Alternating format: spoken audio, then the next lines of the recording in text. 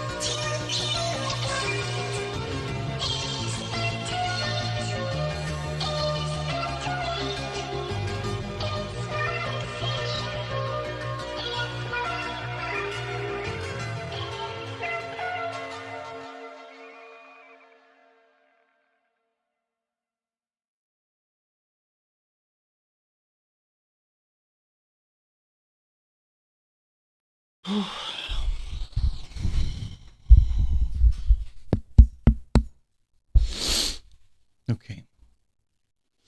Good morning. What's up? I hope you're okay. I'm just chilling. I don't know. It's like a few hours before I would normally stream. And yeah, just I don't know. I feel like just yapping, I guess. Kinda.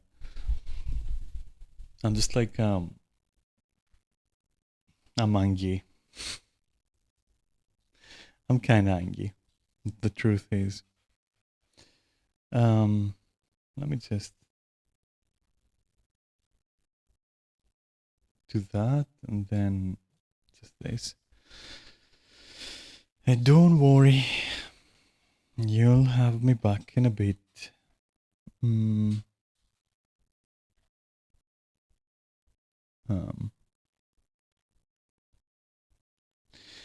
What do we get? Maybe this? If you're listening any sounds in my background, don't mind them. It's fine. These aren't my regular streaming hours, so you know. Yeah, just don't worry about it. Let's just go with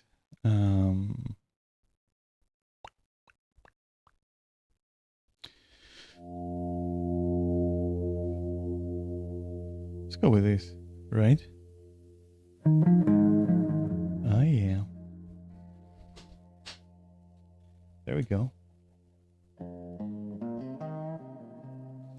That's the mood. That's literally the fucking mood, dude. I don't want to play games today. I don't want to do anything today. Honestly, I'm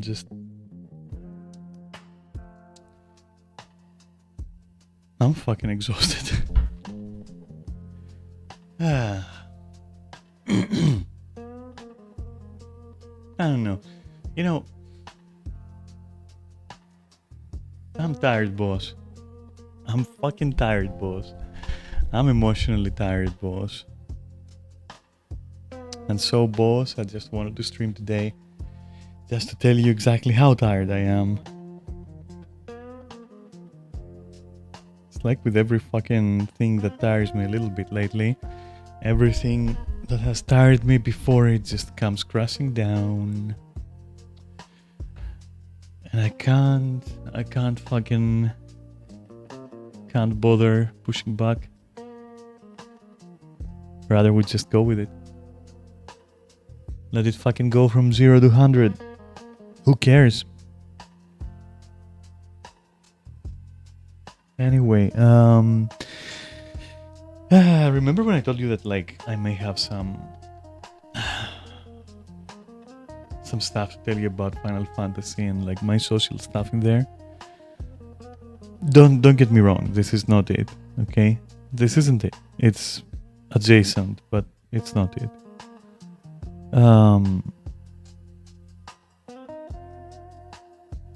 You know, I set a kind of like system about it, where mentally, you know, it's not a strict system, mind you.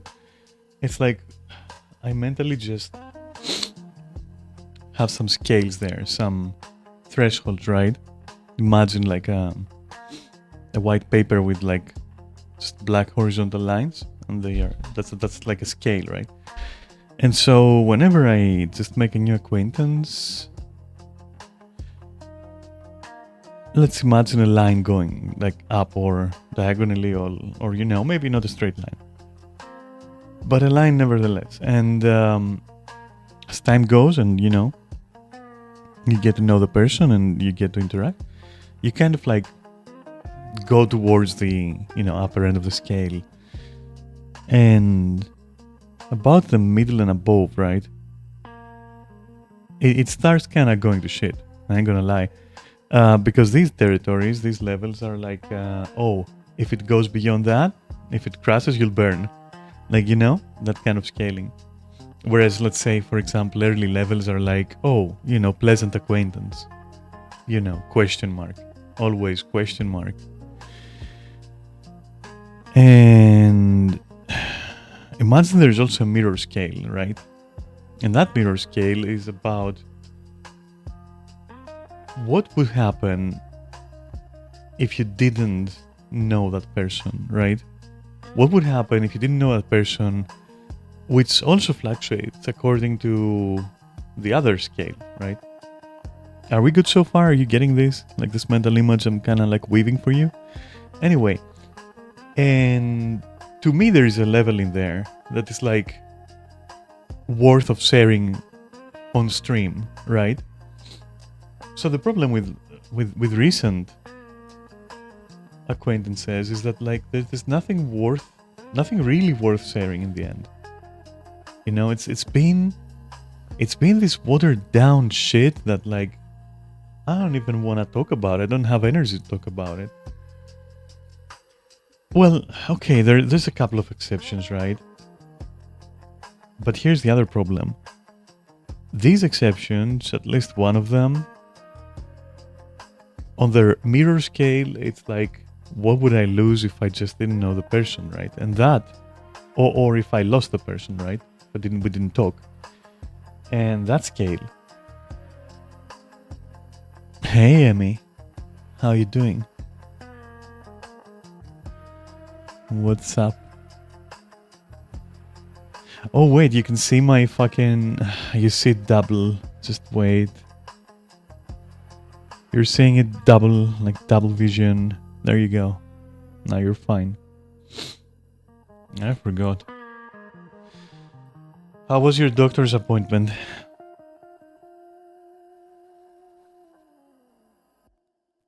I'm kind of fucked, Emmy. I'm kind of fucked, Emmy. We're all fucked down here, Emmy. Come get fucked with us. But no, this is the level of fucked I am. Like, I'm just like, I'm sideways. I'm forming this like shrimp posture. And I'm talking to no one. I'm talking to my second screen over there. That's how fucked this is. Like, it's a fucked up Monday, Emmy. Real fucked up Monday.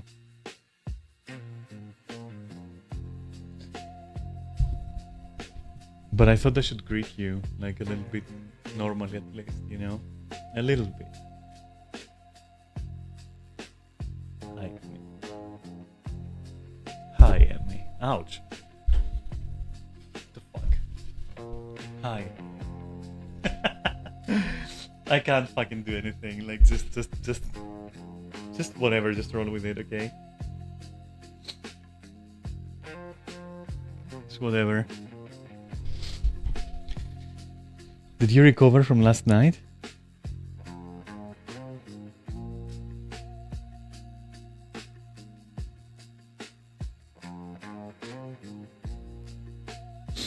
Sick? Okay. Yeah? Go ahead. I'll go down where I was going, though, before you come back. So, you know, there's like, as I was saying, like scales and shit, right? So anyway, the point is, I'm tired. The point is like, one of those things, one of those things, I say things with like, it sounds bad, right? Because I'm referring to the situation, not the people. That's why I'm saying those things. Anyway, whatever. It's kind of worth talking about. It's kind of funny, kind of cute, I guess. The other one, oh, I'm tired. Just even trying to talk about the other one is just fucking tires me. It's not even that like something like really, really bad happened or something. But like, as I said in the beginning, it's all the fucking previous shit just crashing on, you know? I don't know. Yeah. I'm so tired.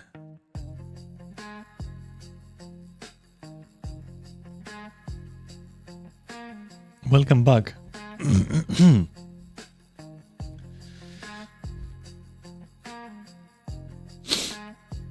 Hey, yeah. I don't know what happened with Lucy there. She was like hell-bent on getting you up.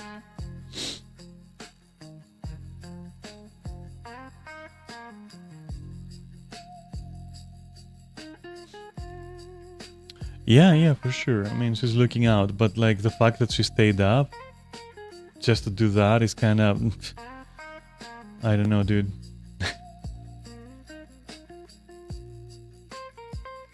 But good on her, yeah.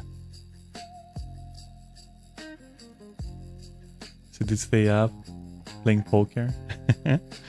Yeah, I guess.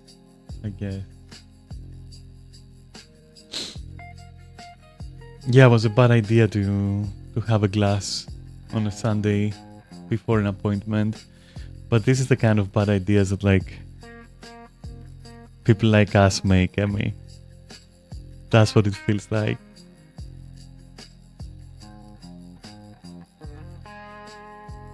Damn. Okay then. Bad ideas is what people like me do then. That's more accurate.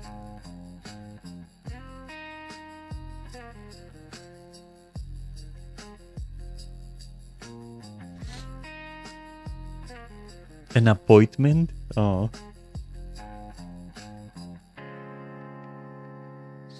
Yeah, I know the feel. I fucking hate I hate appointments. After a weekend, it's like, oh yeah, on Monday in the morning, you know, after you're hanging out, after this, after that, yeah, just come over to the fucking office. Why the fuck not? Hey, what do you think we are? Fucking functional individuals within society? Fuck you, we're like kinda, we're wasting here. Hey, I'm wasting here. Yeah. Yeah, it usually is like, it's always like a doctor thing, isn't it? It's like, it's always a doctor thing. I swear, these guys, they don't have any sympathy for fucking slackers and lazy people and procrastinators. They should be ashamed for that. There should be like a law where they just put all these appointments like midweek or something. Legit.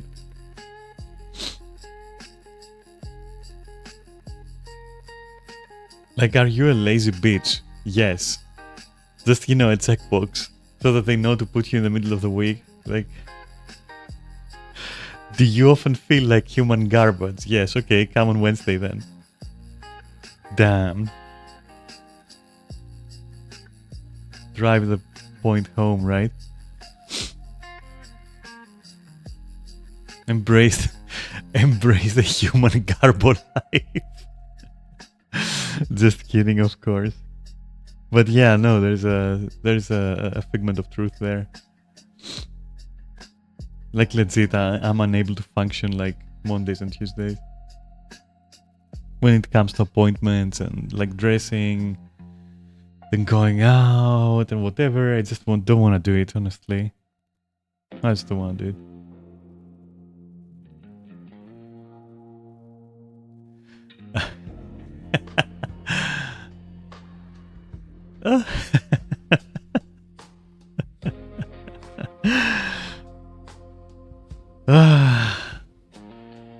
God damn it. Yeah, I was having a little bit of a therapy session right here, you know, right now, right here, right now. Doom doom doom doom doom doom doom doom.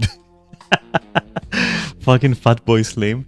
But no, for real, I was just like having my own like therapy session because, you know, I have those by myself on the internet.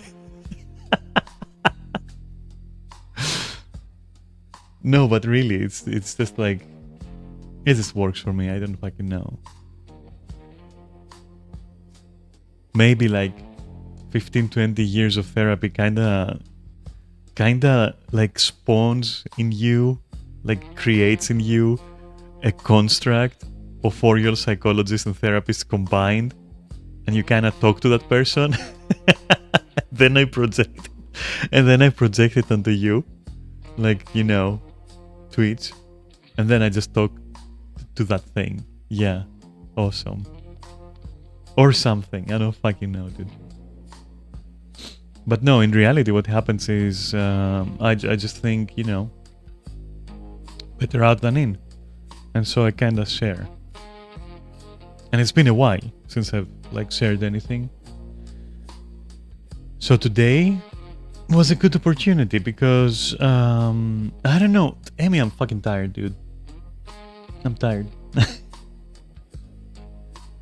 I'm tired. I'm burning out on socials.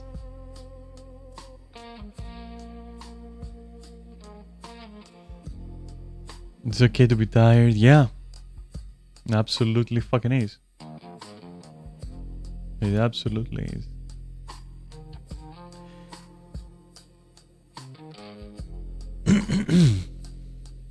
No, but like, it also probably wasn't anyone's fault, right? It's like, how can I explain it? It's like so okay, so let's say that like you're just chilling with someone, right?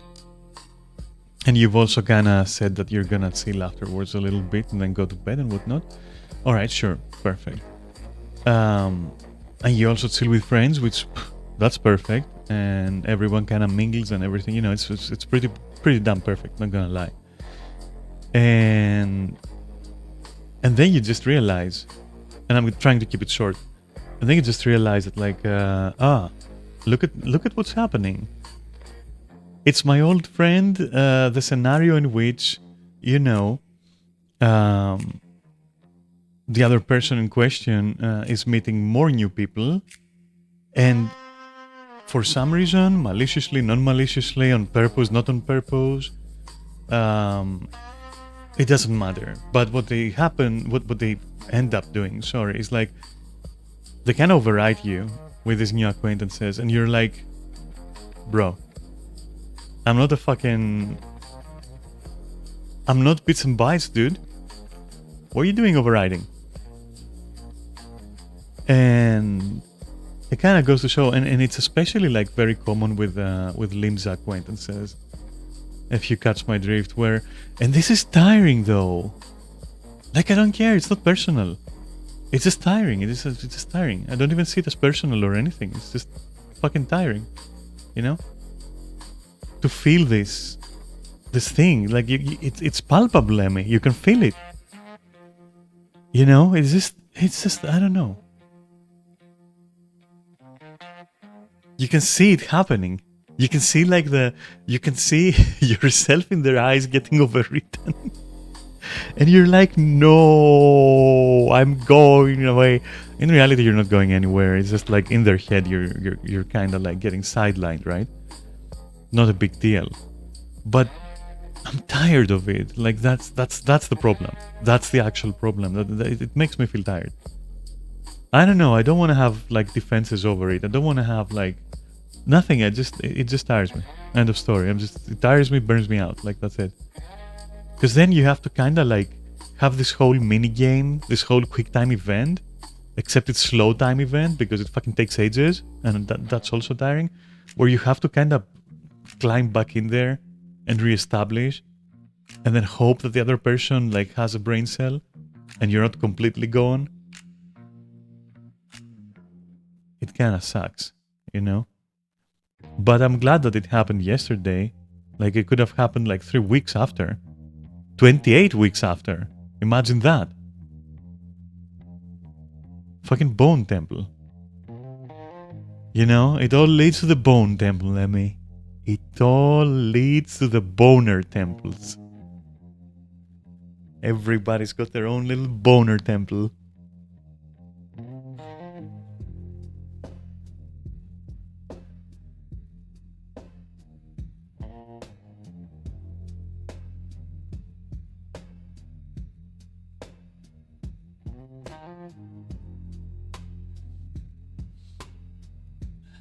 But no, sorry, I just went away for a bit. But I came back. Hi. I'm back. But yeah, no, I mean, like, to put it into perspective, I don't know, like, on my scale of things, this isn't even worth like dropping names for, because it just doesn't matter. Like, it just really is a thing. It is just a fucking Final Fantasy acquaintances thing, you know? Is what it is. So I don't really feel like the need to say anything, really. And everyone involved, like, well, yeah, I mean, it's fine. And so, like, I don't have a problem, like, naming or whatever, but, like, I've done, like, that a billion times on stream. It's just this, in this case, like, it just doesn't go over the threshold where it's important enough, you know? But the feeling, that's important enough. And so anyway, let me just give the context here. Like, from my point of view, right? Which nobody, like, that's also tiring. Like, in these situations, it's like, your point of view is never taken into account. And it's like, I'm existing. Hey, I'm walking here. You know, you just want to look at the other guys and be like, hey, you know, I'm walking here. Anyway, but no, for real. So look, so, you know, let's say there's person A, there's person B, right? And me, and it doesn't matter. Like, the other people, they do matter, but of course, you know, they're not in this conversation. They're not in the topic, and so, you know, fun is had, and then the other people who don't need to be mentioned or matter just kind of like fade away, you know? And at that point, you're like, okay, so there's like A and B, right? And the thing is, with B, you've already like established that this night, so and so it's gonna happen, right? You've already said that. You're like, okay, cool, like those are the plans, whatever. And the other person is like, oh, you know, well, they miscalculate, you know, with their social compass, and they misread the, you know, the situation. And in their attempt to be kind, right, to be polite, they kind of drop the, if you want me to go, just tell me to go. But like in public. Which, I'm just not gonna do that, dude. You know? Anyway, and that's not the issue. Because that was sweet. Because the intentions were sweet, right? That's fine. Up until that point, everything is absolute. It's fine. Okay.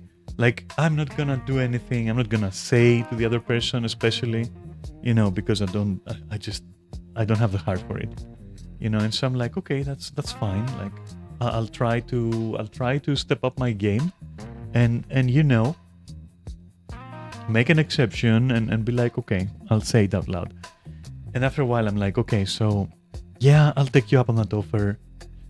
I'll take that other person, and we're gonna go, okay. Which, that felt like shit. That tired me. But it's not the guys, the girl's fault, right? I mean, guys unisex anyway. But like, I'm just talking results here, you know, without resentment. Turns out the person that like I was planning with got into that effect of overwriting because they just met another person. Another person who... Come on now. It's a fucking cat girl boner, okay? It's a fucking cat girl boner, dude.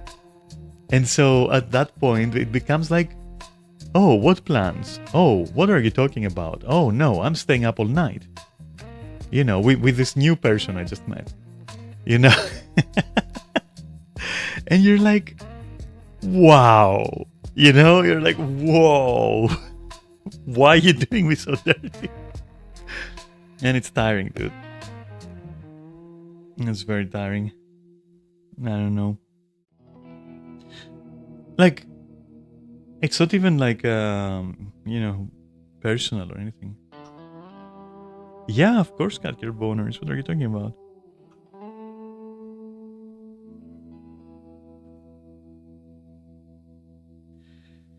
But yeah, I talked to our common friend, right?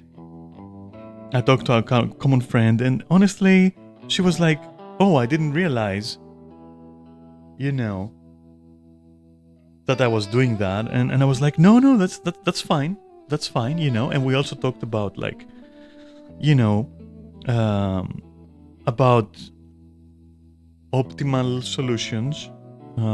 And you know, optimal like approaches to such matters, and that was fine. That was wholesome, all right. And I assured them that they did nothing wrong, and that it doesn't matter even if it was wrong, because that's how you learn. You can, you know, you goof up, and then somebody tells you, hey, you know, next time, consider this and that option, you know. And then you go, okay, I'll do that, and then that's it. You know, it's not, there's nothing bad, you know. Calibrating your social compass and like just exploring your options. I mean, none of this tires me. That part is the non-tiring part. That part is like my friend and me having a convo about like, you know, what's optimal in this situation, so that like in the future they can navigate it more subtly and, you know, with more finesse, right? And that was the wholesome part. That was fine. But then, separately, right? The other person, now if you focus on their behavior, right? And again, it's not personal. It's like, it's the behavior that is tiring me, not the person. It's not personal. still fucking makes me not wanna fucking touch that anymore, you know? But anyway, let's look at that. Because it's also interesting to just talk about these things, right? Because they don't just happen to me, they happen to everyone. So I think it's beneficial to talk about that shit.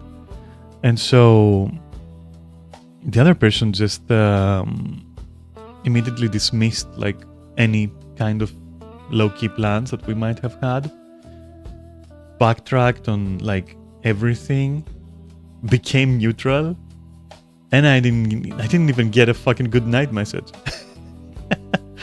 And all that because they met my friend. And because my friend just happens to be a nice person who's also like a cat girl. You know, shortest cat girl height, biggest chest, nice flowing white hair, a nice little tramp stamp on her cheek, heterochromia, you know, sprout. My god, all the check boxes. All the fucking check boxes for Linza thirsty people. One after the other, just knocking them down.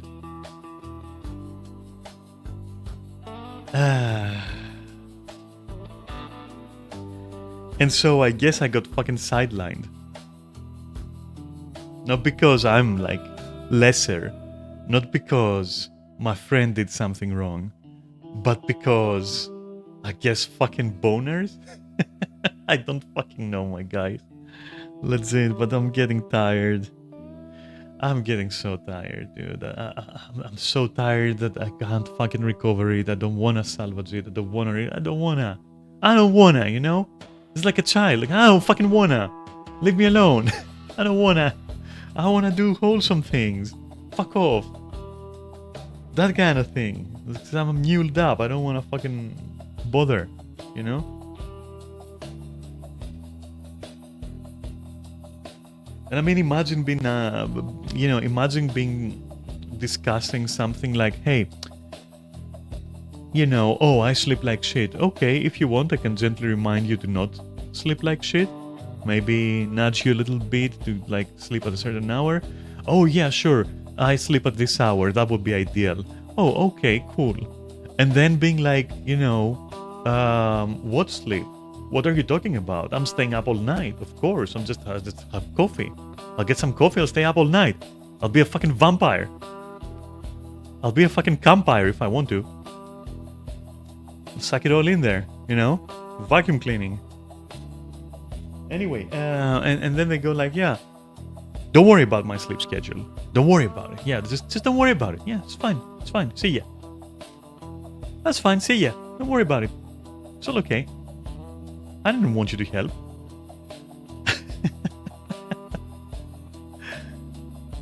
And that's it.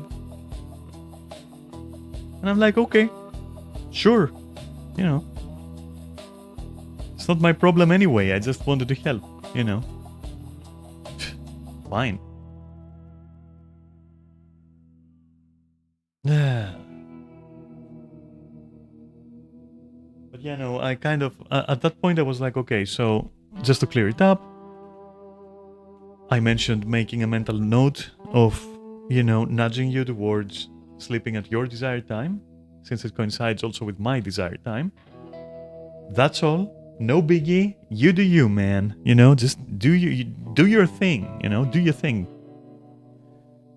And that's about, you know, and then I added also, I meant no pressure. I just, you know, you told me that I should do that, and yeah, and plus I wanted to chill and whatever, which I didn't say. That's implied, because I mean, at that point it's super implied.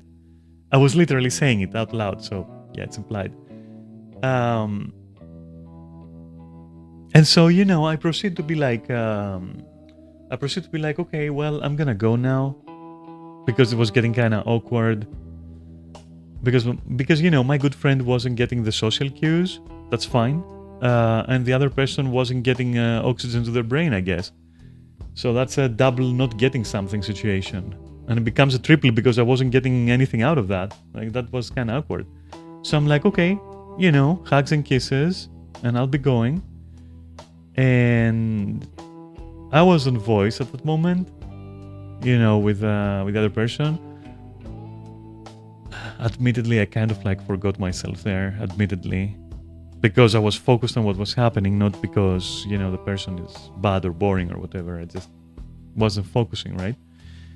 And so the moment that I leave, I'm telling you, I didn't even get a fucking good night. It's like, boom, out of the fucking call, just drops out. Just sends me a, don't care about my sleep schedule, I got it, I know, I can tell the time. Winky face, and I'm like, okay, sure, buddy.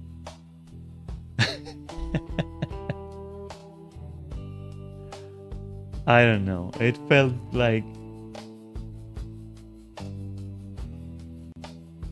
Yeah. It felt like I'm tired, dude. It felt like I'm fucking tired of these behaviors, you know? And to think that like a few days ago, maybe a couple of days ago, I was talking to that person and we were going like, man, doesn't it suck that like some people do this and that?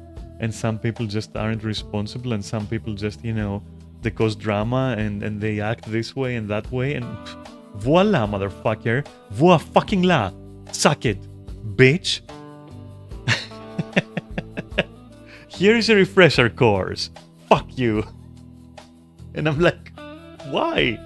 Like, wow, okay, sure, let me fucking refresh that shit, let me write an exam about it, thanks for the refresher.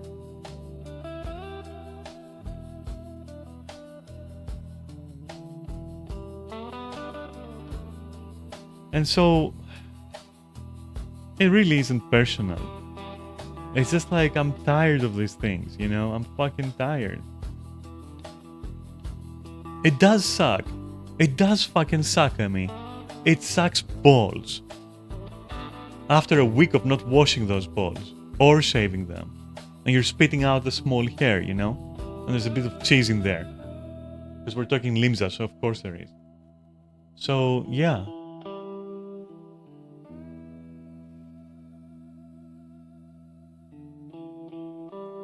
That's the taste I was left with. Cheese crafts from fucking McDonald's and pube hair.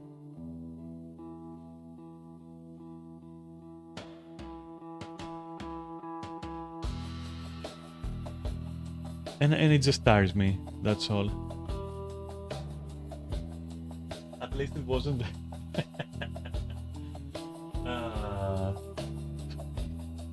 Hey, you had a better time at that fucking club. I wish I had gone to the fucking club.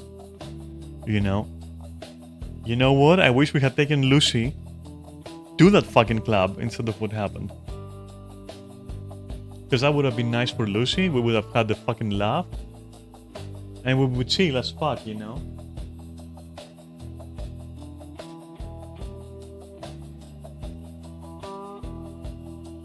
The second blind... Shit. The second club with the bunnies was better. Yeah. Yeah, that's the one I had in mind, you know?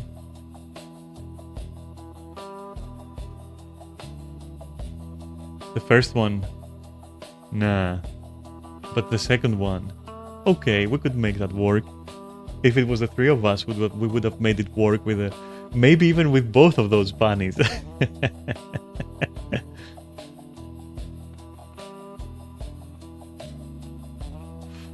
What, you don't play piss bingo with your friends casually? I put that shit in a tupper.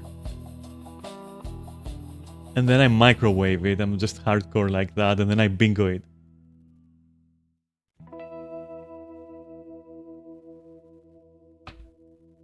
And to be fair, it looks like I didn't even go to that fucking club and I won the fucking bingo because again, like the aftertaste of yesterday is like piss in my mouth. So yeah, I guess I won that fucking bingo. Hooray for me. Oh no. No, Amy. I only microwaved last week's. Shit is fresh. You can't throw it away after after a week.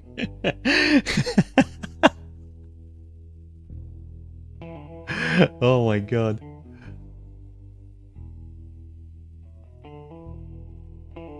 If you don't see shit swimming in it, just microwave it, you're gonna be good. Don't forget the pube topping.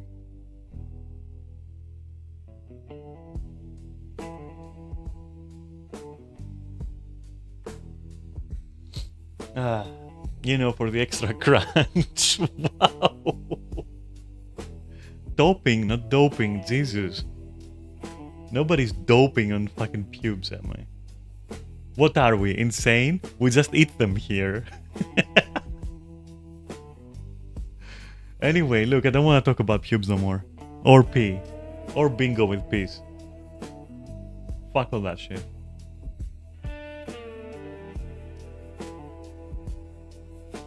Yeah.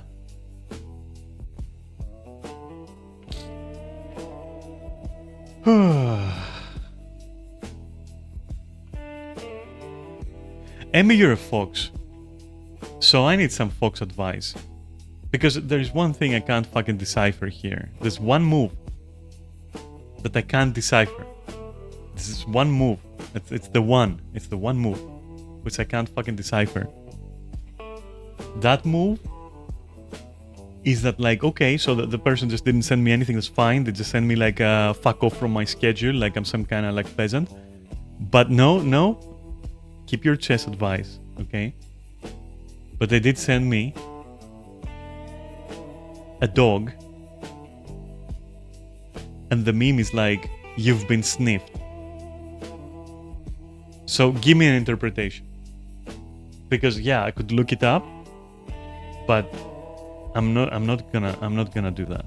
Okay, I might as well just like, I don't know.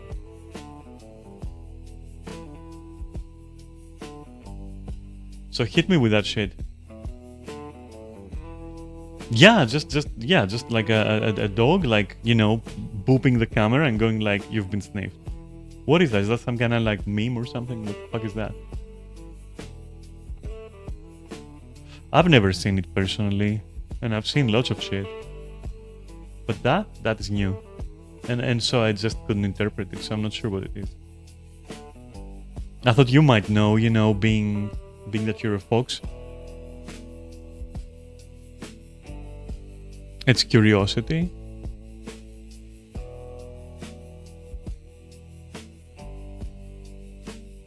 So you're telling me it's like a dog taking a piss on my leg and then going like, human, why you angry human? Brother, I merely defecated on you. Why are you so grumpy, brother?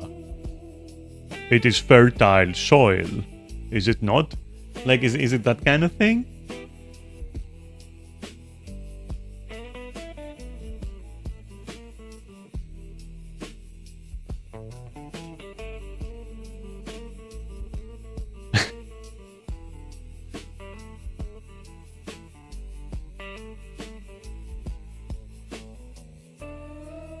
So it's like, oh, I don't know what happened, but here's a sniff, because like what? They don't understand how they upset me? They didn't upset me, it's these behaviors that fucking upset me. I don't know if like you've ascended to the level where you don't associate it with people, you know? But for me it's like, man, I don't know.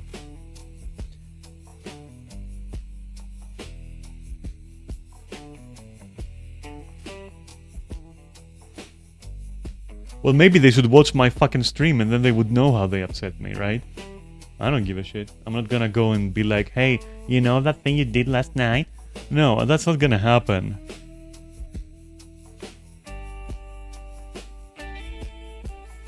Fucking get a clue, I guess, you know?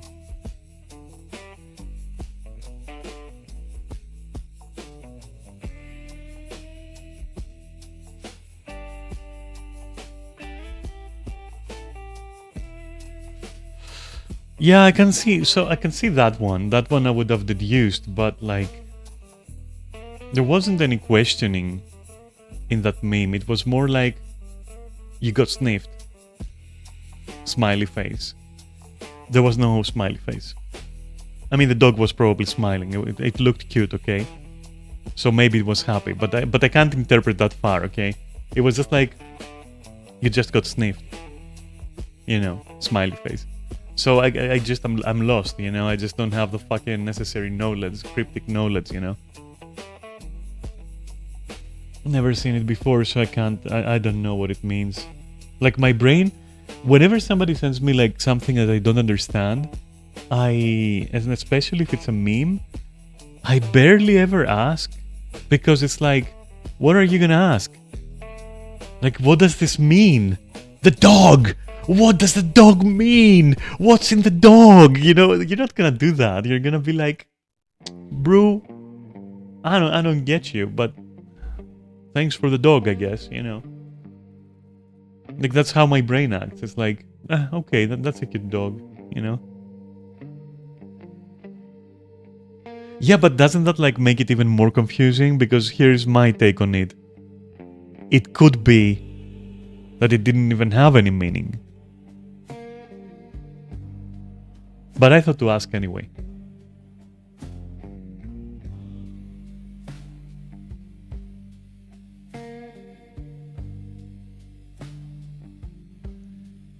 To me, on a more serious note, I'll tell you how I do things, right? I'm not gonna say it's the right way. I'm not gonna say that this is what I'm expecting, but I'll tell you what I would do.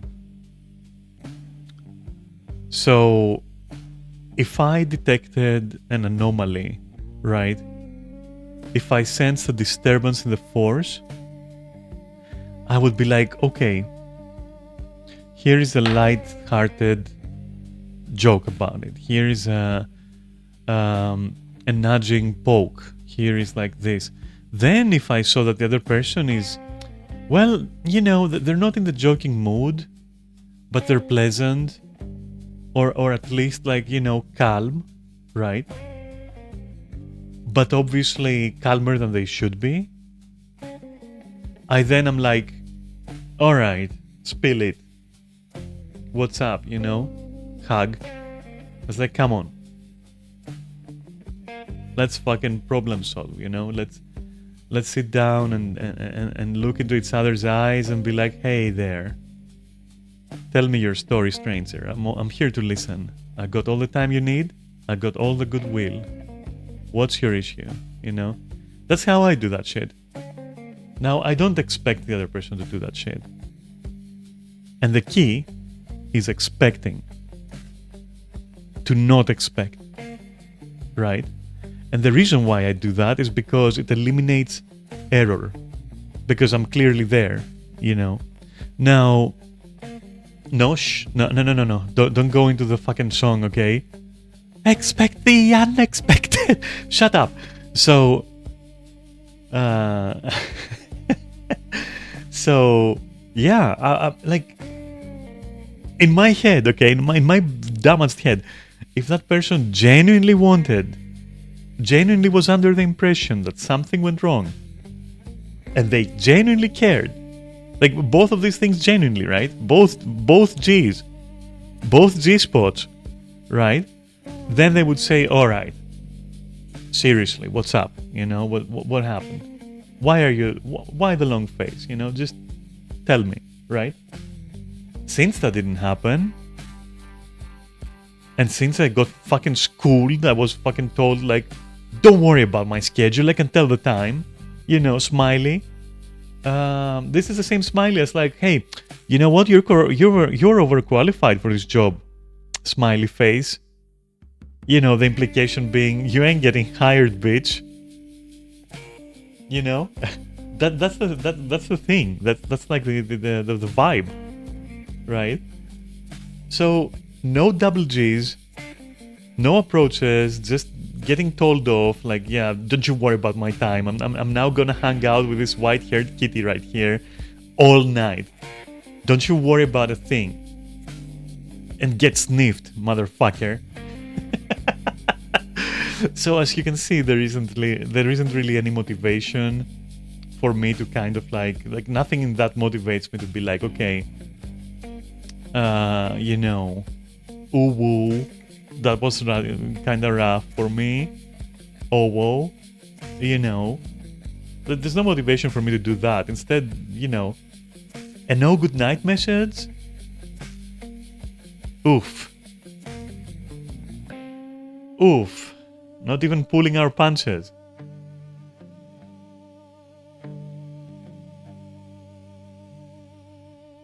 And so, yeah, I didn't have any motivation to look further or to share my feelings or to say anything. Like, I'm just not gonna bother with that. I'm sorry. And again, do note that, like, all jokes aside, I'm not even examining whether this was malicious or not, or intentional. I'm not examining that. It's the aftercare. Everything is about the aftercare. In other words, you know. There wasn't any aftercare. There was only like, mind your own business. Here's a dog. Okay.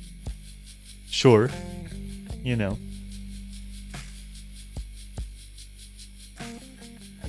And so, you know, instead of spending my fucking time and brain power telling that person, oh no, my feelsies, I instead went to my friend and I was like, hey, here's a tip. For next time, don't do that because that's kind of awkward. Instead, you know, try this and that approach because it works for me. Here it is, give it a shot.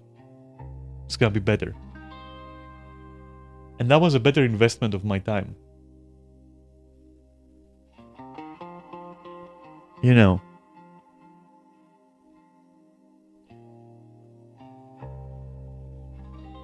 And it was drama-free.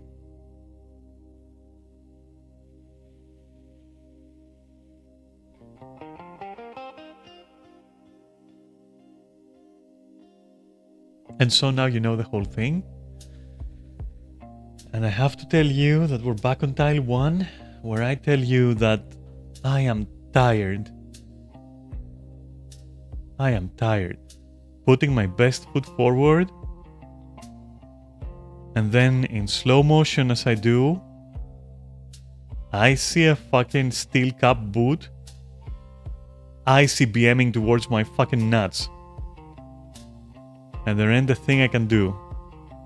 It's literally the meme, like, it is at that moment that I realized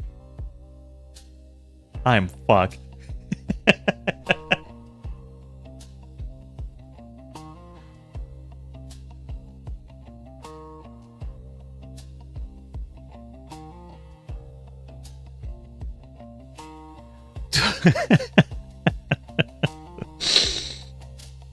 Yeah, you know, like my interests. I'll tell you my interests. I cook peach jello with fucking pube topping. And I like getting kicked in the nuts. Sometimes I watch my friends stream. Delicious. That's the high life.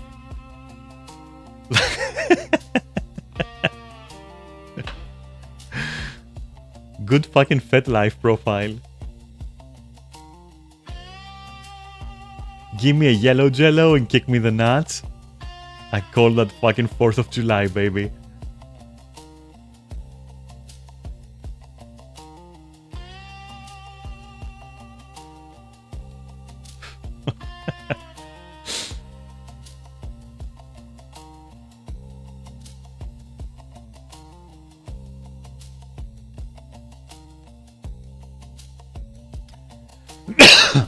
Anyway. It's been an hour. It's been an hour of that shit. I'm gonna level with you. I'm kinda winging it here. Because I just... You know, getting kicked in the nuts is gonna put you in a place the next day where you don't exactly know what you want to do. You just want to share what happened and be like, yeah, I don't know what I'm doing today, fuck it, you know, that kind of thing. Normally I'd do some song of horror.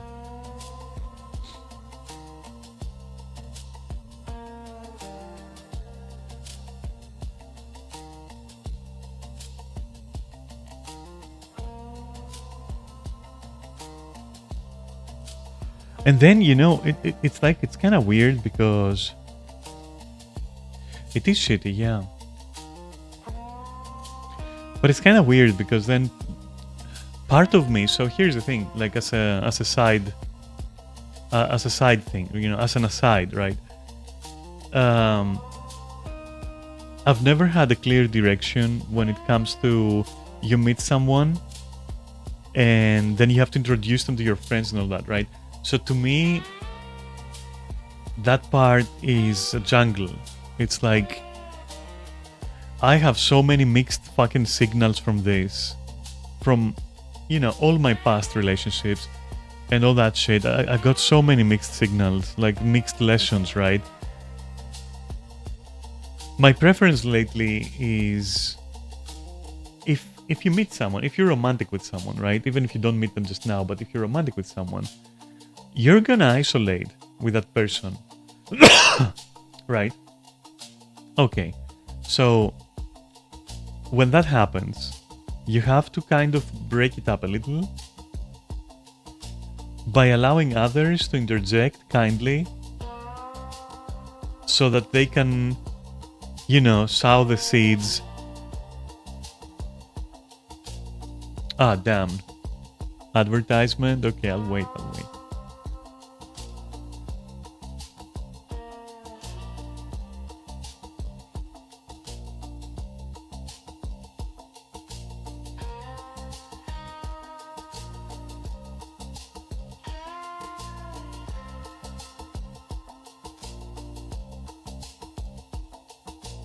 Woo-boo.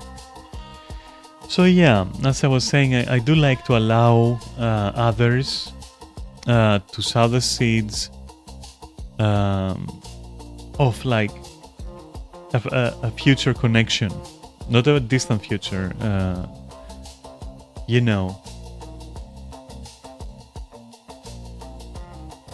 a close future. And I'm expecting people to be responsible with that.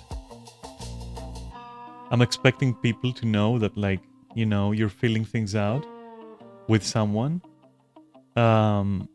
Everyone's welcome to the fucking party, but they gotta be able to read the fucking room. Right? To give space a little bit. And then as time goes on, you kind of like integrate, right? But then, every fucking time, I swear, every single fucking time that I do this, something happens, like what happened yesterday, which may not be intentional, may not be malicious. It doesn't matter. But something happens, and it completely dissolves everything, And you end up like explaining this and that to that person, explaining something different to the other person, and the other person just like getting over you in like one day. I don't even know how the fuck that works. How come when I'm meeting someone and they integrate me slowly into their circle, how come I'm keeping pace, huh? Am I the idiot here? Anyway, give me a sec. I'll be right back, okay? Enjoy the music. I'll be like, just give me 5, all right? Don't worry about it. I'll be right back.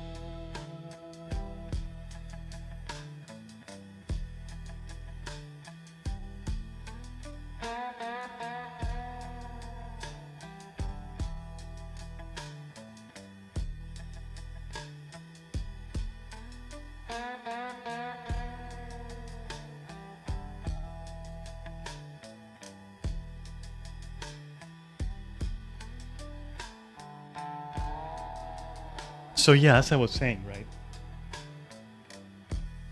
First of all, I'm curious because like, if it's me who is the third party, okay, I usually will not overstay my welcome.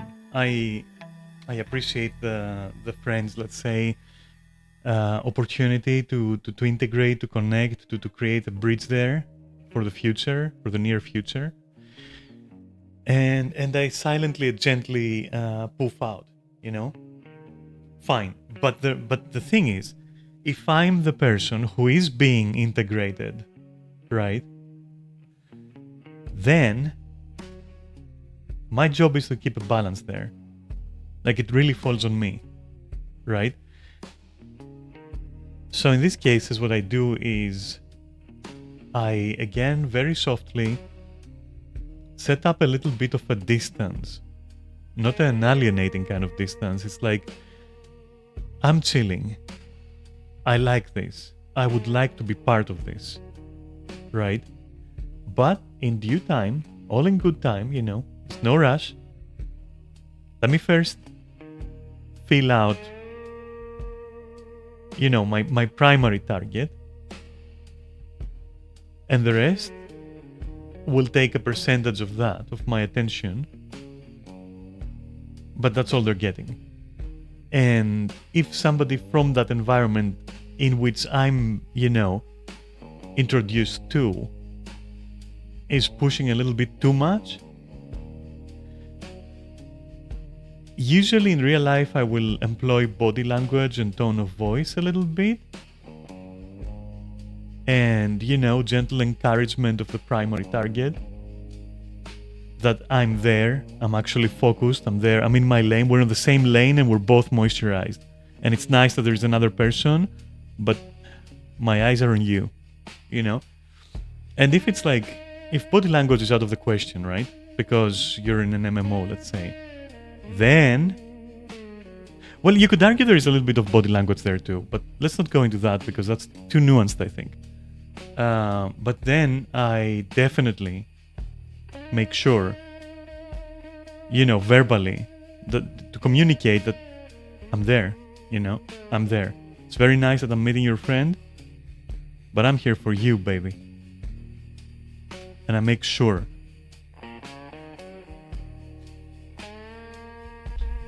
I don't think I'm stupid for doing that, right?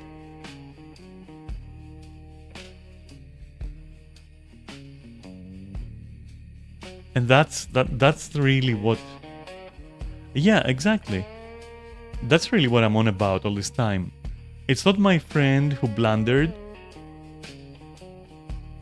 It's more like that other person who blundered. And how, like... even in innocence, right? Even in non-malicious intent. How fucking head-on they fucking blundered. It's like... boom, like just drive it home right there to the point of saying like, okay. And you might think, oh, Daphne, you're stupid because the thing here is like too simple. That person ain't into you, they're more into your friend, right? That's what you would say. Yeah, may damn well be, but I'm poly anyways.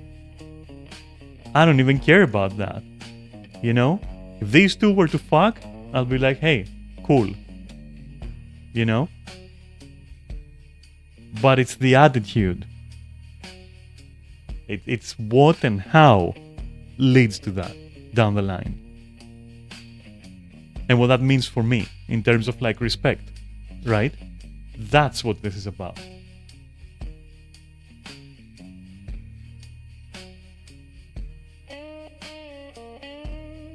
And you could even say, which wasn't the case, but since we're talking about, let's cover it as well.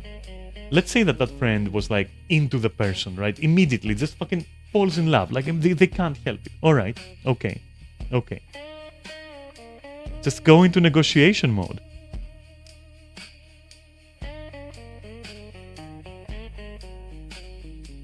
You know? Because if you don't immediately go into the negotiation mode of like maybe DMing the other person, hey, that's, you know, Bob is really cool. What's up with you and Bob? You know, just do the negotiation. And I'm cool with that too. I would be like, yeah, I don't know. I mean, yeah, Bob is really cool. Do you like Bob? And then you can be like, oh yeah, I like Bob too. Like, let's fucking go. You know, who knows? I mean, negotiations, right?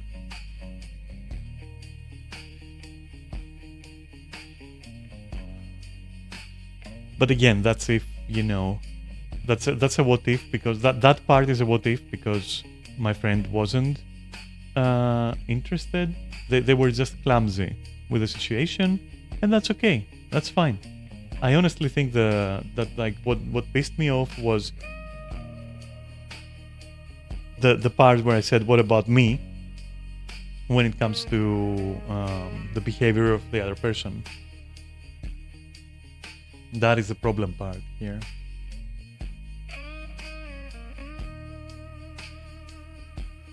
And that's where the overriding comes in, where, okay, even if you completely lost your mind over a person you just met through your sweetheart, you know, through the person you're being sweet with and checking out things, if they introduce you to someone and you're just immediately fucking destroyed by them, you're like, oh my god, yes, that's like fucking, yeah, let's go. You still owe the person the dignity of telling them, hey, I'm not even poly, and well, you know, I thought I was ready, but I'm not. I'm maybe looking for something else. You know, just land that fucking plane like it's got wheels under it. Don't land it like it's a fucking Tetris piece, okay? Is all I'm saying.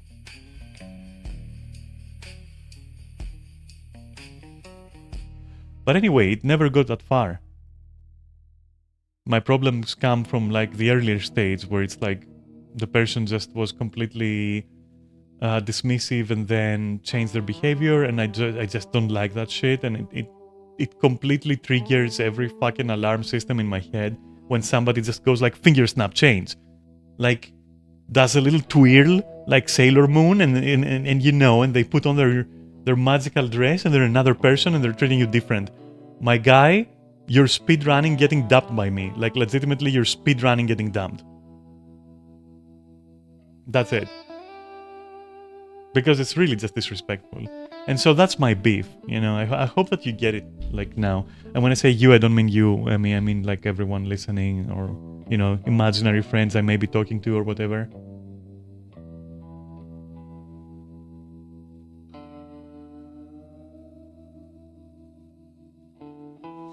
Yeah, I know, right?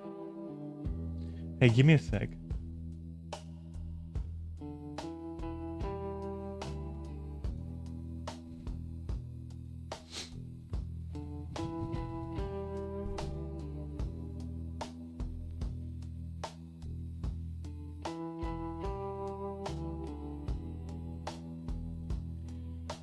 Anyway, yeah, sorry for that. You're an imaginary stranger? What if you were a mysterious imaginary stranger? What would happen then? Would that be better? Have your own little theme playing when you appear?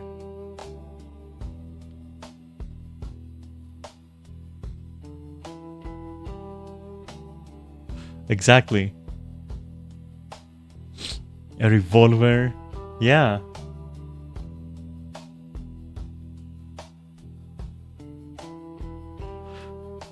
Anyway, TLDR, yeah, I sorted it out with a friend. No issues there. Absolutely no issues. And no ill will and no ill intent ever. They were just being friendly, but clumsy. And my only beef is that, like, the other person just changed their behavior towards me in a negative way, I would say. That's it. And I don't vibe with that because that tires me, dude.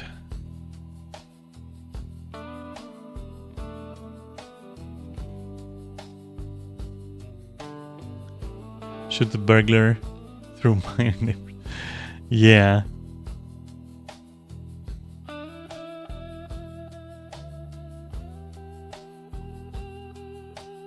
Anyway, that's what tires me. That's what fucking sucks. And sometimes sometimes I fucking get people who are like, I met this person and they are like fucking guard dogs around them. You need to insert 2 keys in 2 different consoles at the same time and like turn them at the same time and speak out a code to even fucking get to know the person they're, you know, currently courting, right? Or being sweet to, or just exploring the options with, right?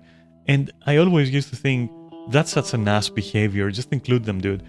And like, no, I get it. But hear me out on this one. If you do that, like even if you do that, and that's why I don't do that, you're just delaying the inevitable anyways. You know? You just delay the fucking inevitable. Would you rather that you build something with someone over time and then they meet the gang and then they kind of vibe with one of the gang and all that time goes down the drain? I don't think so, buddy. So while I get it, why they do that, some people do that, I absolutely understand it. I see it every time. It's fine. I get it. But it's just worse, I think, practically.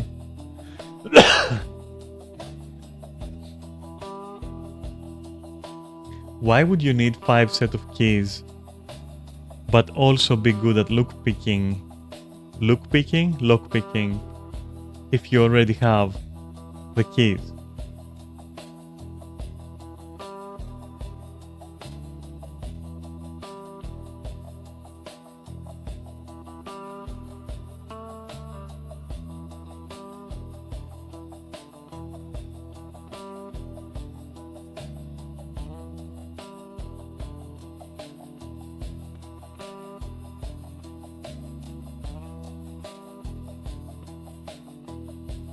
Are you missing a K there? Are you going like, you know, I ask you a question, you go like, orc. Emmy, why this and this? Orc.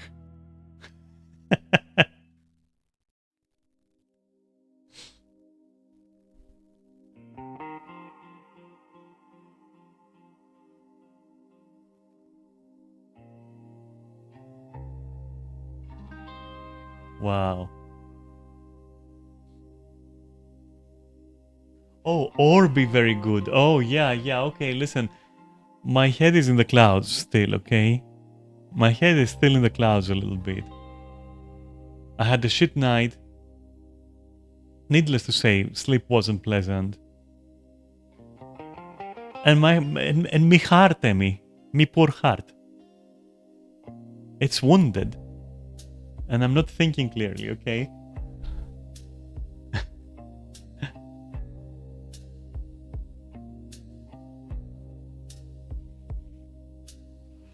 Go to heart doctor? Nah, there ain't no doctor that can heal that wound. Only time. Only time. I get a pass for speaking like that, because I'm 44, 43.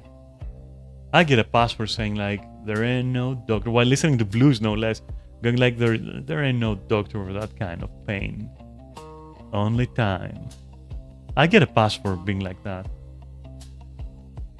Anyone else would be fucking cringe if they did that.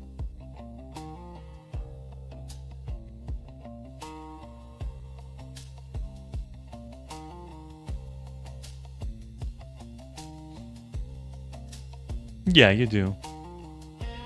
I agree.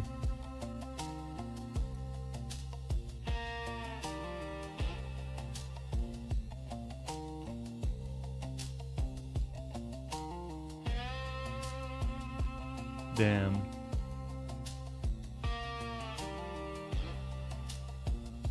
But no, like, obviously I'm still interested in the person, by the way. Like, if it's confession time, we might as well just also cover the epilogue, right? I'm still interested in the person. I'm still interested in checking out things. But this is an impasse, you know? It's like, nah. For me to be sweet at this point, there's gonna have to be some damage control, you know? And damage control, that fucking dog gif, end, right? That's not damage control. Telling me that you can tell the time and not sending a good night message, that's not damage control. That is like, I think I have a white-haired cat-girl boner. Please understand, Dawwwww. That's what that is. Good luck with that. Enjoy. But I am not gonna, I'm not gonna like, nah, I'm not. And also, as for what you said, you just tried to cheer me up. You're doing a good job. Like, just by being here, you're doing a great job. I mean, that's why it feels good when I fucking let out on Twitch like that, because at least in my head, there's at least a chance that somebody's listening, right? Even if they're not talking, somebody might see it later on YouTube, you know. But I'm getting the effect now. The effect being, I'm letting it out. It's better out than in, legitimately. Damn.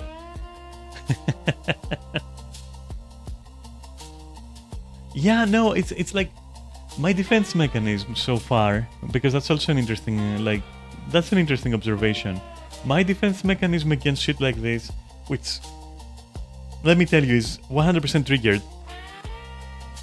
It's like I just distance myself immediately. I'm like, hey, no, because I'm also a bit of a diva, you see, and deservedly so, because, I mean, have you seen me? First of all, you know, type shit. But like, my defense mechanism is like, darling, that's fine, but I don't want to know. That's my defense mechanism. Like, yeah, cool story. See ya.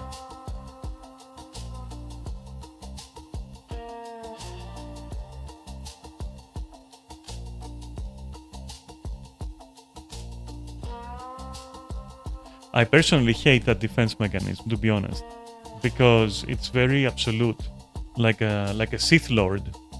It's very fucking absolute. It's like, oh, you did this? Okay, well, I'm out. I'm gonna peace out, dude. That's it. You know? It's not really practical.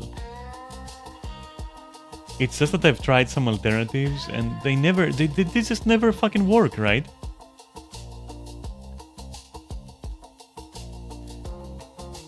Well, yeah, it's like there's a meme which goes like, you know, it makes fun of a line in one of the movies and it goes like, only Sith Lords deal in absolutes, you know?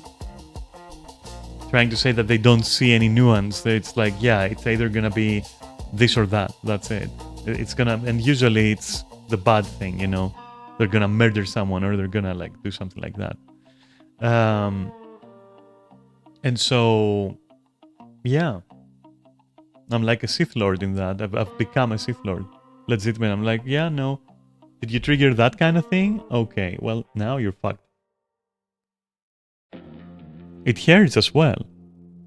You deal in absolute vodka? Yes, you did. That's true. Deal me some of that fucking absolute vodka as well, as long as we can, like, you know, squeeze some lemon in there. Because, like, oh my god, if you're downing this shit straight... Oh boy. Nope. Get some lemon in there.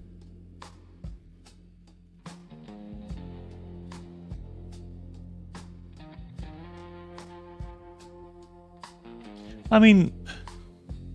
Cranberry juice. I don't fucking know. Lemon is better, like freshly squeezed lemon. It's so good.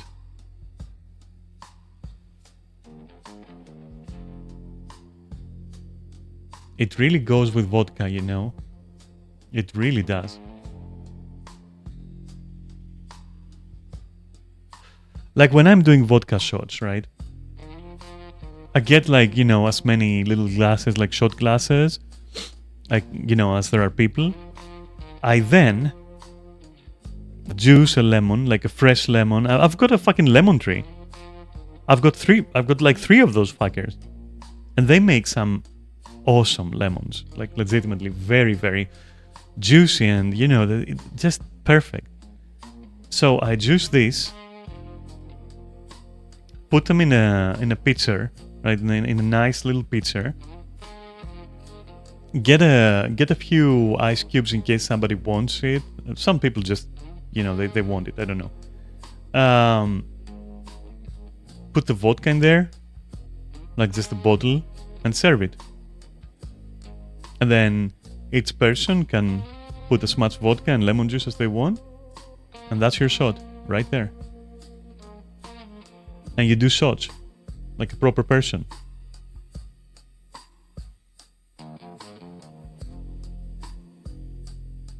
My god, licorice is fucking amazing.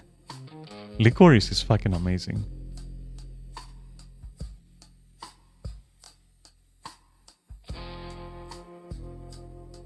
I bet.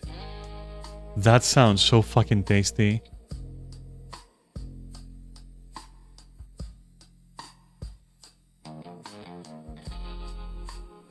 That sounds really tasty.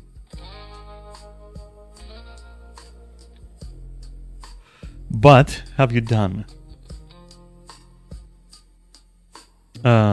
tequila and Tabasco shots? Like good tequila, good white tequila with like a good brand of Tabasco sauce. Have you done that?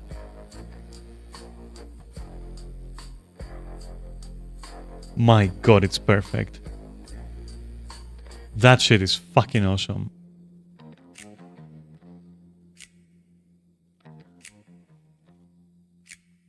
What about blowjobs? Blowjobs are my favorite. Like, no hands, right? Obviously. And you just down the thing, like, and you look completely stupid. And it's sloppy as fuck, but they're the best.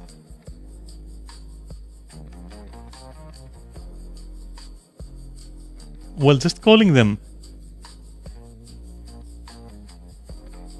No. Well, listen, actual blowjobs, also great. But we're talking about the shots. And so... just calling them cream liquor shots, it's like, nah. It's a mix, and it even has whipped cream. It is... And the whipped cream is the sloppy part, you know? Because it's gonna go everywhere. You know, if you're sloppy. So that's awesome. And funny.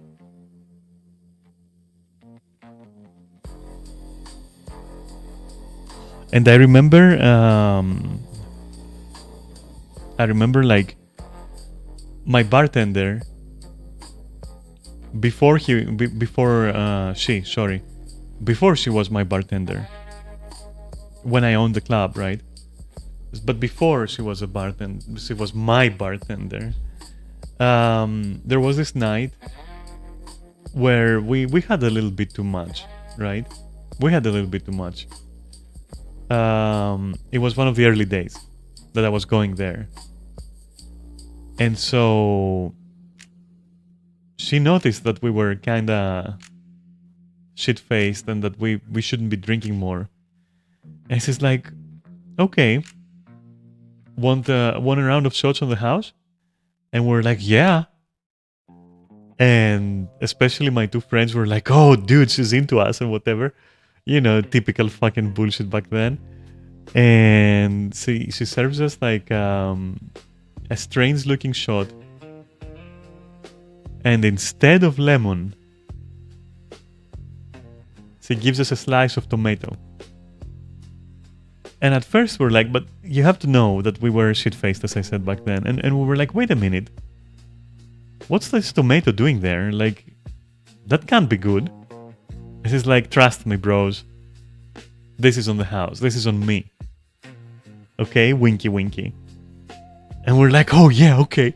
You know. So we drink that shit. Within 5 minutes, we were all fucking rushing to the bathroom, vomiting everything. So, when the time came and I owned the fucking place, I woke up to the bartender and I'm like, hey, I have a distinct memory of you from way back. And so happened, and you gave us like this very weird looking shot with a slice of tomato. And that shit just, you know, it fucked us up.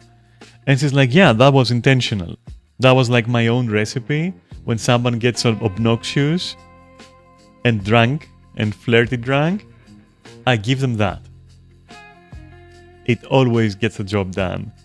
And then we were laughing. We were like, okay, yeah, fair enough. That was awesome. That was well played. Okay. Good recipe.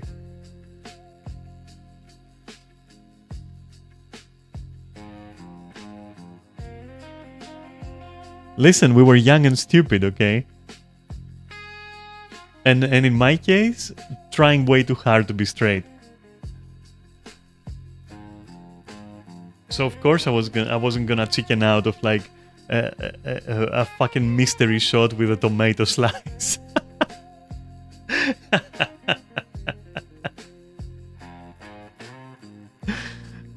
And then there is also that other time. That was also way back. My cousin had just hit 18, which is the legal drinking age, you know, and in Greece, or was back then, right? Yeah, you've told me. Wait, let me finish the story and then you get to say the story related to the bus driver license, but let me finish this. And so my cousin had like heard me talk about drinks and going out and this and that and all the cool shit, and we were like, okay, at 12 o'clock today you're gonna be 18, we're going to a club. And you know, he was like, yeah, and I was like, yeah, and we're like, fuck yeah, yeah. And we're getting psyched up, like completely, just looking at each other, going like, yeah. Just literally fucking raging idiots. And so I tell him, okay, first we should eat something, which that is a mistake. That's a common misconception. Trust me. It can depend on the food and the quantity, but generally misconception. So, but I didn't know, right? And it was kind of habitual to eat first, so we went with that. We eat something, like some street food or something, that was fine, whatever. We hit the club, all cool. And at one point, so we're having some casual drinks, you know, my cousin is trying this shit, like he's going like, oh, okay, that one is nice, this one I don't want to finish. Let's get the other one, let's see what that is about, you know, and we were kind of like very casually just tasting stuff. Like I would let him taste from my drink and he would be like, oh, that's nice, what is it called? You know, we're being very fucking classy, right? But inadvertently at one point, we just had way too much. And I'm like, I was already kind of pissed completely. I was like shit-faced. My cousin was kind of like looking at me with a very stupid face, and I'm like, alright, you know what? Fuck this shit, we ain't got all night. Let's fucking order everything. And so we walk to the bar, we look at the barman and we go, hey, one of everything for each of us. So the results of that were two. First of all our fucking summer allowance was gone in an instant. Second of all, we end up with like 20 different drinks in front of us. I didn't even know half of that shit. Never had it before. And we start picking by color and glass shape. By the time we were done, and this is the most drunk I've ever been in my whole entire fucking life. And I've drunk a lot in my life. That time, the most drunk I've ever fucking been. So, dude, I remember me standing in the middle of the dance floor, literally spasming, which I thought was dancing. At one point, I think I kind of fell down and somebody picked me up or something. And my cousin, I have no idea what he was doing. He was running around, circles around the dance floor, like he was like a football player, kinda.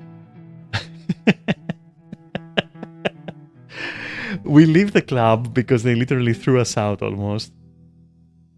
Because I went to sit down and I went next to some lady. I sit down and I'm like, "Hey, baby."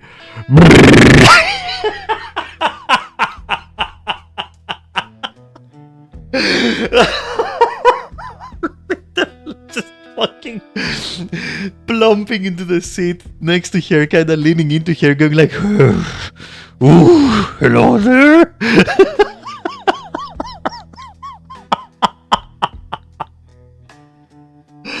Oh my god, they threw us out. And we're like, okay, that was amazing. And my cousin was like, yeah. Blah, blah. I'm like, yeah. Like that. And I'm like, home. So we start walking towards home. And the first thing I realized is I couldn't walk straight.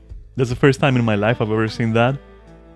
Ever fucking experienced that. Ever in my life. Never experienced it since. We are talking, I was walking in eights.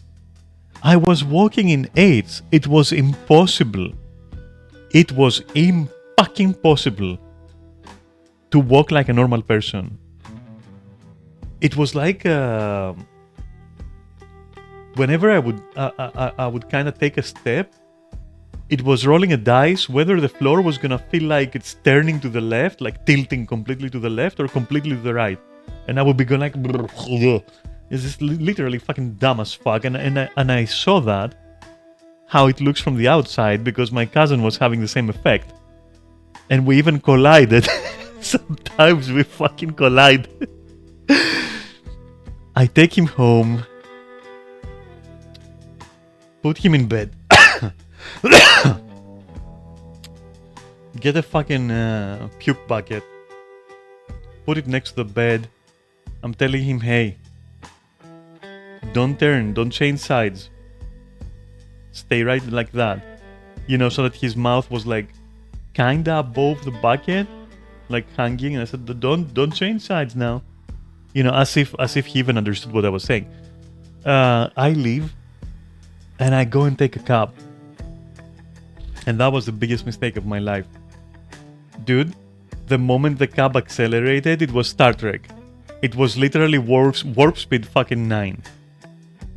Like, the guy hit on the pedal and I was like, woo! Immediately, like literally fucking Star Wars. Like in fucking warp speed. Star Trek, it's like insane. I would see lights, you know, street lights and other lights, literally creating fucking slow motion lines toward me. So what ended up happening is like, I tell the cab driver, hey, I'm gonna open the door, I'm gonna hang out of the door, and you go very slowly.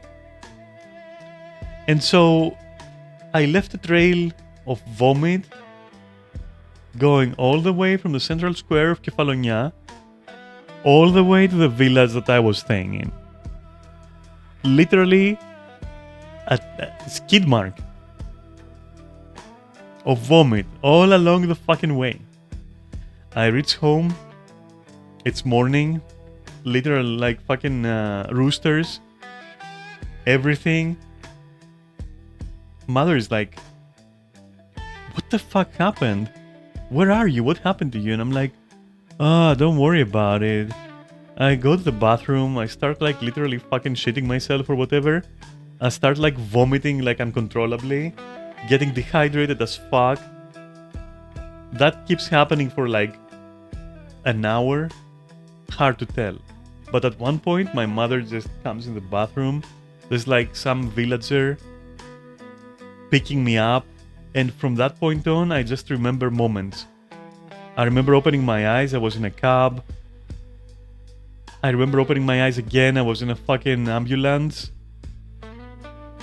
Then I felt like laying down. I was on a cart, you know, on a trolley. I don't know how they call this in English. Like, you know, the hospital bed with wheels. Like the movies. It was slow motion. It was kind of dark at the edges. And I was like, I couldn't listen. I couldn't hear too well. I would move my head and I would look at the lights on the ceiling. And I was like, what the fuck, dude? Like, am I dying? What the fuck is going on? I think I tried to speak, which I probably did because of what I'll tell you next. I wake up at a weird time later. I'm in bed at home. And I'm like, I stand and I'm like, that's strange. I barely feel anything bad. I'm like, I actually feel great. So I kind of stretch, you know. I walk into the living room. My mother is there. I'm like, hey, how are you? Listen, sorry for yesterday. And it's like, yesterday? And I'm like, yeah.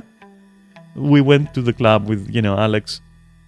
We kind of fucked up. And she's like, this is not yesterday. This was 3 days ago.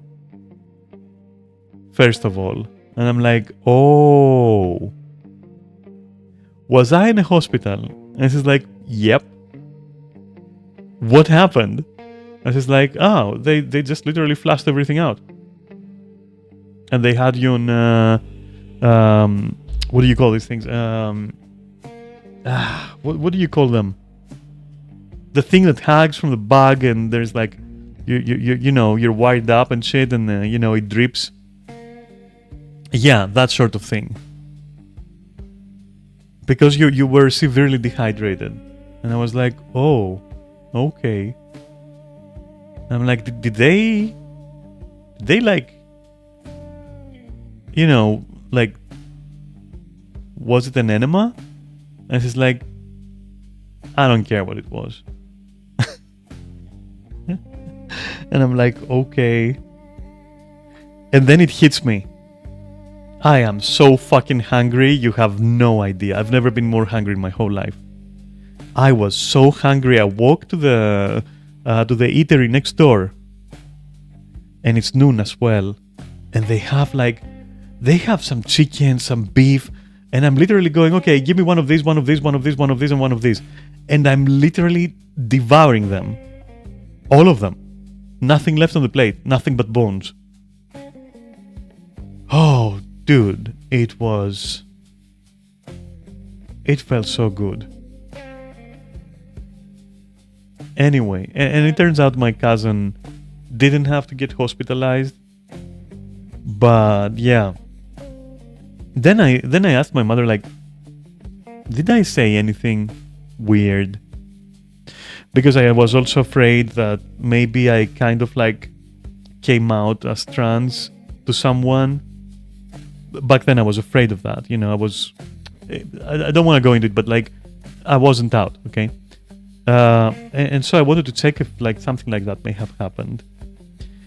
And she says no, but before you got in the ER, I remember one of the doctors asking you if you had, like, what did you have to drink?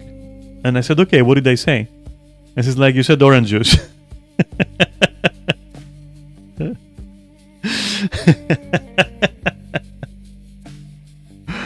Nice. Okay, your turn. Hit me with your story.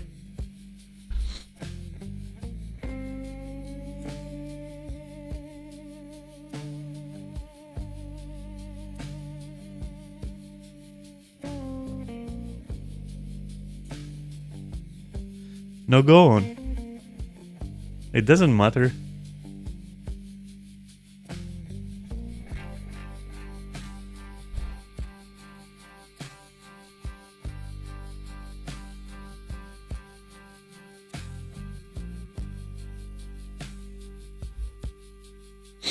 Let's go.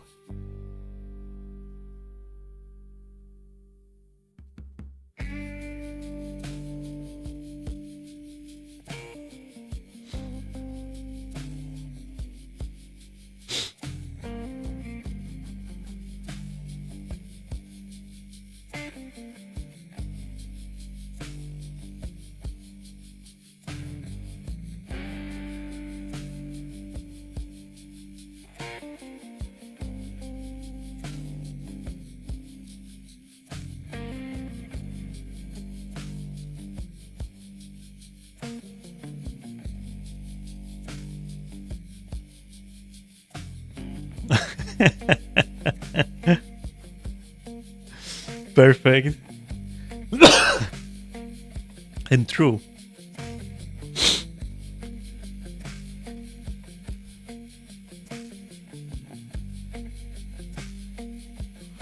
You know, I had a technique for evading, not evading, countering. That was a counter.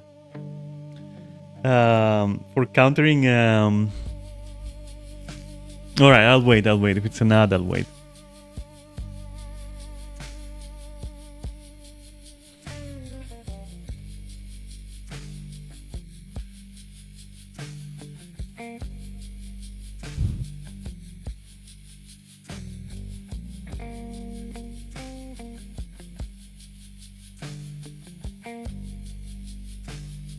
Yeah, come on. I mean, share a fucking story. Share a story from your bus and taxi driver days. That's what we're doing. We're chilling here. I have no fucking intention of properly streaming today. Tell me stories.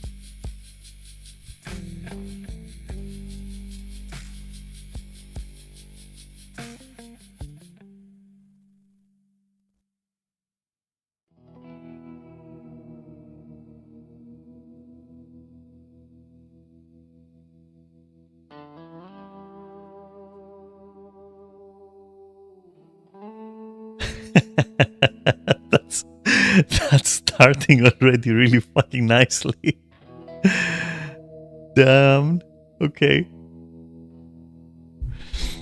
I'll have to read that. And I'm like, shit, he's gonna need a taxi and get blood everywhere. Okay. Yeah, whatever the mod picks, I'm gonna read it out loud.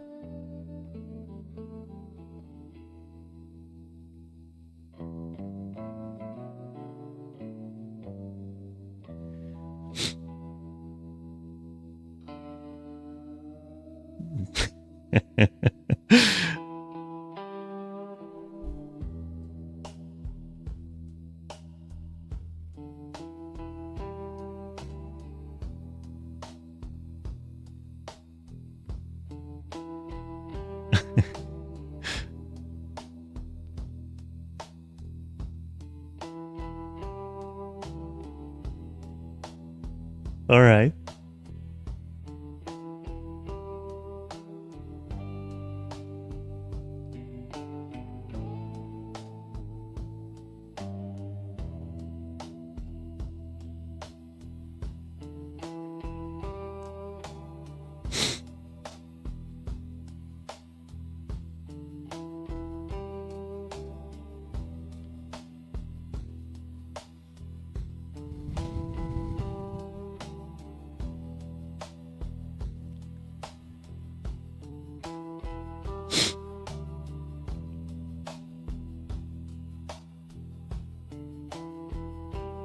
Perfect.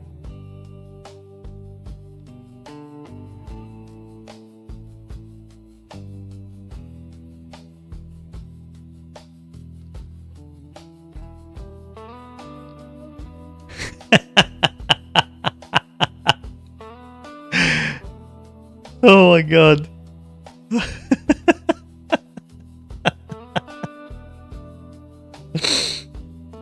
Oh my god.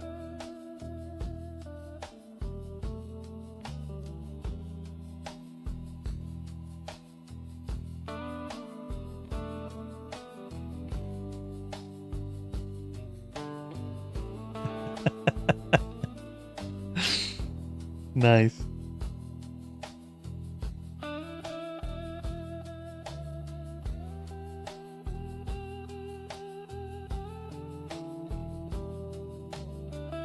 Me. Okay. Miko doesn't like me.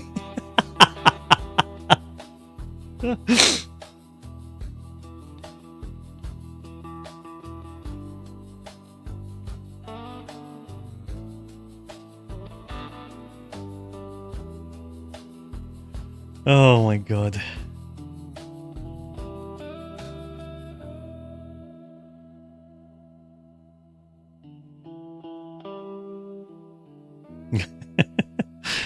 Damn, Miko.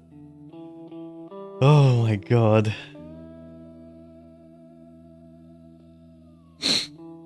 That was a good one. Yeah, Miko P. Yeah, he's busted. Oh my. I remember being at the club. That was while I owned it. And there comes this girl and she's like, there is a guy, I think he's drunk. I heard you run the place now, so, you know, I thought I should come to you. And I'm like, you came to the right person. Because I was also working PR and everything, you know, I was management. And voluntarily, by the way. Because I loved it. I loved like talking to people. I loved resolving situations. I loved everything about it. Anyway, and I'm like, yeah, you came to the right person. And it's like, okay, well, it's this guy over there. Points me to the guy. And I say, all right. You go to the bar. Tell them I said that you can have a drink on the house. And just give it about 10-15 minutes before you go back to the dance floor or whatever. And I promise you that guy's not gonna like go after you anymore. And it's like, okay. So I walk to the guy. The guy is slightly drunk. And I'm like, hey, how are you? And he's kind of like stunned because he's not expecting the local cross-dresser / femboy, you know, club owner to walk there and be like, hi, you know, just really fucking classy and shit. And so it takes a second to register. He's looking at me and he's like, who are you? And I'm like, oh, I'm the club owner. Who are you? And he says like, oh, I'm so-and-so. I said, okay, pleased to meet you. Well, listen, I said, have you been bothering that girl over there at the bar? And he's like, oh, but I haven't been bothering her. I've just like, listen, I don't want any trouble. And I'm like, no, listen, there's no trouble. But look, my friend. Like, I was rolling charisma. I was like, but look, my friend. Take a look at the dance floor. What do you see? He's like, kind of looks at me, doesn't even speak, looks at the dance floor, looks at me, and I'm like, look at all these beautiful people there, dancing. A sea of opportunities. And every opportunity that turns you down is just a door for yet another one. They're endless. And they're yours to pick and choose. Just go there, take your chances. And if you lost, did you really lose? because there's even more opportunities. And every Saturday that you come here, you're gonna have new opportunities. And if you're a good boy, maybe a free drink or two. And he's like, oh. And I'm like, yeah. So just wait here. I'll get you your free drink. And you go and have fun, my friend. But if you're not gentle and polite, that's gonna fuck up all your opportunities. Because that's what just happened there. And he's like, whoa. Yeah. And I'm like, yeah. So I go grab him a drink. I give him a drink. And he's like, thanks. I'm like, no. Thank you for coming. Dude, I felt awesome. I was like, whew. I love this shit.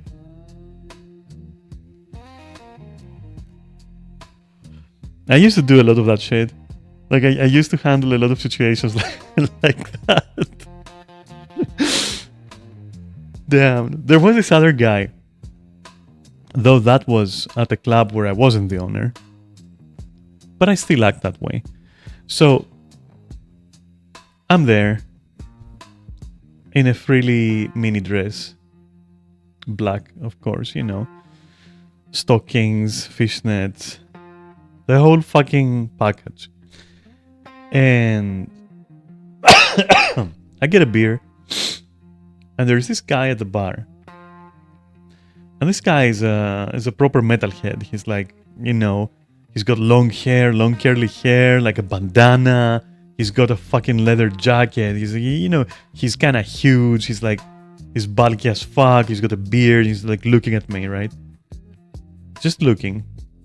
Not particularly menacingly, but the kind of look that, like, even though it's not menacing, you know that that person, they're thinking about you in some way that is probably not quite positive.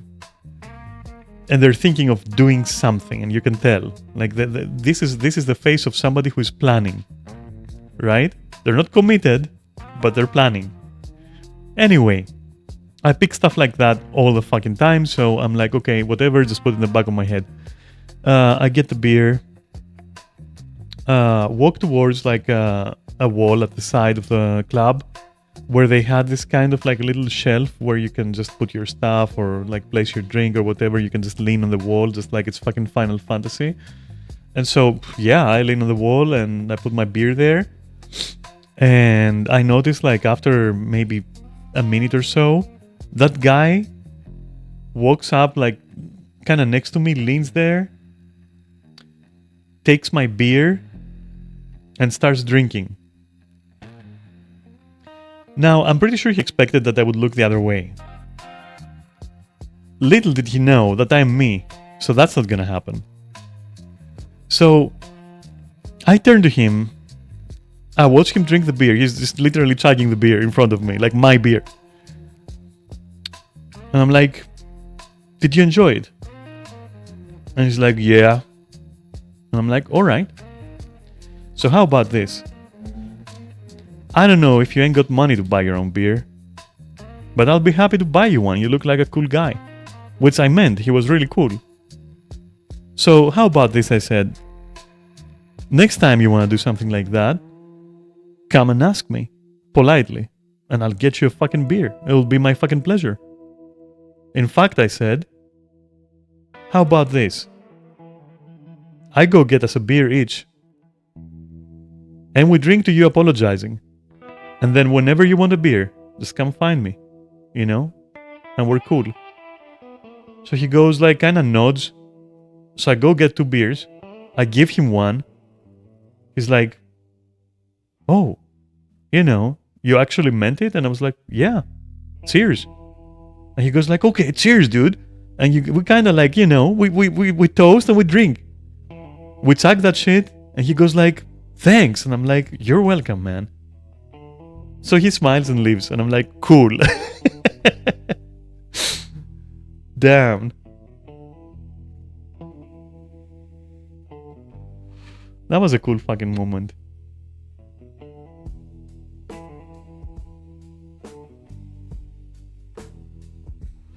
Your turn.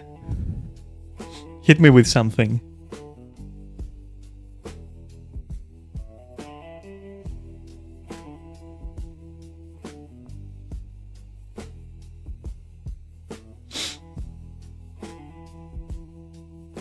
Yeah? Alright.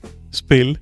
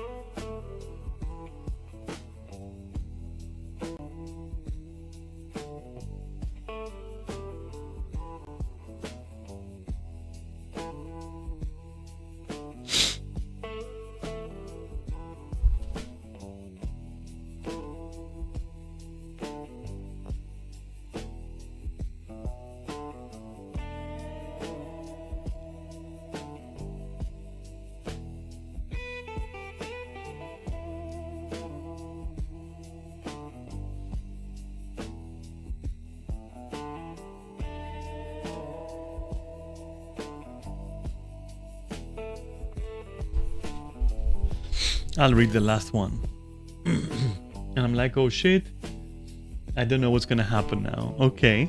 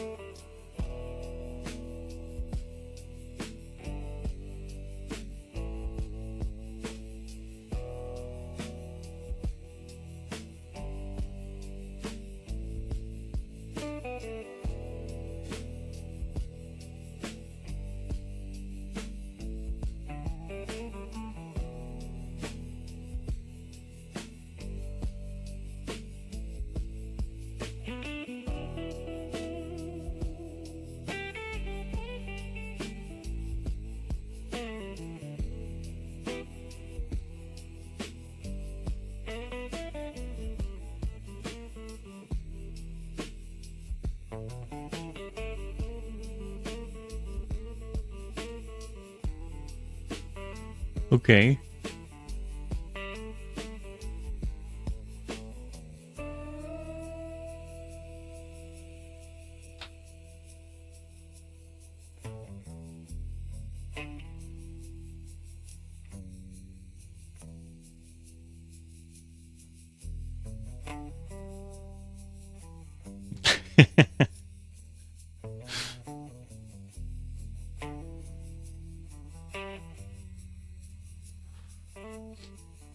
I'll read that one. Told the recruiter to get the fuck out of the car, and I'm like, okay.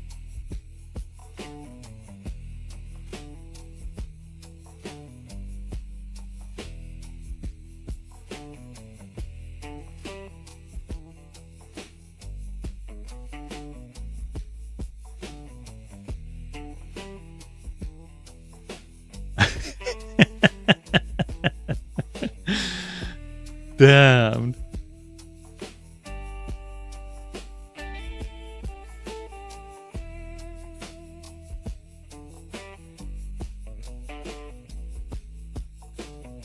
Damn. Guy got fucking disciplined.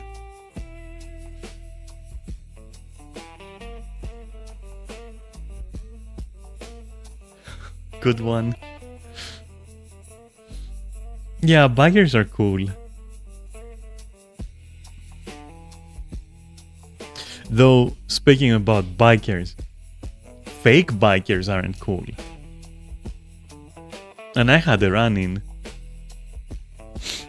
And so, my next story is gonna be about that run-in. One sec. Τι γίνεται? Όλα καλά. Α, ναι, μπράβο. Το ξέχασα. Μήπως να... Ω.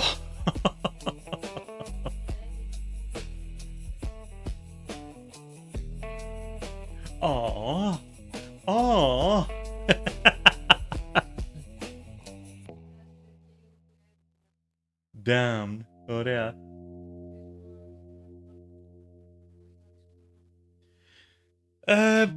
Όχι, δεν με ενδιαφέρει για τις φίλες, γιατί μάνα ίσως λίγο.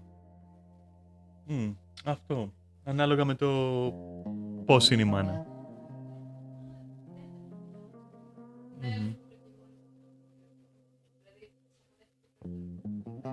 Οκ. Εντάξει.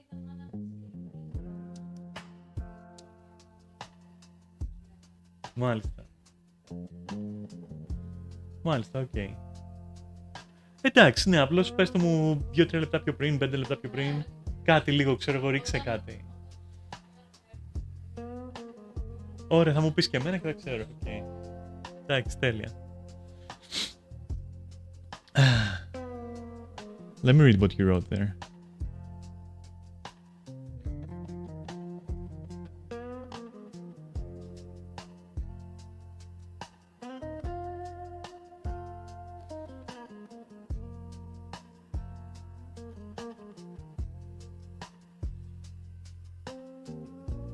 Yeah, no, that wasn't Coca-Cola. That was not fucking cola, dude. Oh, damn. Alright, so then I'll do a 2-in-1. My run-in with that shit was like back in my first days of being the owner of the club.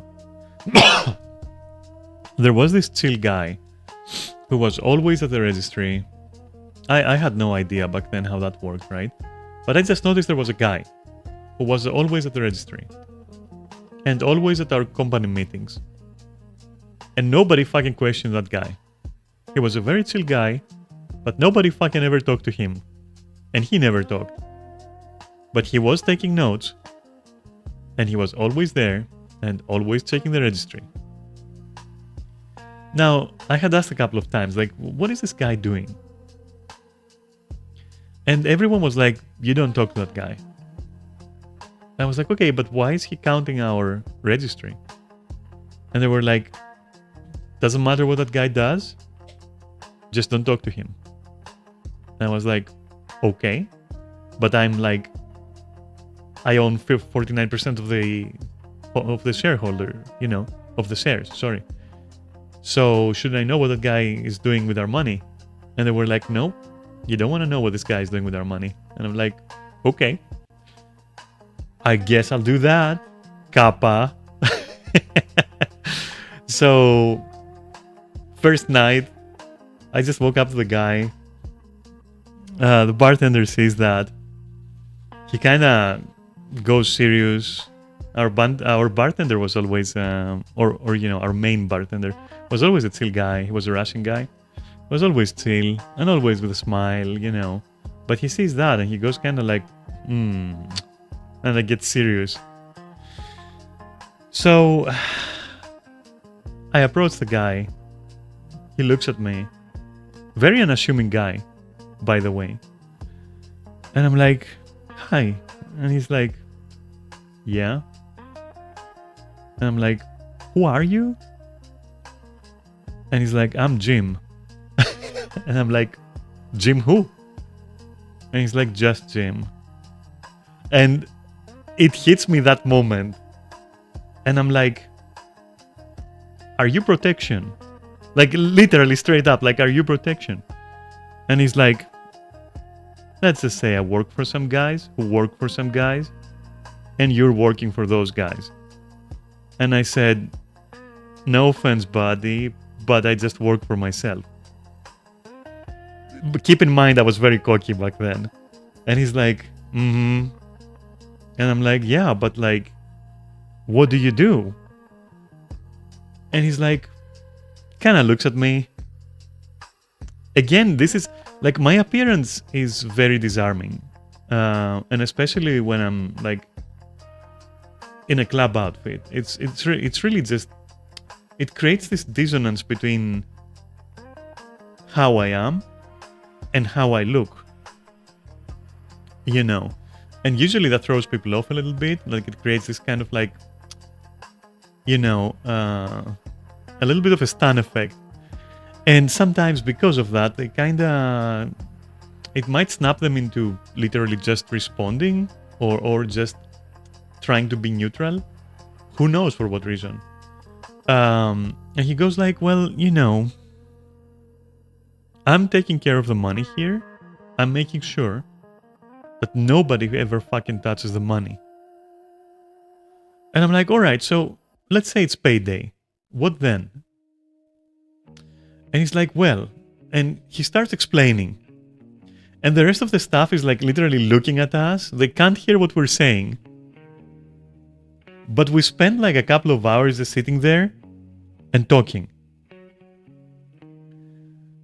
The result is, after a while, he says he gets a call.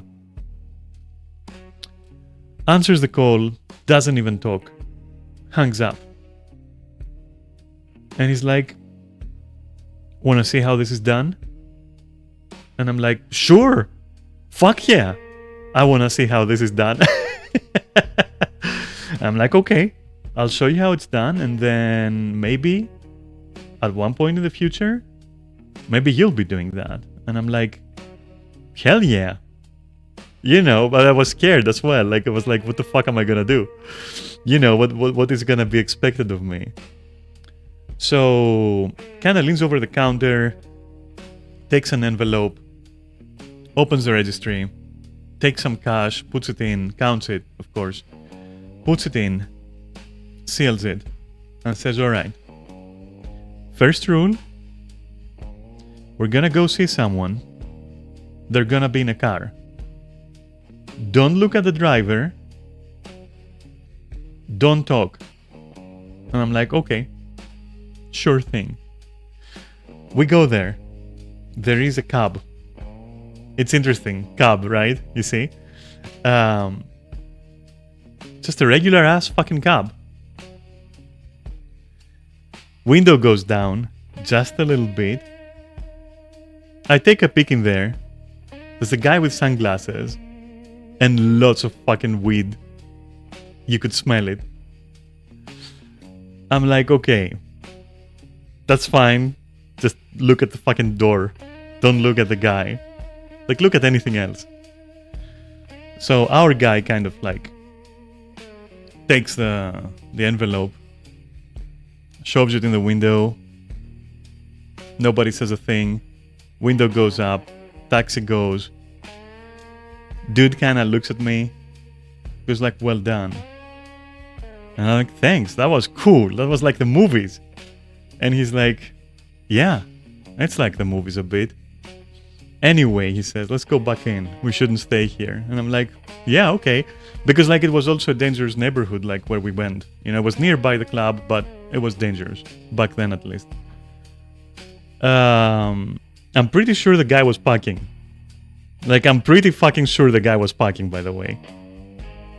I was so excited, but I was also afraid. I don't know. It was one of those experiences that was like, I want to do that. I want to be the one that takes the money there. You know? I don't know. It was very movie. So yeah, that was a cool moment. Kinda started talking with a guy, like, not something super special, but like, from that night on, we kinda nodded at each other, you know. He asked me if I wanted to go with, like, again one time. I said yeah. It was kinda building up unexpectedly, but like, yeah, after that, the whole shit went down. We lost the place. People tried to scam me in particular. Not from the criminal guys, from our guys. From the rest of the club owners. Yeah, it kinda got fucked. Who knows What would have happened if that didn't happen? Holy shit.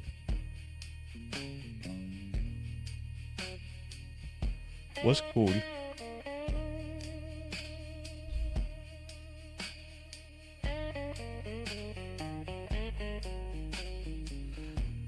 Jim, dude. Or at least I think his name was Jim. I'm pretty sure he said Jim. But I don't remember. Yeah, Jim was also OP.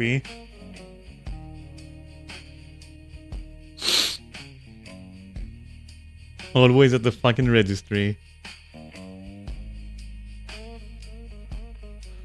Poor guy wasn't even into goth or anything. He was literally not having a good time. I could tell. He literally didn't want to be there.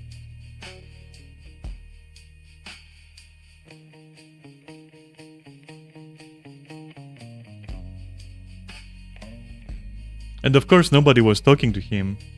So that made it worse. I talked to him. That kinda made it better. It was pretty cool.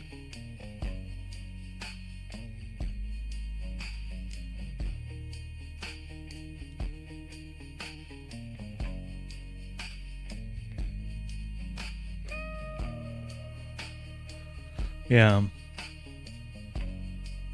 Alright. Your turn. Another story.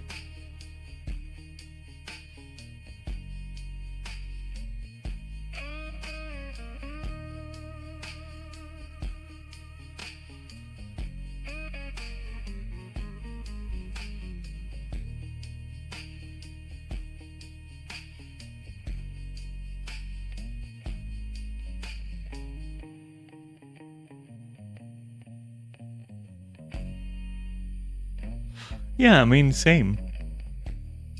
If you think about it.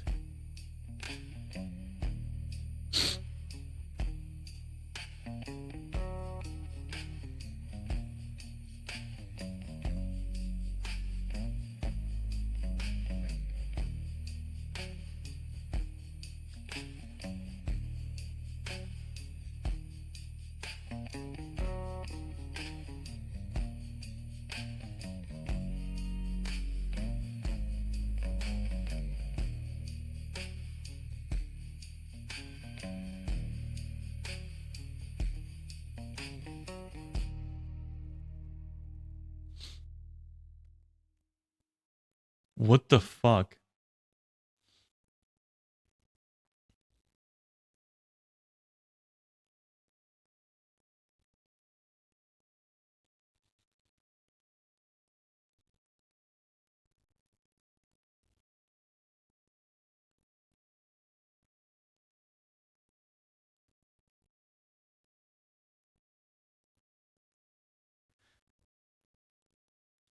One sec, I'm gonna pick a list, but I'm reading what you're writing.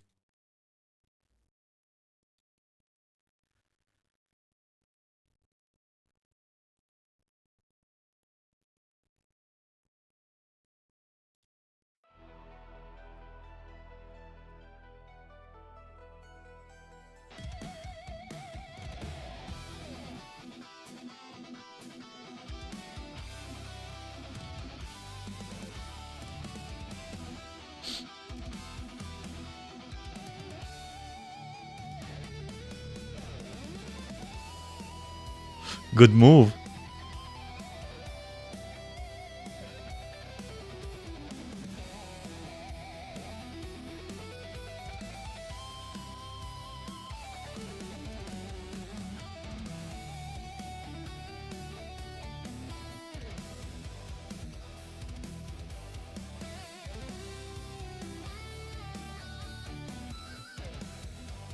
What?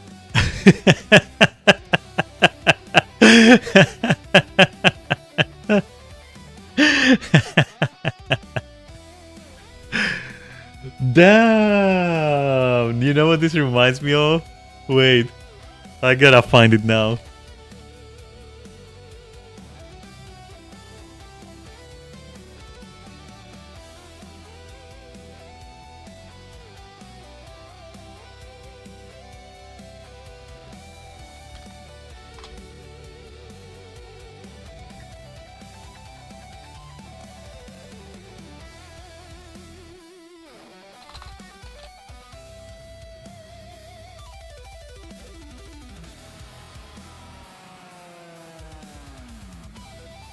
It's like literally this. Wait. It's literally this. I'll show you.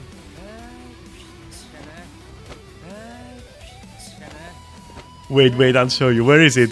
Where is the victory pose of him? There we go. The sits on the enemy. Literally sits on the enemy.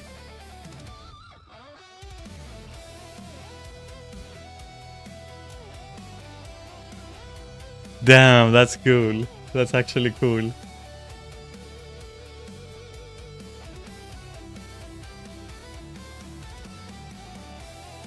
Fuck that guy. He got domed.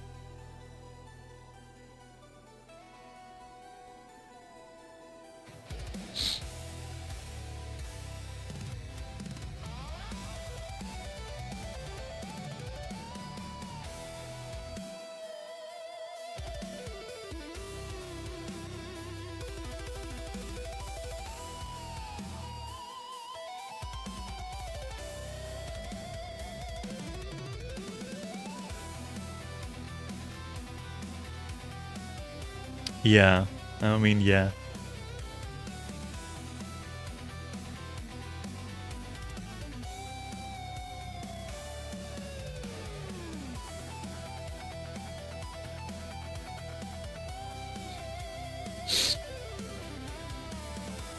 Yeah, I had an interesting situation one day. So we were, there was this club, not club, there was this bar. There was also a cafe during the day, but bar during the night. And that was in a very questionable area, part of town, part of the city.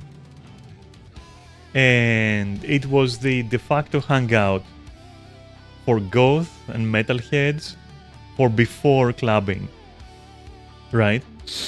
So you would go there, have a couple of beers, sit with your friends, listen to some fucking, goth music, listen to some metal, and then you'd walk all the way to one of the clubs in a group to be safe. Anyway, and that area was, it had a gang problem when it comes to like, I don't know if it's politically correct to call them that, but I'm gonna use the words that we used back then. And just because I don't know any, substitute words that may be more politically correct, but there was a gypsy problem, right? Like a really bad gypsy problem. And in Greece, in other countries you say gypsies, you might mean wholesome individuals just moving around, right? Essentially. But in Greece, whenever you say gypsies, what they really are, right, is literally a bunch of criminals. You don't want to know what they engage in, okay?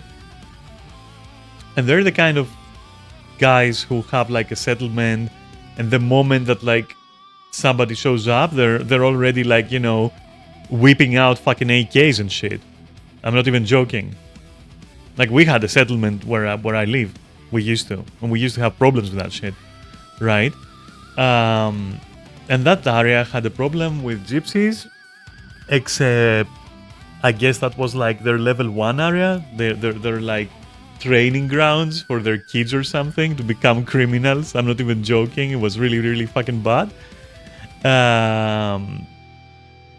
And so, that there would be gangs of like, post-teen gypsies with knives, this, that, like the whole fucking deal. They would be like 20, 30 of them. They would be looking for trouble all the time. They would be like, picking pockets, kind of being a fucking menace, all right? Being fucking menace. And nobody would do anything either. And at that time, it was particularly bad. Okay? And so anyway, I was always the person who would never do this routine, I would be like, what do I want to do today? I want a club. All right, I want to go to this club. I'm going to get a cab from my place, and it's going to drive me to that place, drop me at the fucking door, not 10 meters away, at the fucking door, like a fucking diva. Anyway, my back then partner and her sister's partner and a friend, right? They had this fine idea of like, let's not do Daphne's bullshit because they thought it was posh. Let's do it the traditional way. We're gonna, ride the subway to the station there. We're gonna walk from the station to that bar. We're gonna sit a couple of hours until it's late enough so we can hit the club. I'm like, I don't think that's a good idea, but whatever. We've done it my way certain times. Fine, let's just fucking do it your way. So my partner's sister's partner was a complete fucking... He was a metalhead and he was a hothead. Like, he was really fucking brutish. Literal toxic masculinity. He was half Italian and he was very, very toxically masculine. He would pick fights. He was a fucking savage, legitimately. Never liked the guy. His name was Mikhailo. Never liked the guy. But that night, a strange alliance was forged. He also never liked me. Because whenever I wasn't around, he would use the F slur word for me, for example. Never even calling me by my name. My dead name, to be exact. And we never saw eye to eye. So I was kind of hella problematic to begin with, right? Okay. So there we are. We're kind of not vibing. Because I'm vibing with my then girlfriend. And the other two are vibing between them. And the two sisters are vibing between them. And I'm also vibing with the guy's girlfriend, so my partner's sister. And so that guy was starting to feel left out. He was kind of like, he was pouting. He was kind of like, ugh, And it just was looking really bad. All right. Now, keep in mind, in that bar, there are like the elite of like the metalheads and the goth heads of like, the city, essentially, of the majority of the city. It was well known. And they're all tough guys. They all pretend to be like super tough, this, that, like steel cap boots, like whatever, you know how it is. The fucking tough guys, right? Anyway, comes a point where the two girls are like, okay, we're gonna walk to the corner store. We're gonna grab a few things before we go clubbing. Gonna get a pack of smokes. We're gonna get like some shit like that, some chocolate, whatever. And it's me and that guy. And we're kind of like trying to actively not look at each other. And trying to actively like not talk. We both knew that talking was gonna be problematic. We both knew that the wrong kind of stare, that's gonna be an argument, at the very least. So we're kind of like just sitting there. We both don't enjoy the music. For some reason it was shit that night. Place was kind of packed as well. In burst the two girls. And they are distraught. They're fucking scared. So naturally we both get up and we're like, what the fuck happened? And there was also some commotion coming from the outside. So the two girls just break in and go like, burst in and go like, there is trouble. They're following us. Like, please come out and help. There's like 20 people or something. It's gypsies, blah, blah. And it's literally a movie scene where I turn around to see who's gonna fucking, stand up for this shit. I shit you not. Everyone was staring in their drinks. It's like, I'll show you what exactly I saw when I turned. I saw this from all those fucking tough guys. I saw this shit. Wait. It was literally this. That thing, okay? Like literally that thing. Looking in their drinks. You know, what's the word? Hunched. Yeah, hunched over the drink.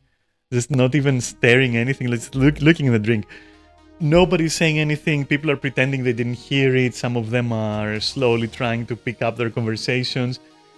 And dude, I turn and I see Michaelo. He's already grabbing a bottle, an empty bottle of beer, and he's going outside. At which point I also go outside and I'm like, bro, we're doing this. Fuck everyone else, we're fucking doing this. And so I want you to imagine what that pack of gypsies fucking saw. Which is literally the doors opening and out comes a dude with a fucking glass of, a bottle of beer, which he kind of like smashes against the wall to break it. And he goes like, I'll have you all, motherfuckers. He's going like that. And right at his side, there was me, not even saying a word. I was like, just my hands in fists and just staring at the gypsies and going like, we're fucking doing this. Like, I wasn't even saying anything, but inside I was like, fuck yeah, we're doing this. We're fucking doing this. We're gonna get fucked, but they're also gonna get fucked. And you know, I don't know if it was like the combination or the suddenness, like the explosiveness of Michaelo just going out and me going out and going like, yeah, I shit you not. The whole fucking 20-30 gypsies just fucking freeze. They literally just freeze. They don't say anything. The two girls come running outside and they're like, there doesn't need to be trouble.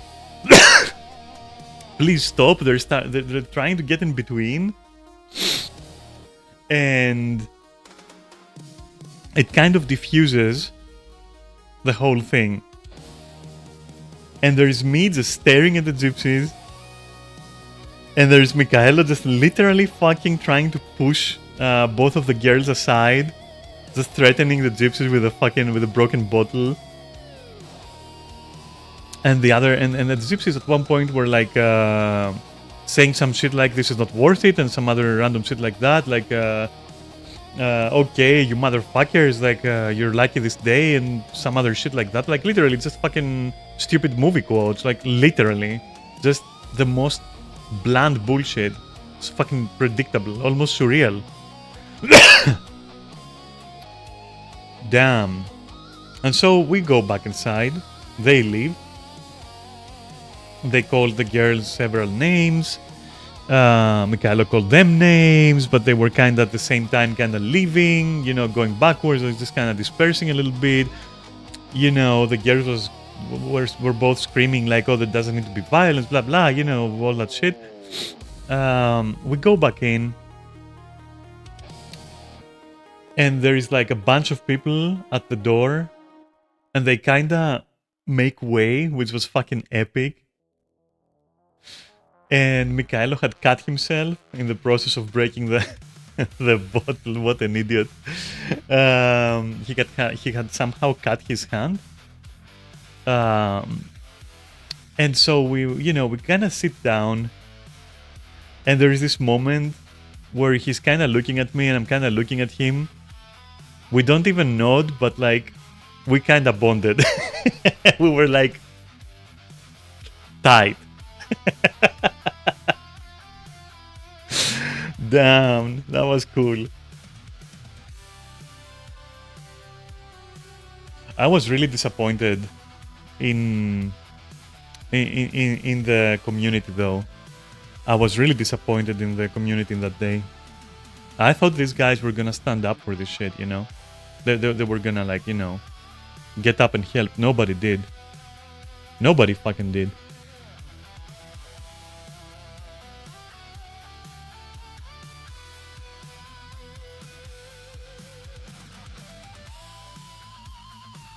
So much for that.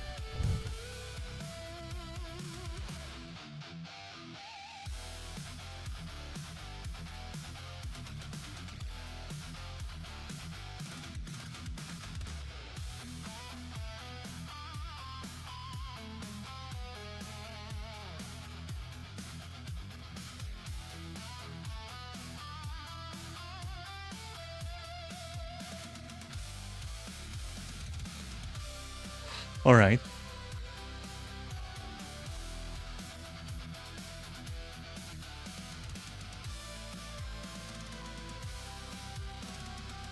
I gotta read that. Wait. Because when I was born, those were big ass riots that live in kinda infamy. Okay.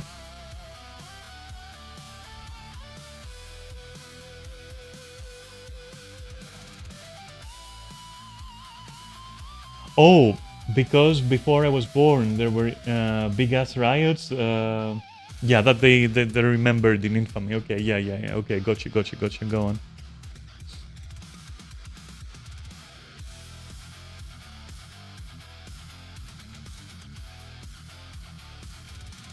Yeah, no, okay.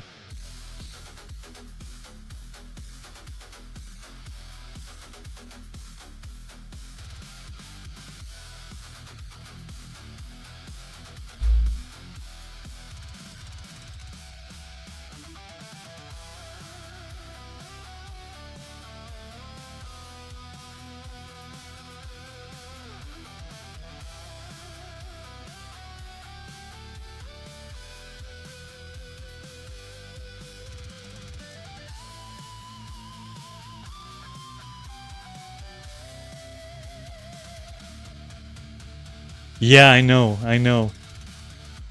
exactly what you're talking about.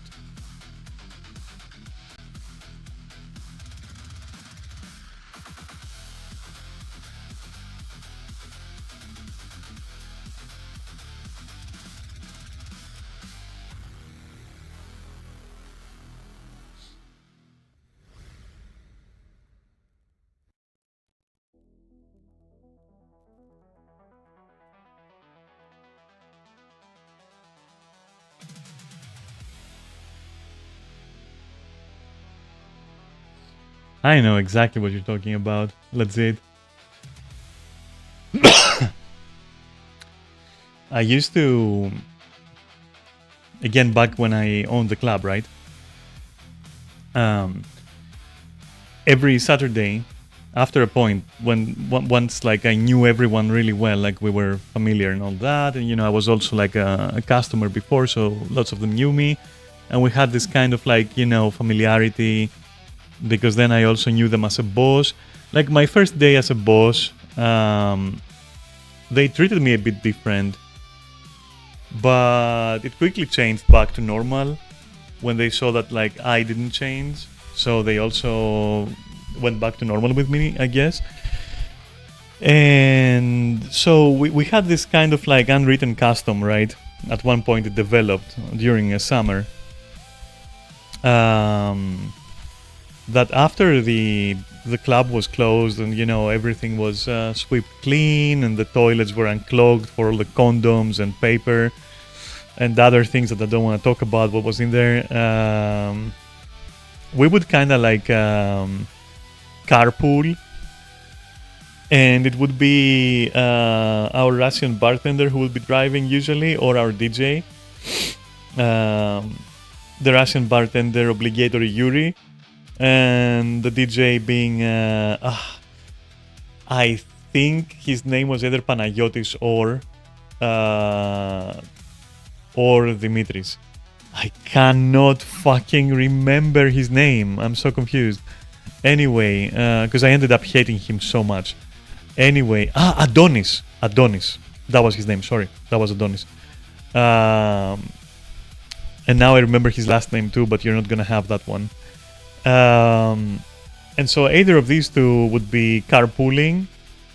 So that night, Yuri was carpooling, and we were like, okay, yeah, let's go get something to eat, because that's almost customary in Greece. Like 6 in the morning, 7 in the morning, you go for fucking patsa and like other hangover food, and then you go for after parties. But we didn't go for an after party. We were like, okay, have that snack, and then let's go have a ride.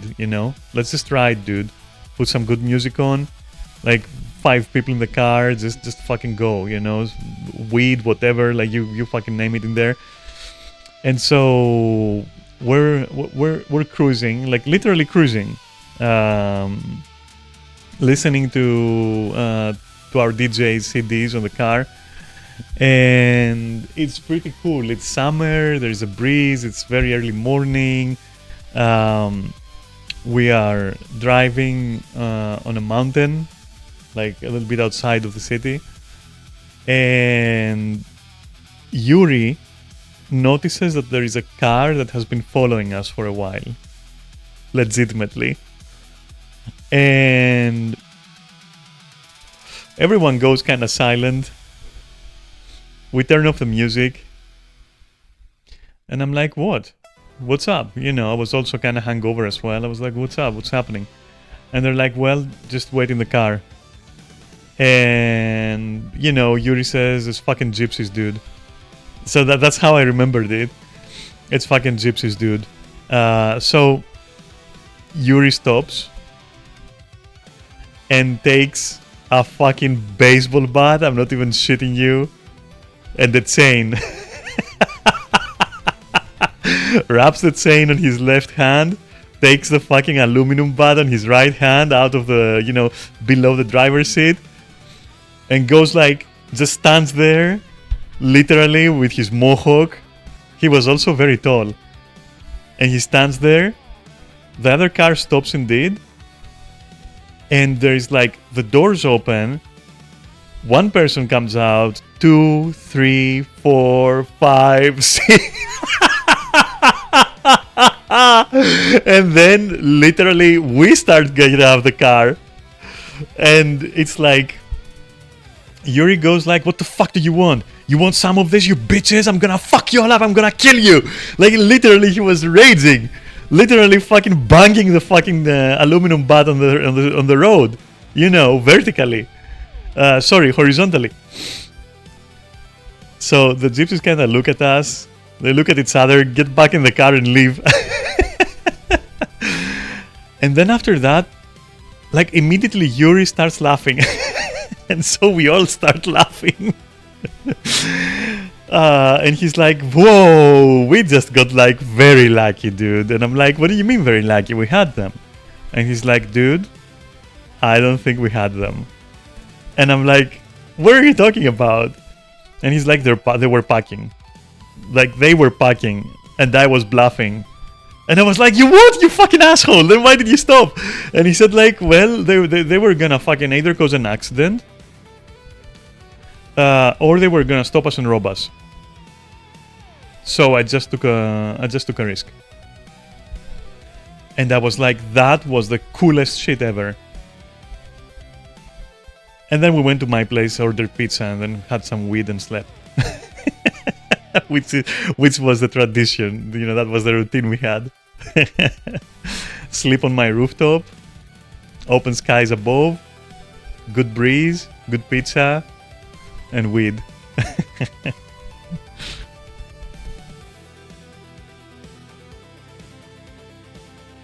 Holy shit, that was intense. That was an intense moment, I have to tell you. And later when Yuri said they were packing, I was like, oh my fucking god, they could have just shot us. They could have just decided to shoot us, like legitimately. And I was like, holy shit.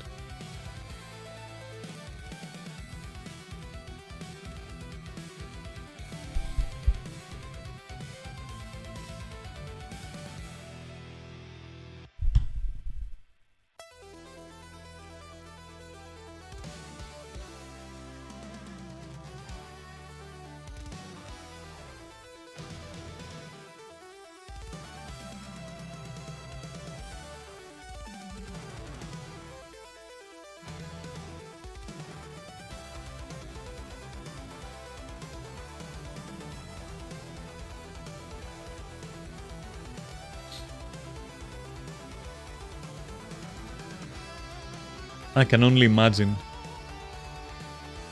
I can only imagine how that feels.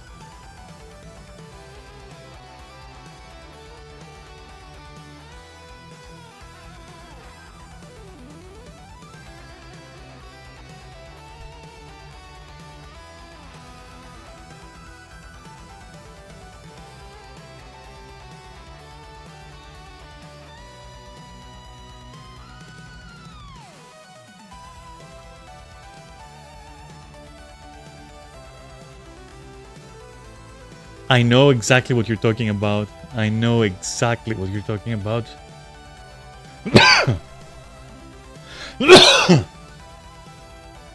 I catch some of those surreal moments even in Greece. Some mornings like 5 o'clock, 6 o'clock, outside the club, just walking a little bit to the distance to get a cab.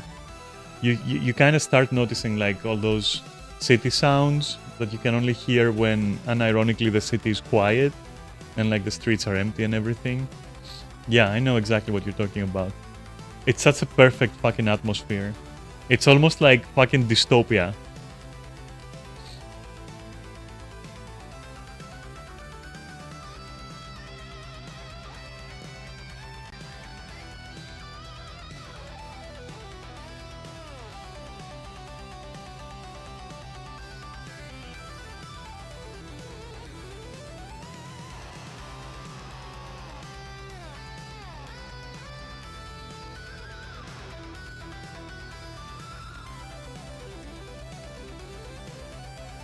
Yeah, it's cool.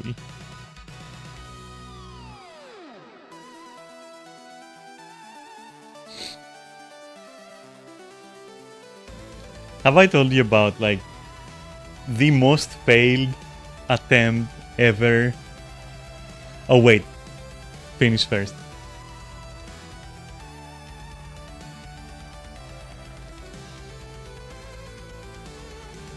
Yeah, if I lived where you live, it's possible that I would just fuck off from my apartment and just walk in the snow when it's like very silent and lonely.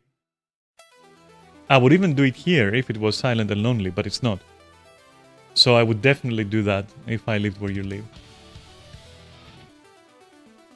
I just love the snow. I love the silence of the snow and everything.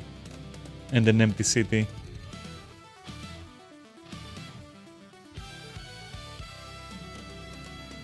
Yeah, but that's part of it, isn't it?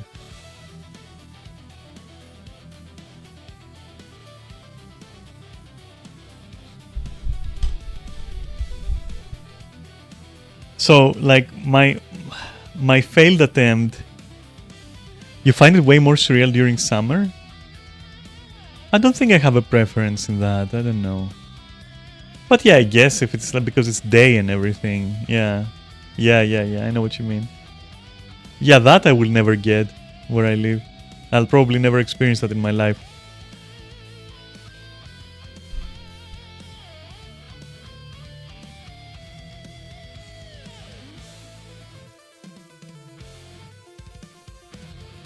But whatever. Lots of things I want to experience in life. That's how it be, baby. Anyway, my most failed attempt at going at a strip club. I literally never do that. So that one night,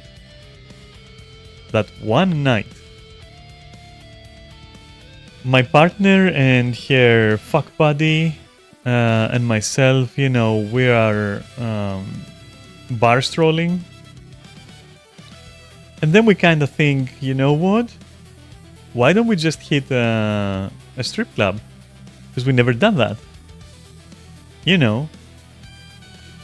I never had done that before. I never did it after. It left a really bad taste in my mouth. Like really, really bad taste. And it was supposed to be also a good one. Like in my city. It was supposed to be kind of like well known and like, all that shit. So I don't even know why. But like we go there, right? We're all three of us are dressed as fucking like we are sluttier than the sluts there.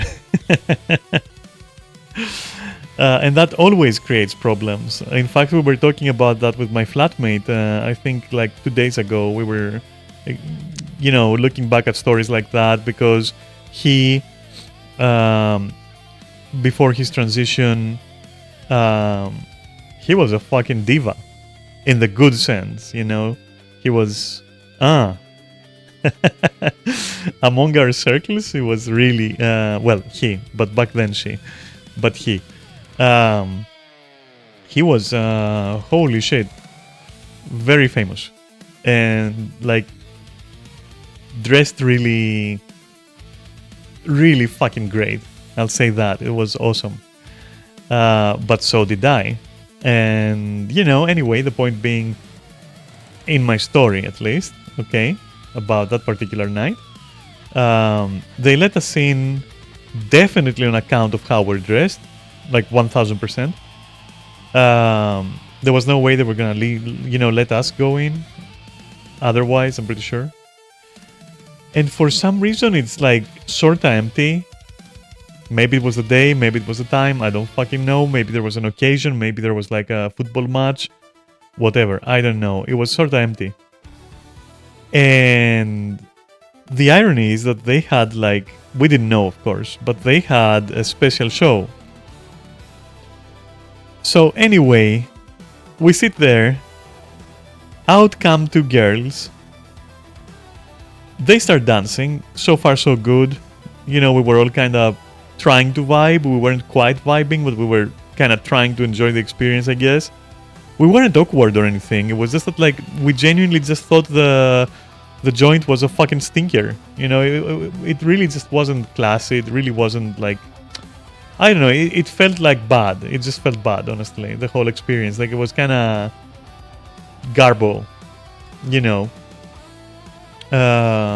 even the decor was not the greatest, honestly. And so these two girls come out and they start like whatever, just dancing, all that. At one point, they start something I would perhaps call a BDSM show.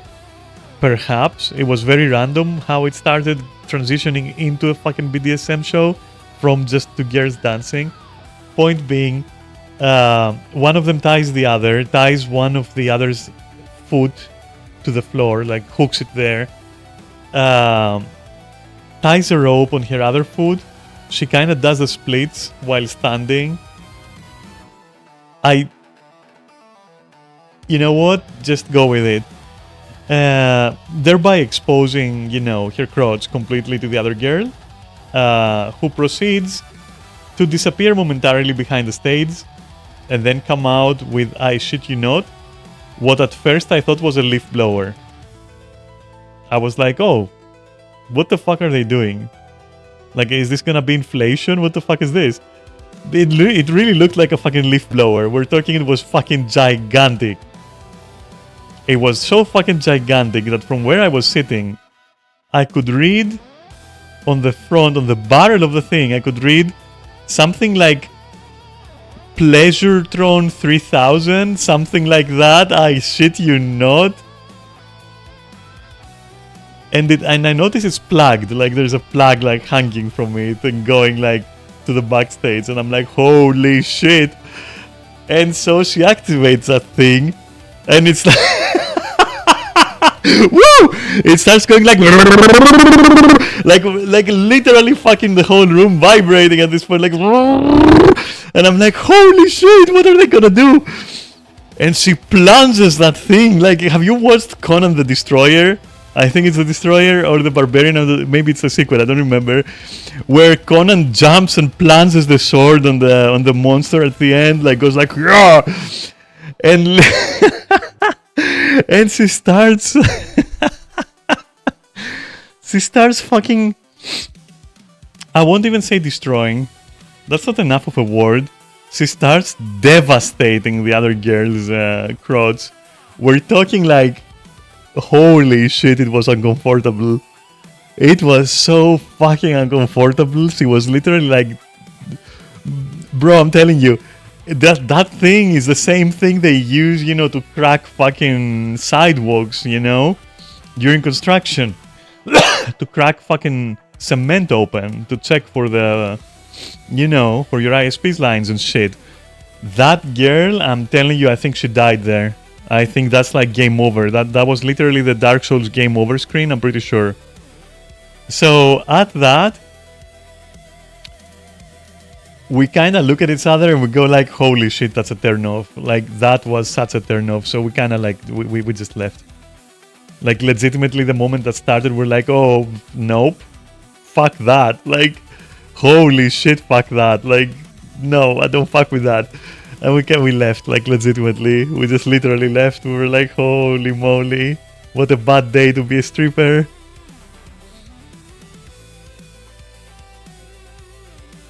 Like, I'm not even fucking around. That thing wasn't just as thick as my forearm. That thing was like as thick as the girl's thighs or something. No, but I think I'm pretty sure that was like some kind of special occasion. Strip clubs in general, jokes aside, they're far more legit than you think. I still wouldn't go to one because I'm just not interested. Not that I'm not interested in like a lap dance, but it's the context that I don't like. I don't want to pay for that shit. You know, if I inspire someone to lap dance for me, go ahead. But I'm not gonna go to a specific place to pay someone to lap dance for me where I cannot even touch them. I just have to stand still and be like, my god, I'm wet. What now? I can't touch, I can only see. It's like, it's kind of awkward. I don't know, like I have mad respect, but at the same time, like, it's kind of awkward. Like, I wouldn't do it. And that's why I haven't done it. And I'm like, yeah, no, that's fine. And they don't have events like that, as far as I know.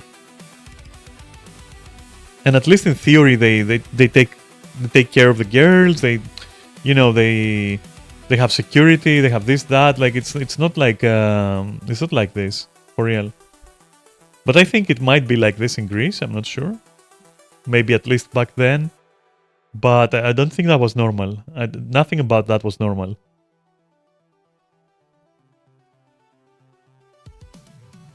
Nothing about that was normal. Like, 100%.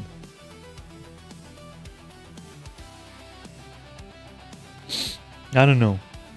It kind of traumatized me out of like ever giving this another shot. It was weird. It was weird because there was barely any other person in that day as well.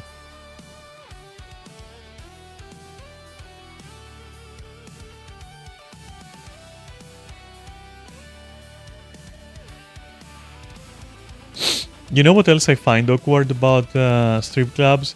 It's that like, whoever you make eye contact with, they have a hard-on. So I'm like, that's not something I want to experience. They are legit gun traps. They are. They absolutely fucking are. I'm a lot of things, but I'm not a gunner. So I don't really care. You know?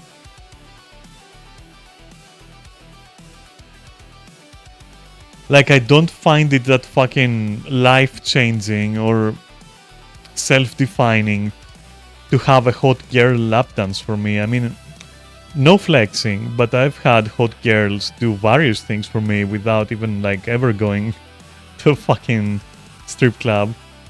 I've done some things as a hot girl myself to some people, and we weren't in a fucking strip club.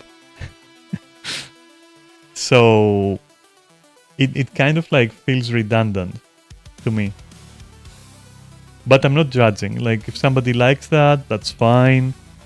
You do you, my guy or girl. I don't really mind. But like, me personally, it's fine. I get my honey elsewhere and in different ways.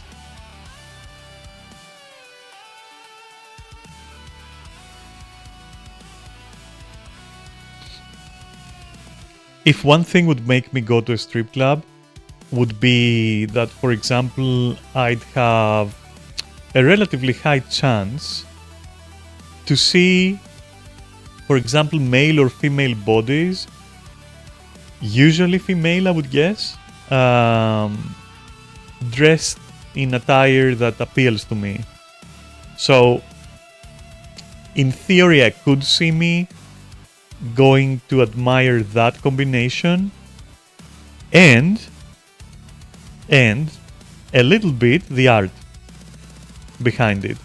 So the whole pole dancing slash flexibility slash performance art of the whole thing. But I feel those are at such small percentages, plus I can get a bit of it elsewhere, being that I am goth and, you know, I frequent goth places where people do dress, you know, more exotically, if you wish to use normie terms.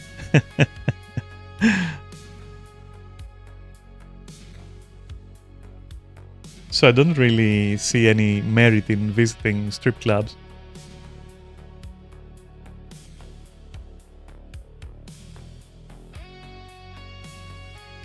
Yeah, I never got into pole dancing. All I know about pole dancing is that if you really commit, and you don't end up looking like a fucking idiot, eventually you're gonna get like a thick body.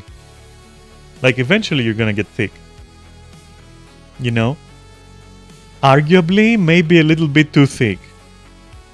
Arguably. Some people kinda view it as exercise, and they end up looking like miniature gorillas. For all the flexibility they have, I just don't find that appealing. Like, I think it should be moderated. I don't think you should do it as literal physical exercise. I think you should do it as an expression, you know, do it for the love of the game. Don't do it to build muscle, because literally,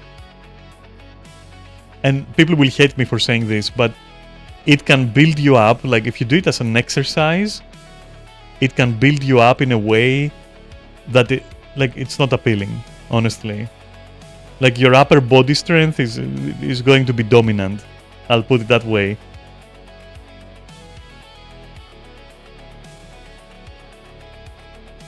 So yeah, I'm not a fan of it as a sport, as a physical exercise. Yeah, I don't know what they can do it like, but whenever I see, like, for example, a short video on YouTube which is like, oh, you know, amazing pole dancing skills and such, it's usually, or not usually, but like more often than not, or at least half the times at minimum, it's some kind of person who is like way too toned for my taste, like way too built, and usually with very wide shoulders and shit, like, or extremely thick thighs, but too muscular for my taste. Like, I can't explain it, you know.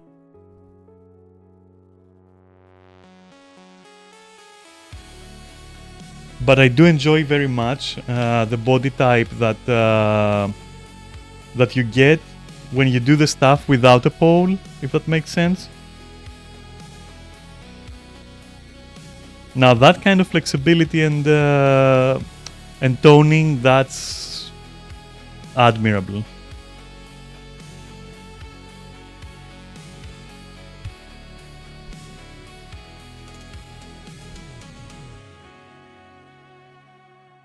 Like, whenever you see a short, for example, of someone who's really good at it, and they're not using a pole, and they're just like, you know, rolling on the floor and passing one leg over the other and splitting them and then sitting up in a way, you know, I can't describe it with words, but you've seen it. Those body types are, perfect, you know? I'm jealous of them.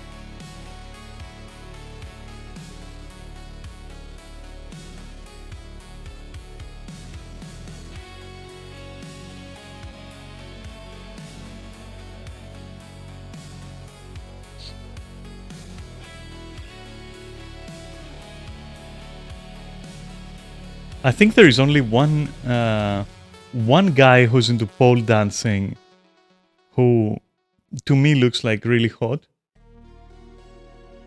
And he's a guy who makes this strange mix of pole dancing and archery in his videos, and like he makes usually shorts explaining stuff about archery. Yeah, right. He's a blondie with like blue eyes. I think he has a sort of beard as well, and he's like, yeah. So this guy, I think, is I don't know how tall this person is, but excluding like excluding like height, because I just don't know how tall they are, they do have a very ideal body type. Or he does, I don't know. He pulls off high heels very well. I mean, yeah. To be fair, alright, so to be fair, believe it or not, it's easier for a guy to pull off heels because of the muscle strength of the legs, like holding everything together at the right angles, not tripping much. So if you actually get used to it, you can pull it off really fucking well, which is something that I was also training for. Yeah, I have.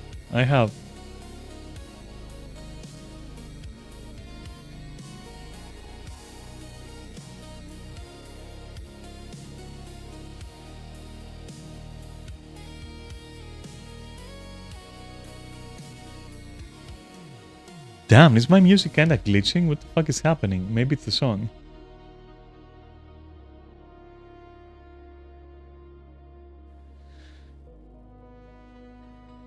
Yeah, it was glitching hard for a moment there.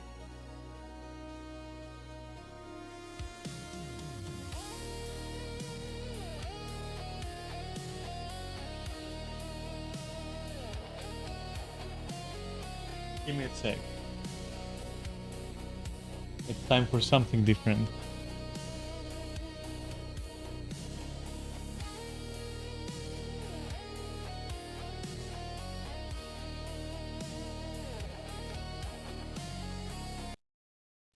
In your normal shoes, you have pads that lift the back of the foot. Yeah, whenever I, one sec. Let's try this.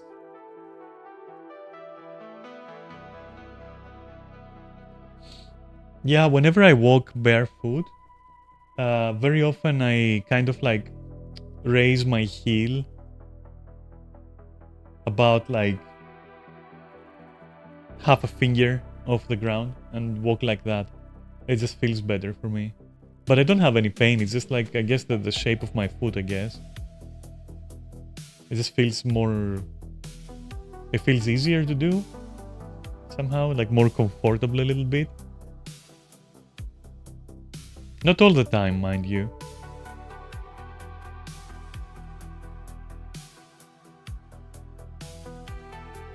Like, I can't see me being in heels 24/7, but as I said, I did kind of go...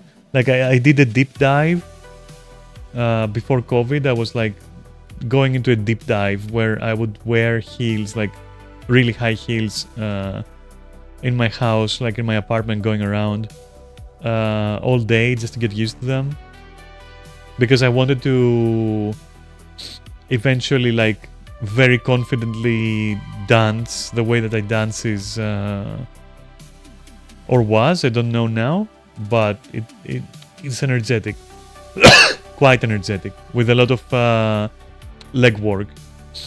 So I wanted to get to a point where, you know, I could do that confidently with like medium height heels.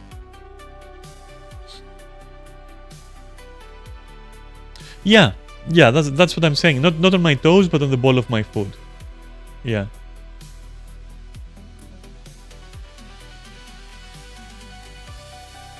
Ah, I know why it's glitching. Wait a moment.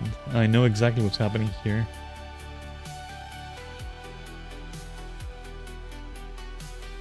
There we go.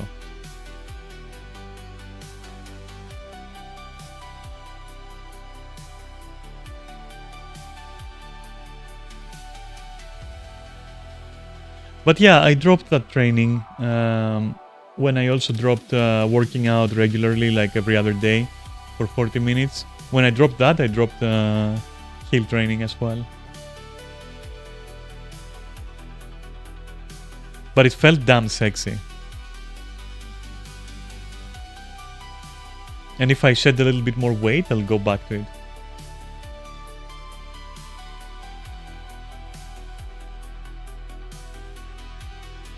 There is also the issue that the streets of Athens, my city, are definitely not ideal for high heels. Like it's a constant point of discussion, especially for people in goth attire. I remember back in the clubbing days, quite often people would comment on it, like, "Oh, where are you going with these heels, bitch?" And you were like, "Well, yeah, it's a fucking pain in these streets." And they would be like, "Yeah, it fucking sucks."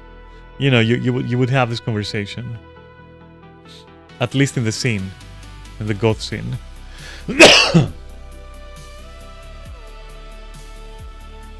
Like between friends,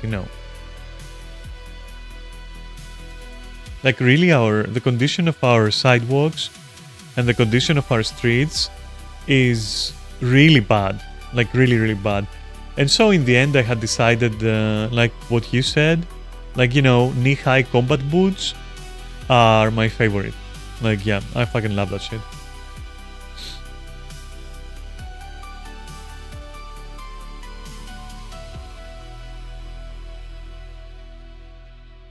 Oh yeah, we have some bad streets here as well. Quite horrible streets. It's been a running joke for ages in Greece that you should never buy sports cars because they're gonna break down in like a day. Especially the ones that are like short,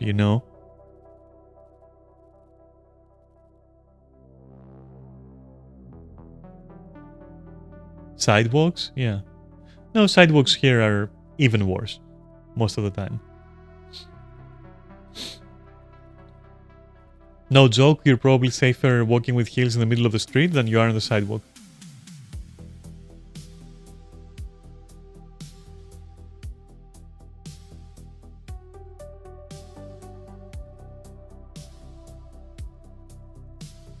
When I went to Germany, to Berlin, and I noticed immediately like the quality of the streets there back then, I was like, holy shit, I'm definitely wearing my heels tomorrow.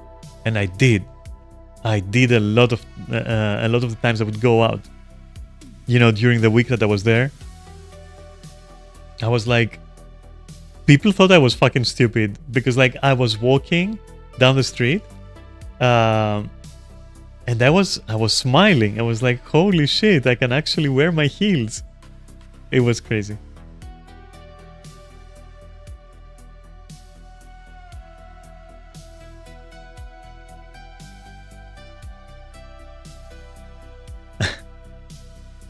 Nice.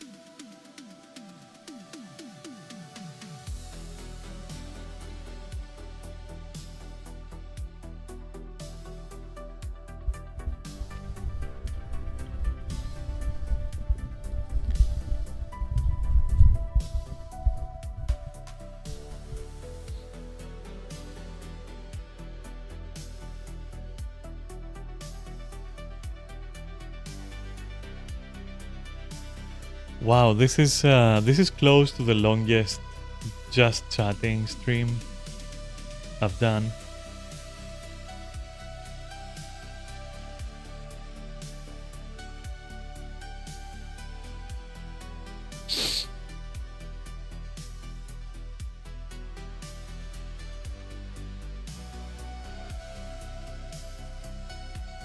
Cycling in Athens is not ideal because of the quality of the air as well. So it's really just not that ideal.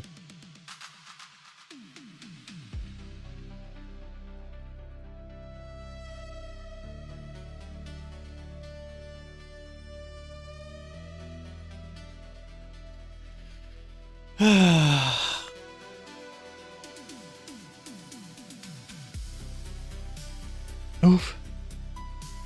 Let me go make some chocolate. I'll be right back. Enjoy music and see you in like 5.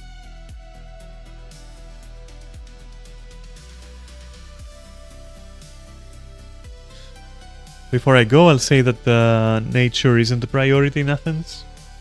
Let's put it that way.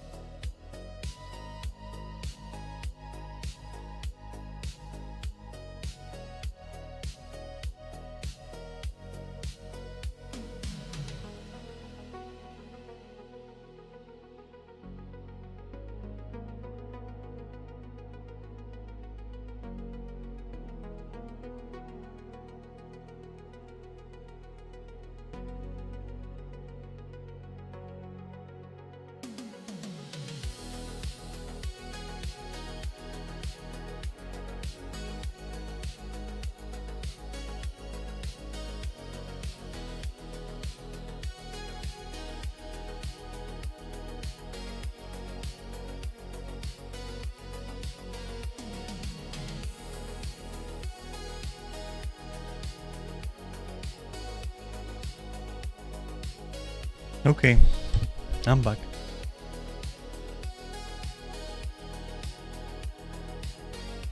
Wait, actually, you know what? I'm not back. I'm gonna take a bit longer because I need to stir the contents of my cup. And I don't want you hearing that. So, one sec.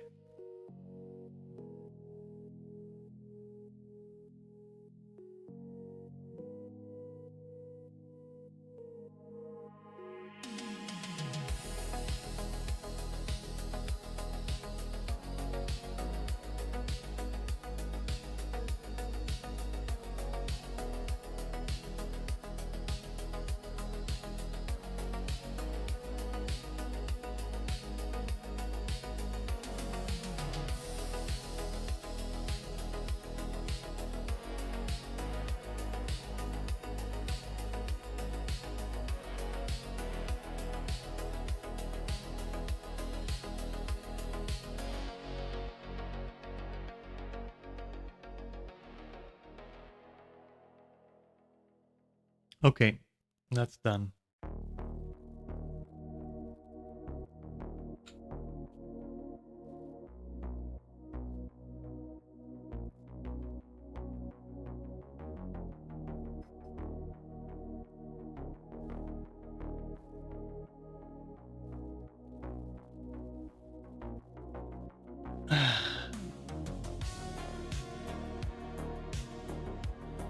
You know what I'm gonna do? I'll tell you. I'm unofficially going to start, well, to the unofficial capacity of being official the other times. I'm gonna start a TKA playthrough just now. Just something to maybe vibe to. Nothing constrained by promises to finish it or anything yet another time. It's just a very nice, comfy game to play through. And I feel like having something going on in the background can help, you know.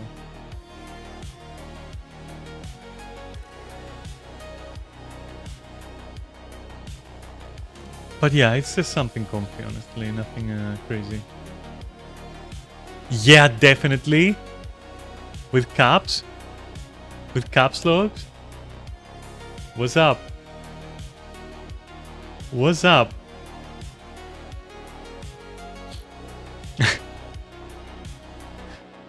Accidental caps, huh? I'm keeping my eye on you. I don't like those accidents you're involved with. You hear me?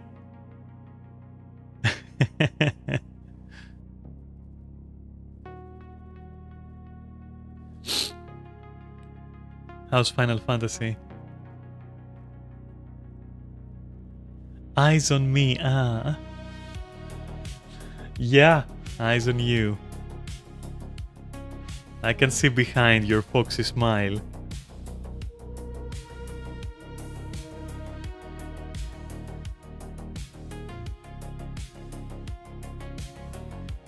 Questionable, eh? I don't think so. I think I was very literally like, keep your eyes on me, senpai. Ah. Where are you looking? Look at me. Oh my god.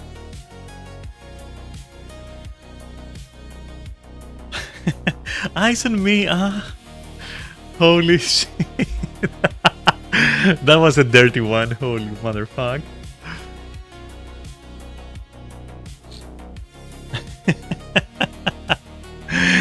Then he got.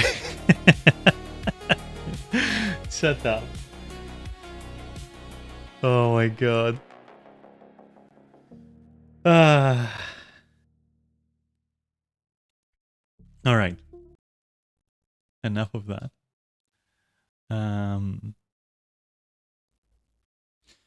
Right. I have to do this and that. Okay. Then I have to do this and that.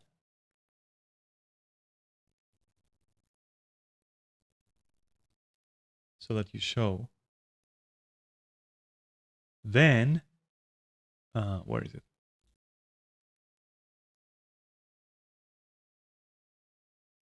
Is it like, ah,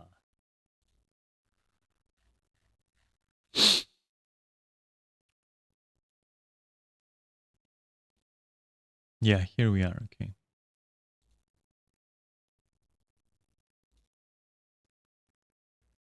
Oh, I forgot. Shit, wait. Yeah, give me a sec. I have to alt tab and make that my game capture.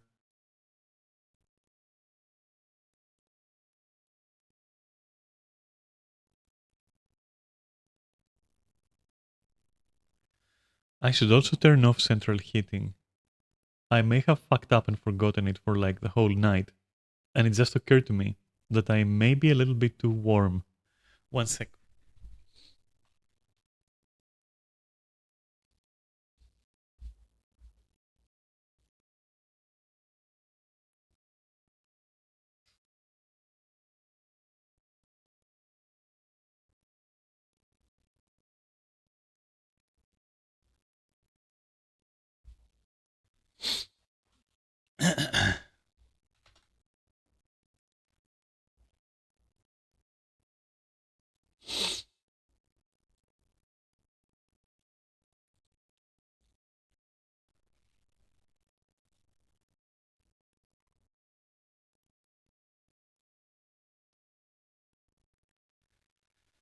What's up? Hi.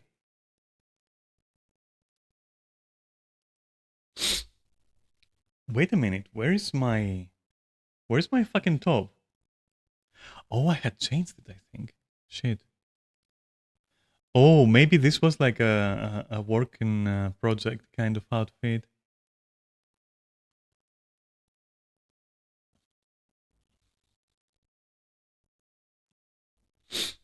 It's a good one though. And you know what else I should do?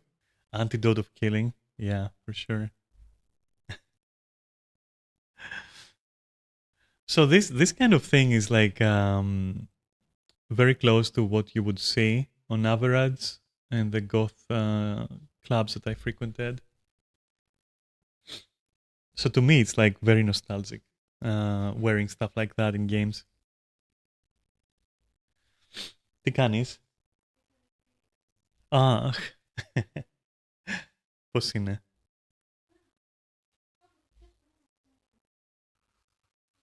Μμ.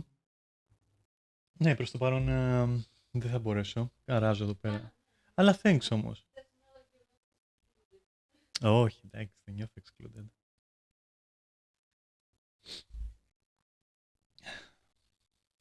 Wait, what the fucking? That's not right. Wait a minute. Like, this is not right.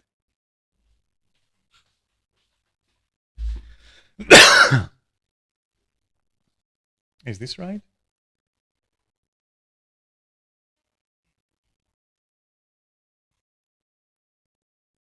That's not my usual angle, is it? Like, there's something different. Hmm.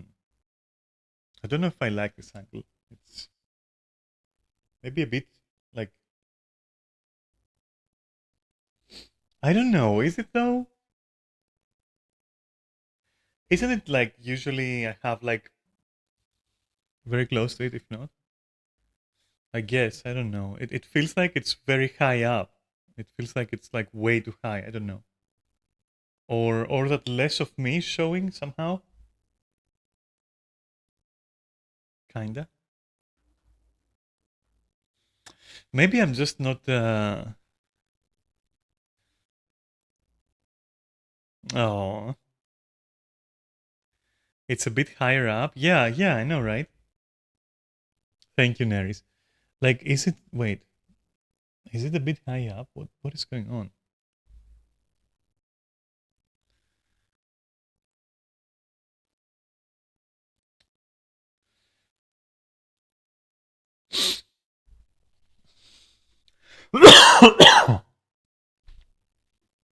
Ah,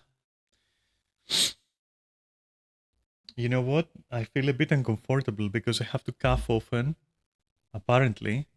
To be fair, I've been talking for like, what, 3.5 hours I've been talking. So my throat feels a little bit tired. And yeah, I started coughing a little bit too much for my taste. And I hate like coughing on camera, you know? Kinda. I don't know if that makes sense.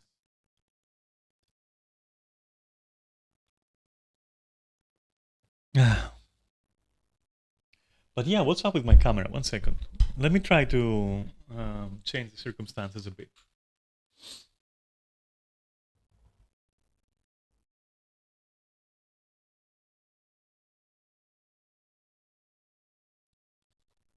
How? How is this possible? I cannot lower it any further. What the fuck? I'm so sure. Like this is literally fucking surreal. I am so sure this wasn't the angle, and I liked that angle, and now I don't like. Wait. Oh. But you know. Wait a moment. It's possible that like wait. Like, is it possible that it was like this more? Oh wow. Okay, that's dark.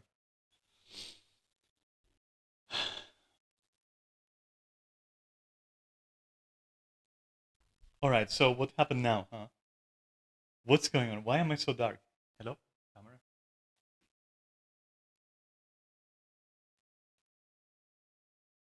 I guess not. I guess we're just gonna be in darkness. But you know, darkness is my ally.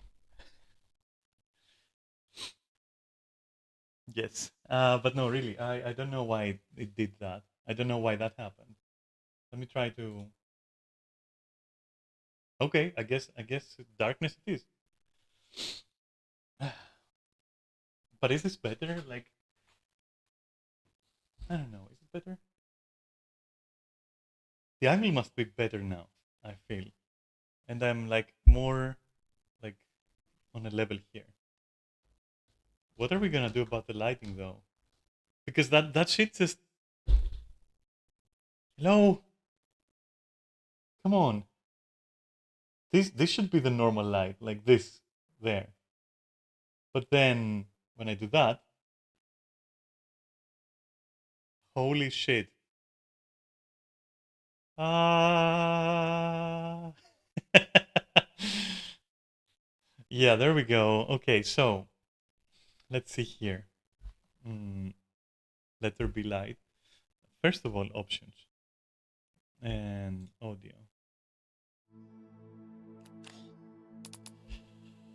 Okay, here we go.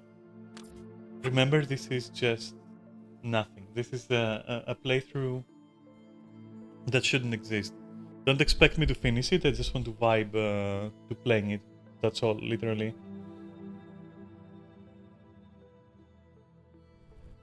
I prefer the focus to be on, what we're doing, which is just streaming. I don't want the focus to be the game. Mm. And so, um, you better speed run it. Don't you see? I'm already running. This is the most logical zombie like fighting attire that you'll ever see. But no, for real, why not look good while doing it, right?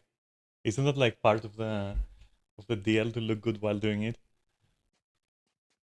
But all right, let's fucking go. I don't care about the lore because yeah, truly.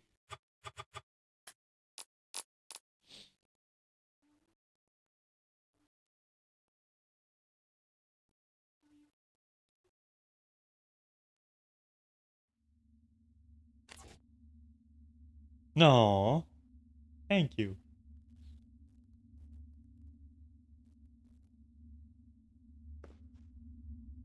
What happened to the sound? There we go.2033年4月8日夜里1点10分，这里是隶属于 X 基因科技的第7生化研究所。根据物流记录显示，这里是引发 Z 型传染病的药剂样品发货地。现在，这里是一片狼藉。人员应该已经全部撤离了。但愿我能找到一些线索。什么声音？ Yeah, I mean the clothes that I have right now are just choice clothes. You can I'll show you when the time comes, don't worry. There's like something for everyone when it comes to clothing in this game. It's a very well made game, surprisingly. In case you've never played it before.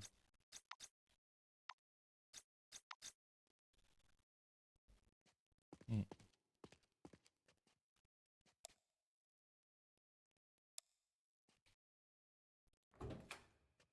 前面好黑，希望不要遇到可怕的东西。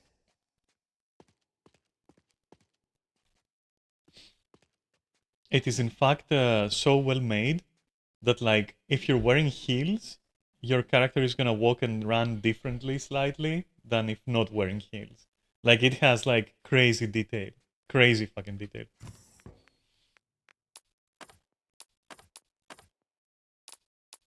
Okay, let's withdraw definitely half of these.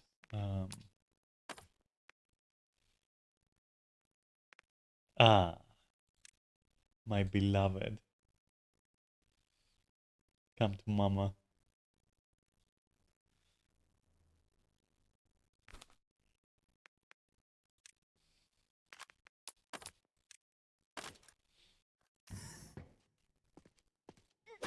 Whoops. How do you... Oh, right, it has the wheel system. Yeah, these items you normally wouldn't get this early, obviously, but for New Game Plus, you know, we don't care. We can definitely afford it.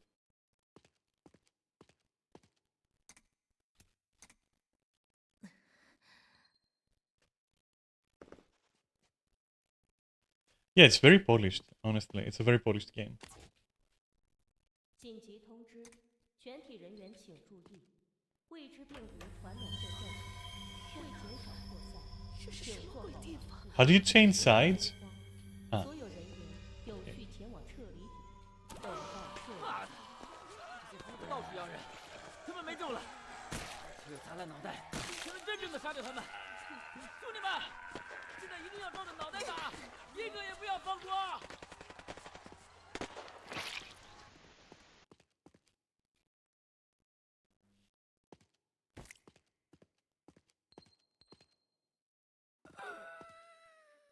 Oh.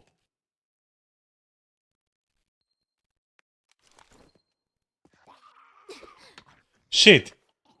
You asshole.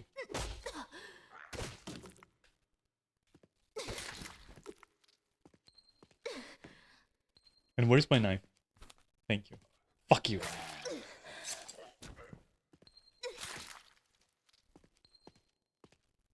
I also like the detail of like, if you have a weapon, right? She doesn't hold the flashlight. She just kind of like attaches it to the weapon. It's kind of cute. Like lots of details, and I love details in games. 为减少扩散，请做好防护，不要惊慌。所有人员有序前往撤离点，等待撤离。All right, we can't go there. It's fine. 这是什么东西？ Ah! 人会变成这样吗？ No, it doesn't become too much. You will see. I knew you were gonna bring up that example, but no, it doesn't. It doesn't go there. Don't worry.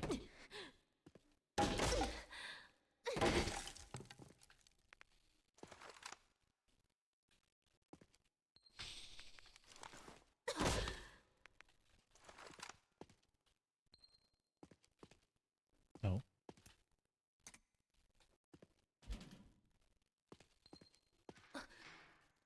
How do you crouch? Oh, okay. 不管怎么样，我一定要小心。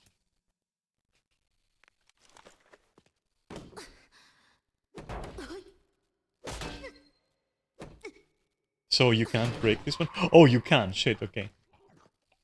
紧急通知，全体人员请注意，未知病毒传染性较强，为减少扩散，请做好防护，要你脑袋开不要惊慌。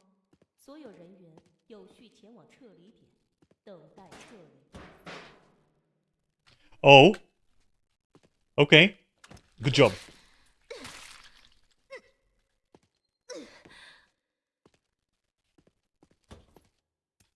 正是我需要的。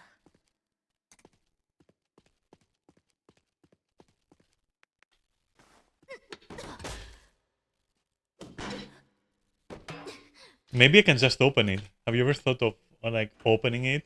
Okay, cool. Okay, not cool.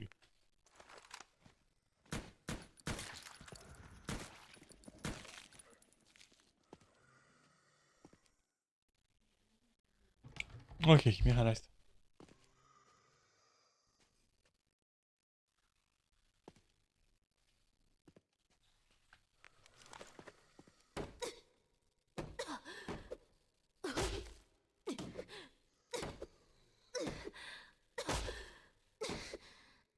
I could have sworn this is wood. 紧急通知，全体人员请注意， Maybe not? 未知病毒传染性较强，为减少扩散， Oh, okay, it 请 was. 做好防护，不要惊慌。所有人员有序前往撤离程程姐的厉害。等待撤离。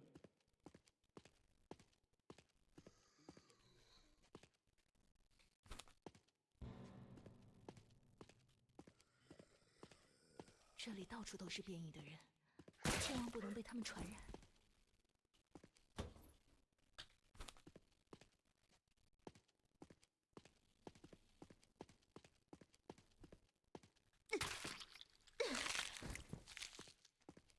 Hmm.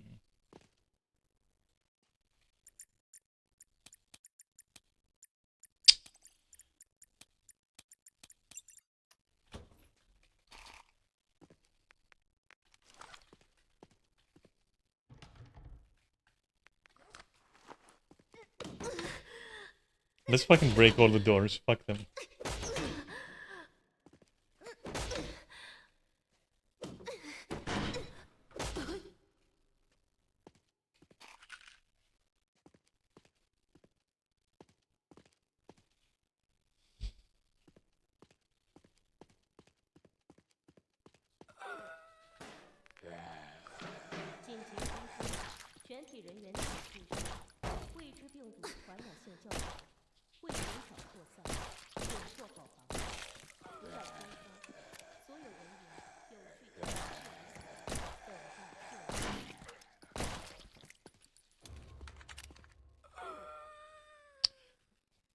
Really?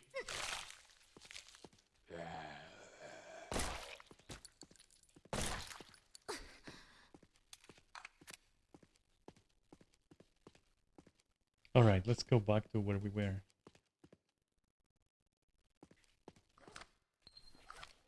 What was the... Okay.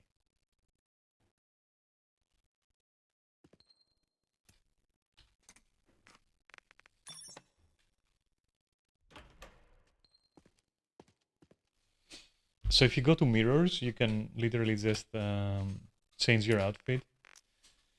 I think clean mirrors. This is a clean mirror, so in clean mirrors you can use your whole attire. There is like a lot of shit. Like a lot of shit and modding as well. And you can change, well, everything, literally. Literally more customization than most modern MMOs, I'm not gonna lie. Also, fun fact, while I'm in this menu, they can actually just attack me, which I always found interesting. But yeah.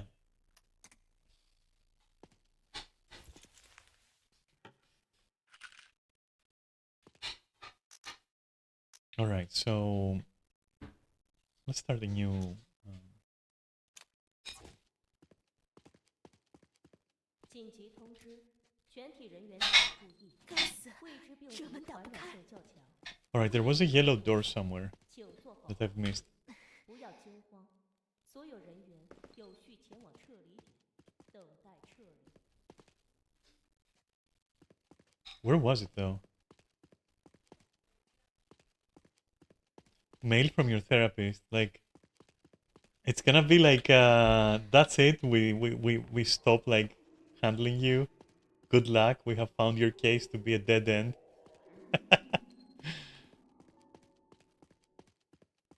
Just messing, of course. Oh my god. Okay.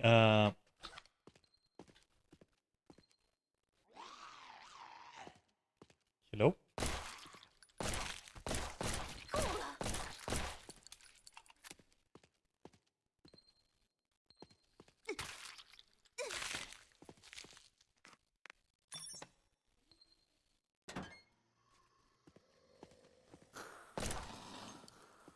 Okay. Retreat. Tactical retreat.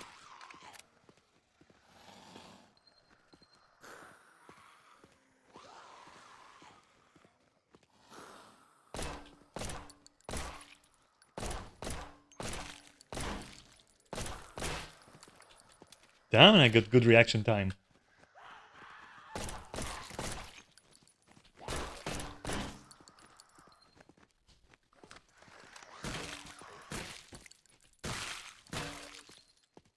I think.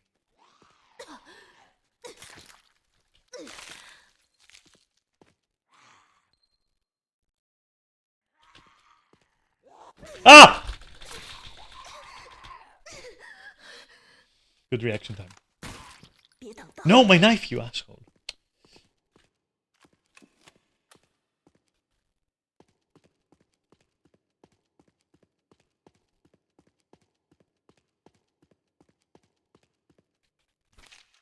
Okay, take your time.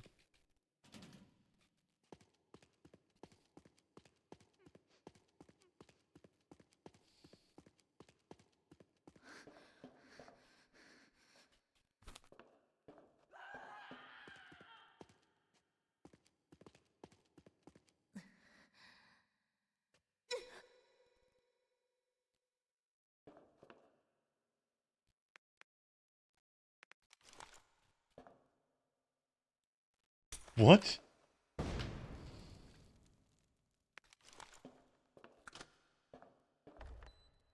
No! Oh my god, oh my god, oh my god.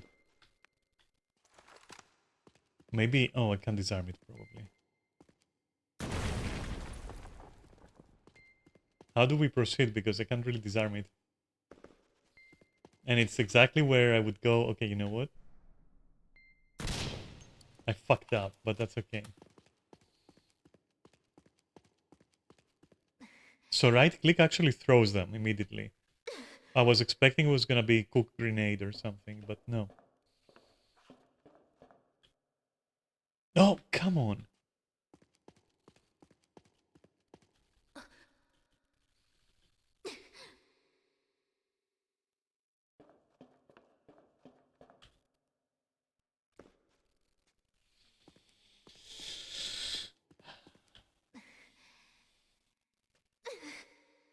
We'll get it.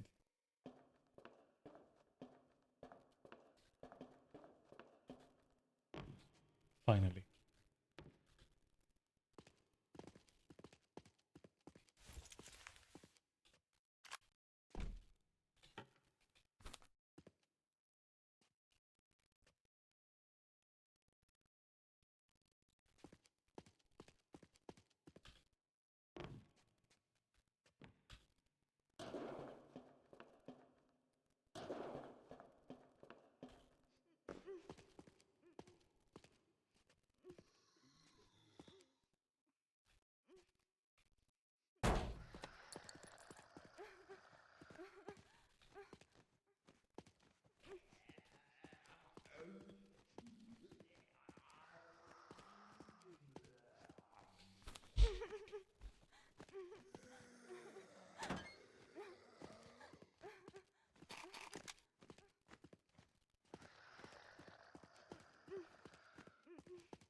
怎么回事？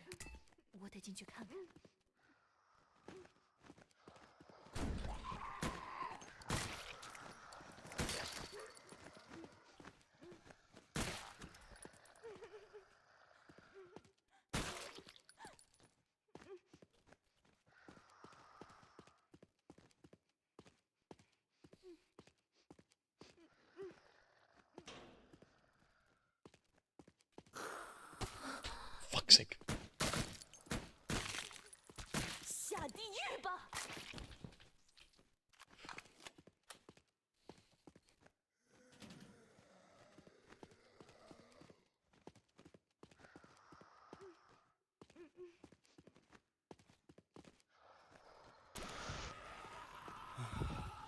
媽的，我被咬了。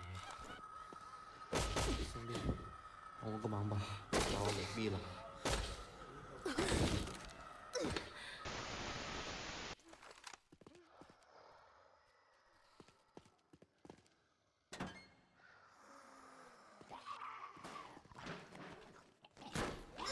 The fuck?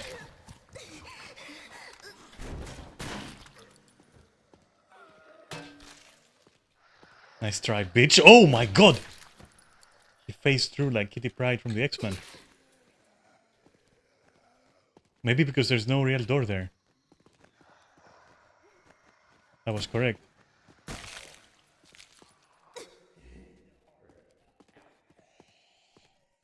Okay.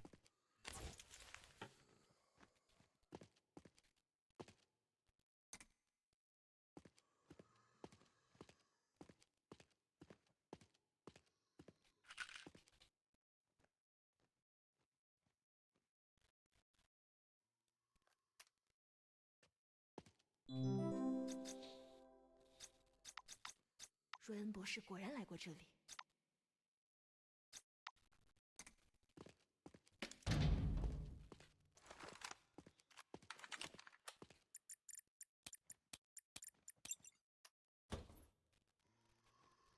终于找到子弹了。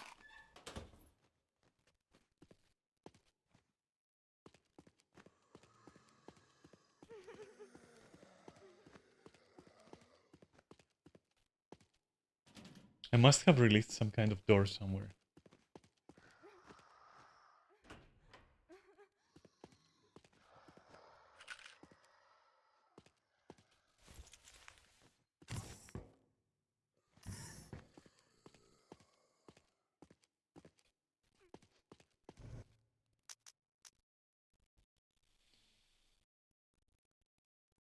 Okay.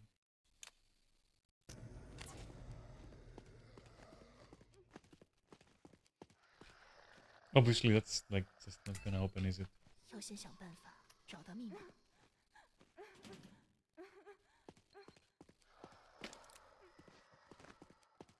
That's not gonna open. Okay, so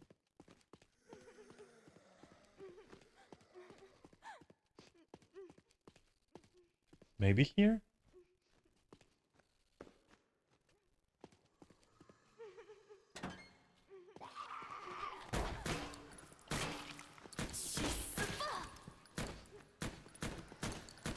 Fuck. Panic mode. Calm down.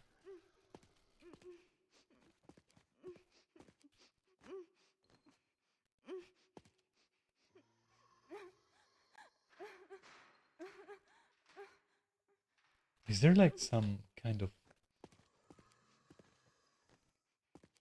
structural like weakness here? No, right?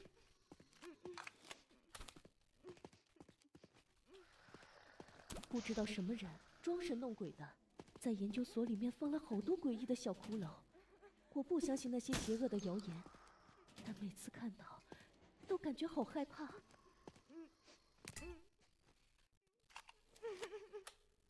I guess later, right? I mean, I really just don't see anything here, so.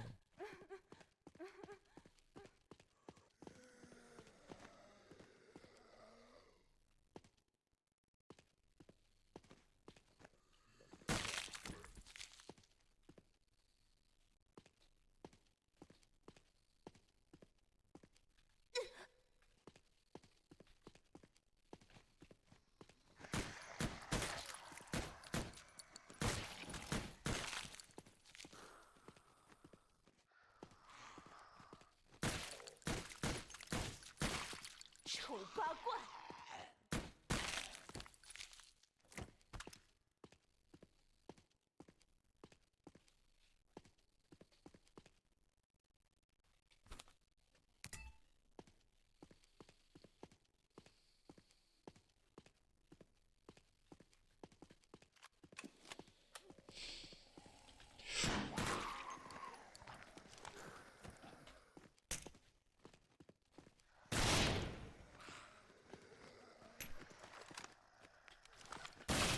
“没完没了了。”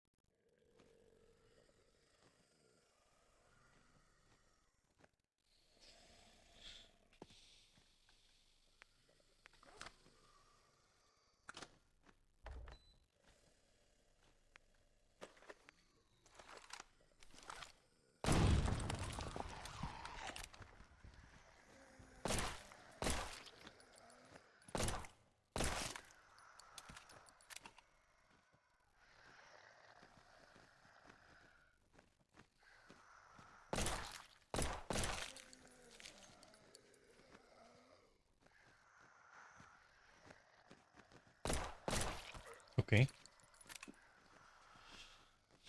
Interesting drop. Okay. Oh, hi.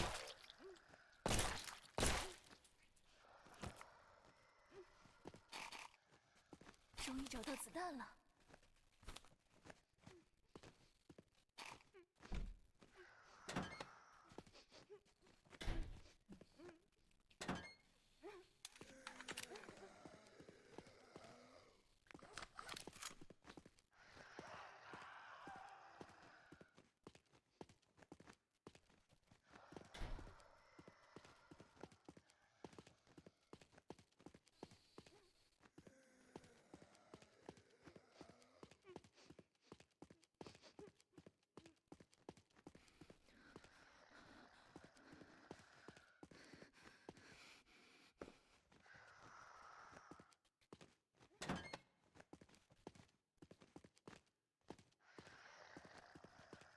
Ah, okay.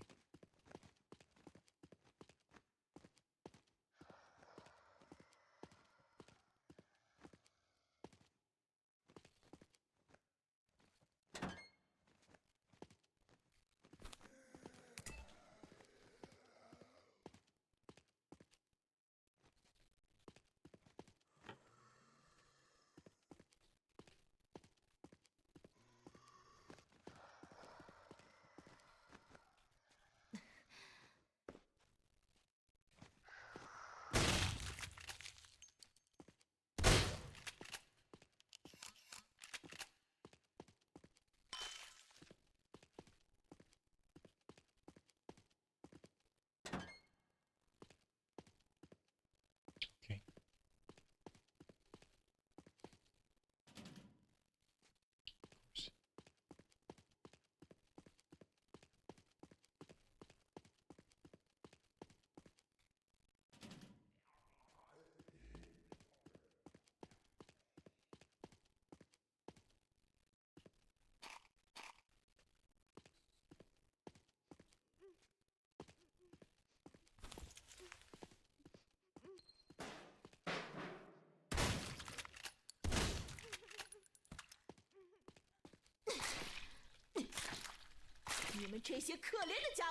Tell him.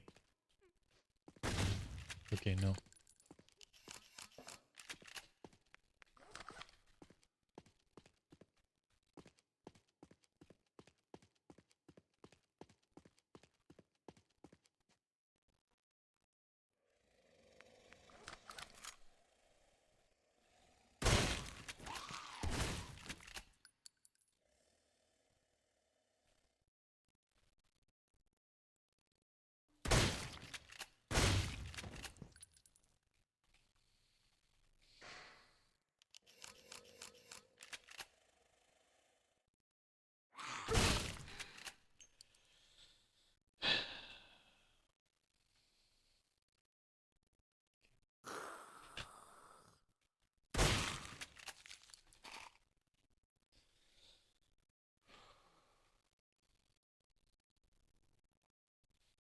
The effort that I'm putting in not screaming.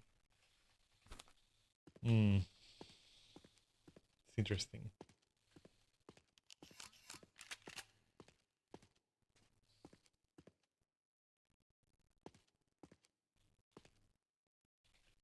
Do I?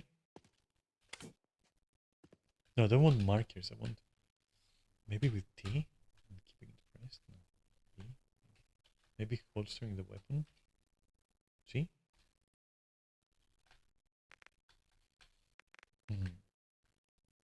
Can't holster. I must be able to. There we go. So can't I? Okay, can't.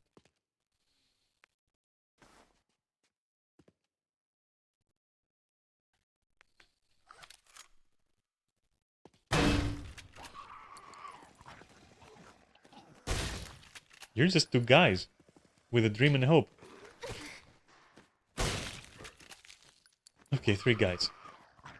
Okay, maybe 5 guys. 讨厌的家伙！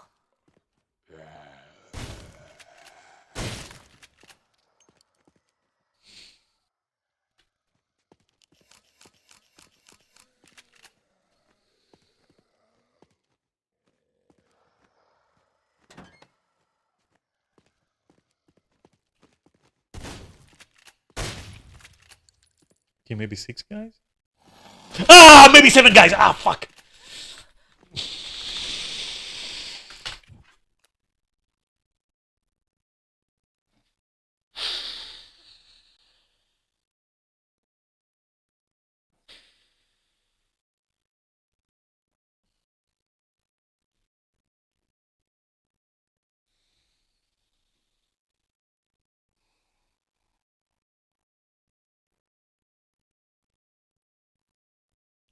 Sorry. Apologizing to my flatmate. He has guests too.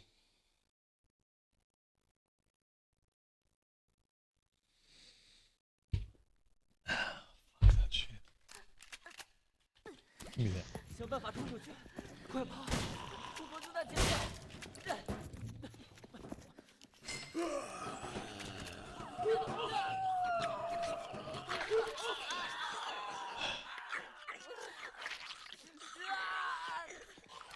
救命！救命！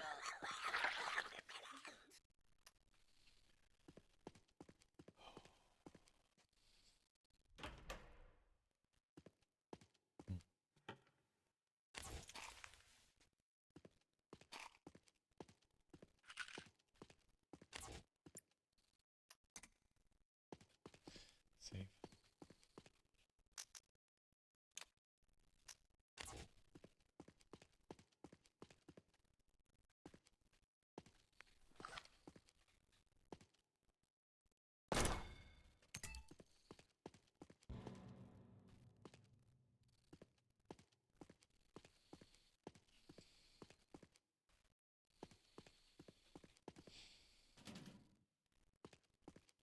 “门被锁了。”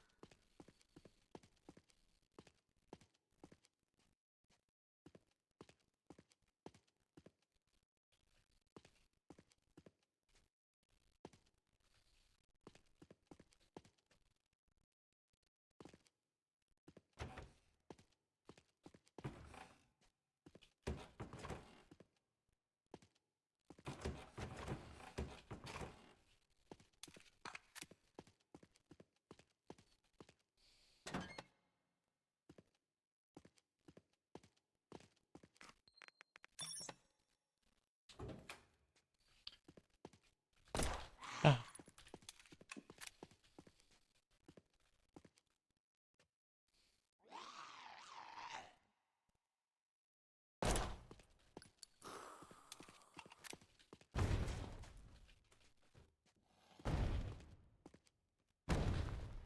Okay.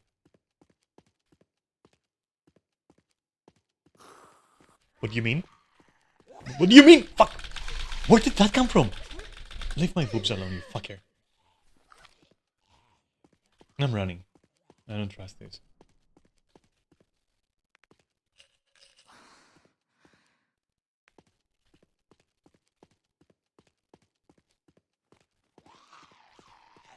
I think it's like still inside. Let me see. Okay, it's not. It's not. Okay, never mind.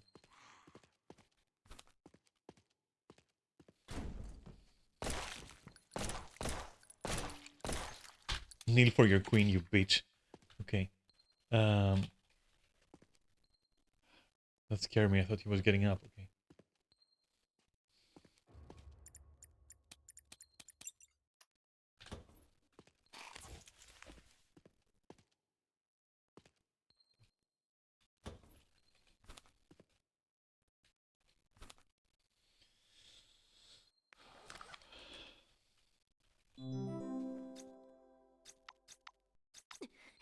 “这些该死的坏蛋！”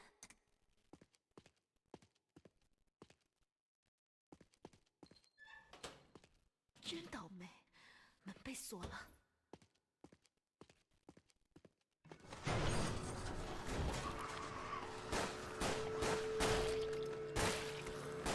Oh my god! Nice maneuvers on the fucking sofa. No? There. Okay, and now? Counter.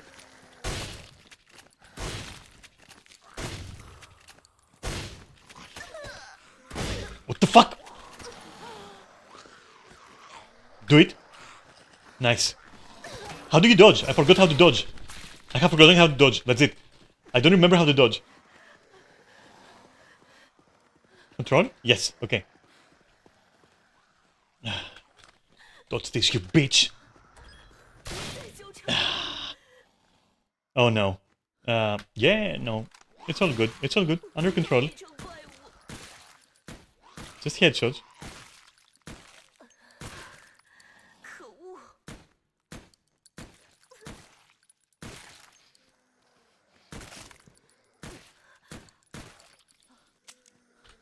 That's not a good sound.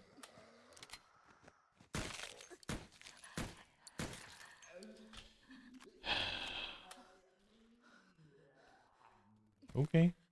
Okay, okay.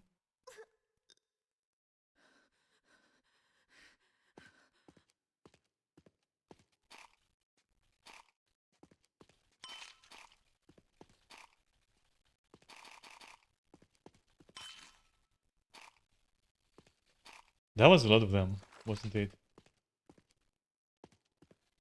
That was a lot of them.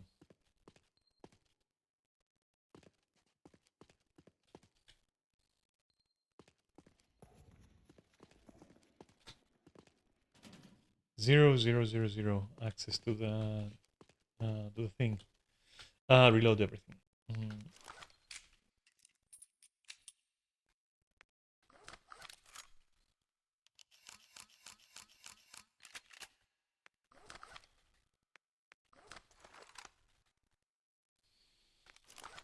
Okay.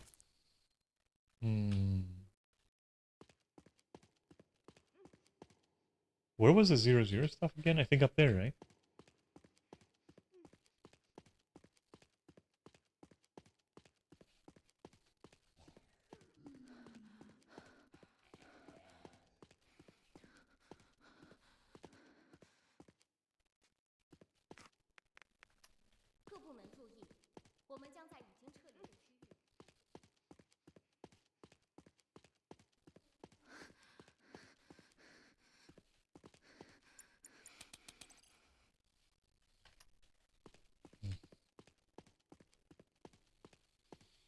Where was the 00 stuff?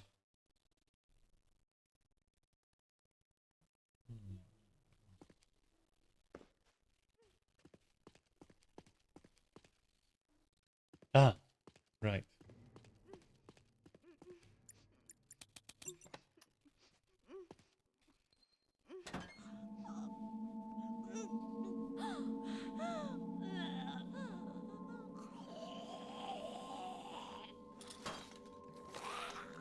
No.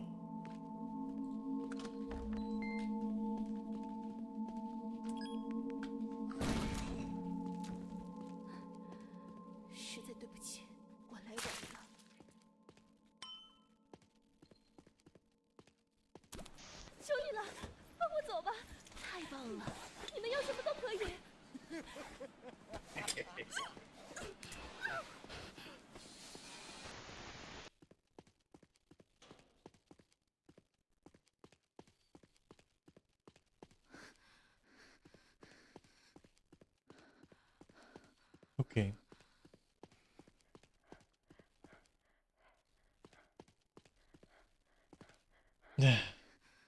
Dirty mirror. Cannot fucking do anything there. I'll just save.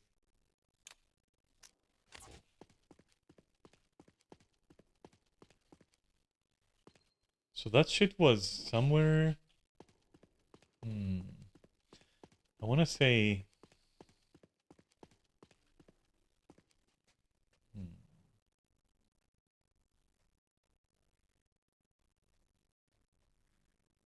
Where did they say blue door?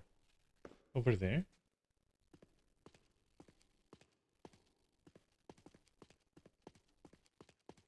No.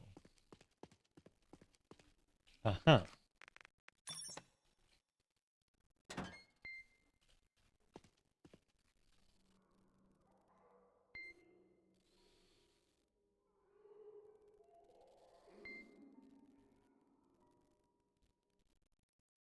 Maybe?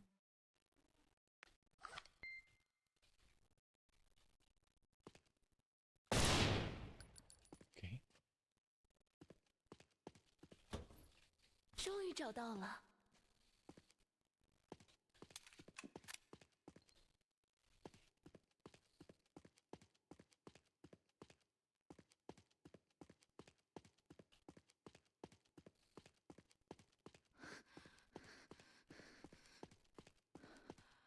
No, that's not gonna open, is it? And that's a dead end, so... Blue door? Where are you? Second floor? Maybe.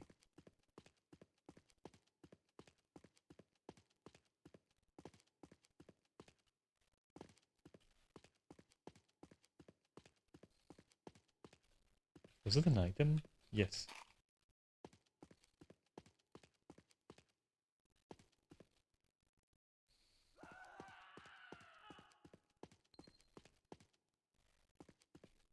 Okay, that's the circle here, so we're not doing anything.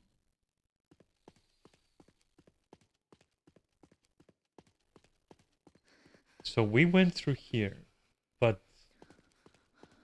I missed the floor? Maybe.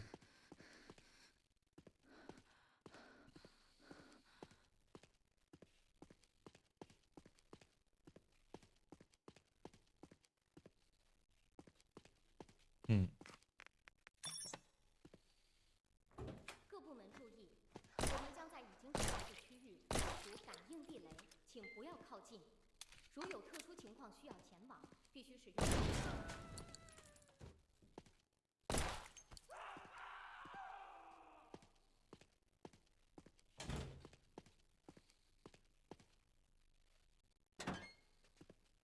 Ah.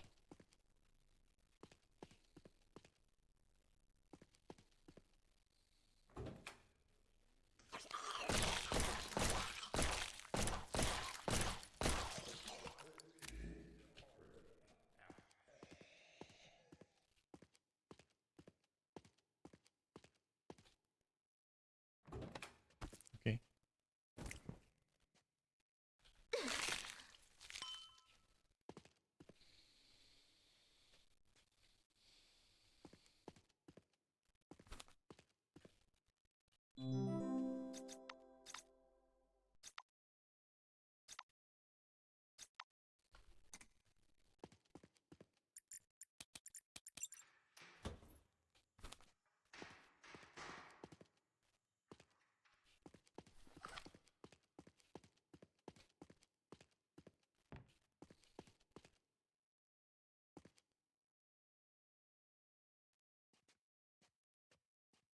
Okay.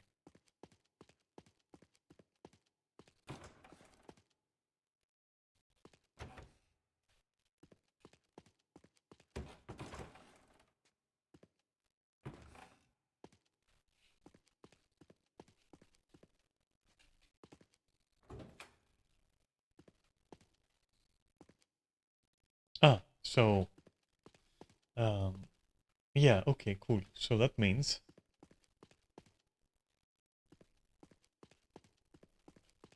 Fuck.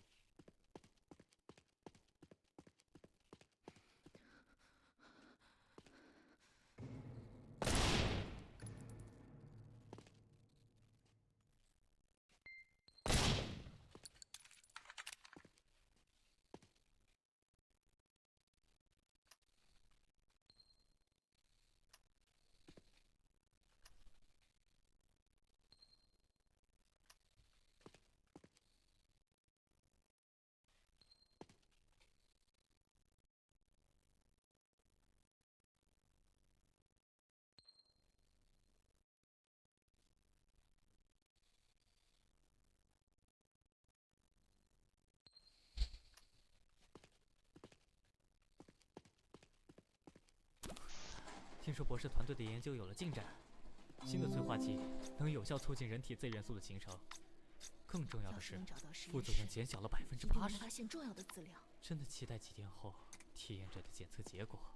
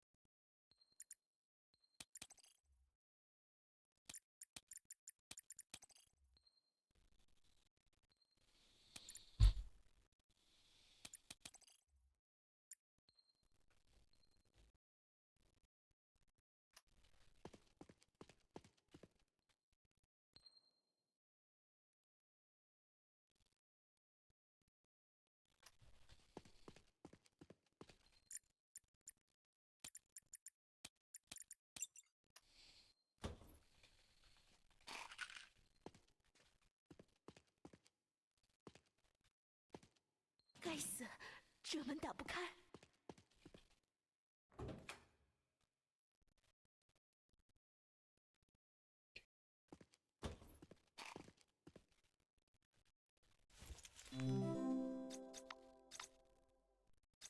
水恩博士，你这个魔鬼！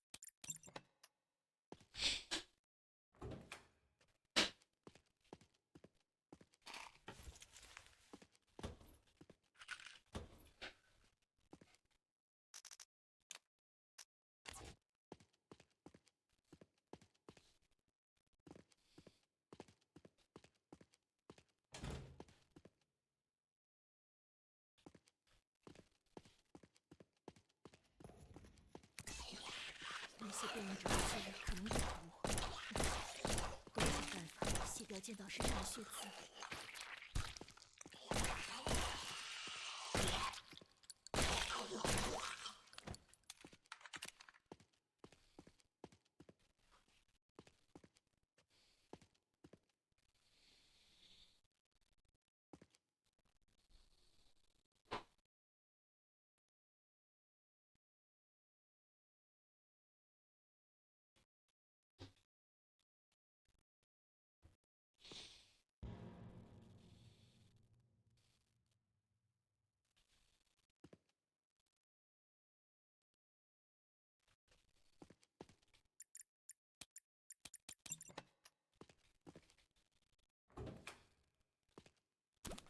我是2级研究员杰西，我爱上了体验者爱丽丝。现在研究所的工作人员都被强制要求撤离了，而我没有办法带她走，因为安保部门会击杀所有被发现的感染者。我只能将她锁在我的办公室，用设备维持她的稳定状态。门禁密码是1314，希望有好心人会替我去看看。或许可以从别的地方绕过去。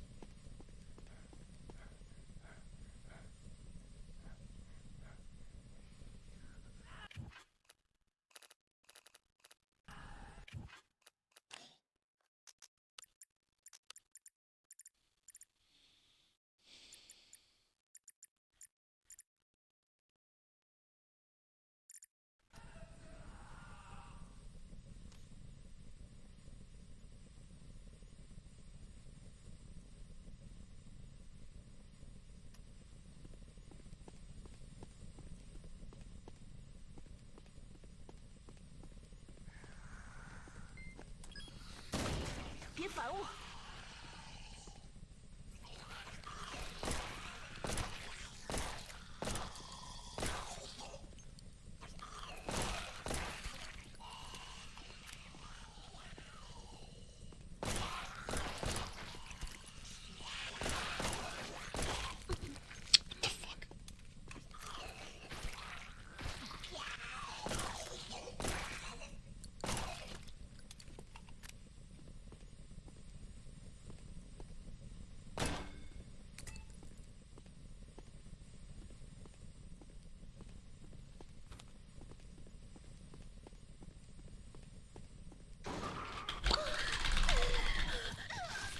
！Oh, what the fucking?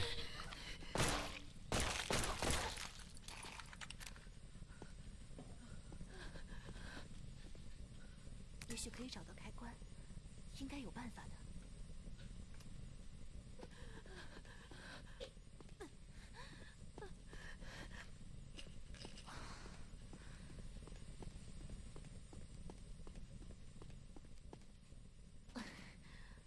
锁了。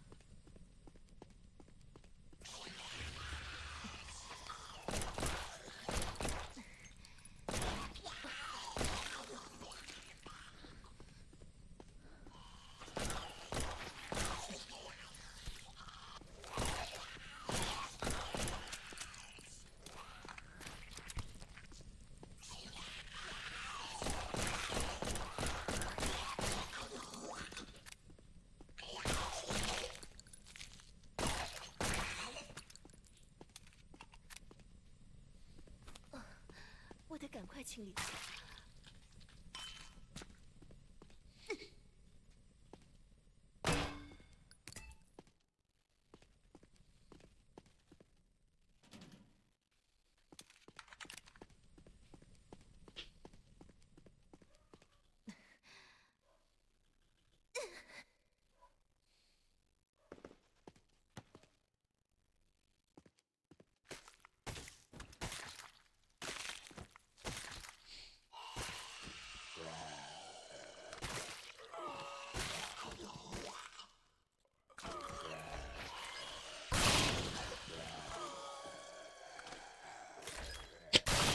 躺下吧。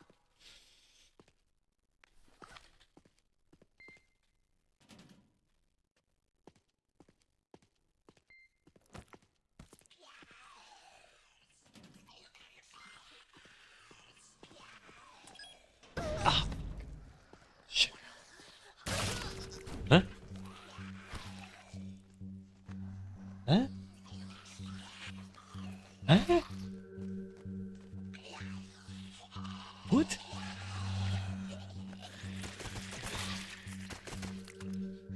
What？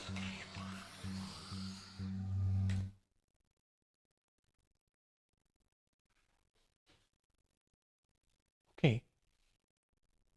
What the fuck was that? Where the fuck am I? 各部门注意，我们将在已经撤离的区域部署感啊应地雷，请不要靠近。如有特殊 What the 情况 fuck was 需要 that? 前往，必须使用。那些电子武器可能有毒，我得想办法把这人身上的信息。 I notice. What was the stupid code again? 3, 7, 5, 8.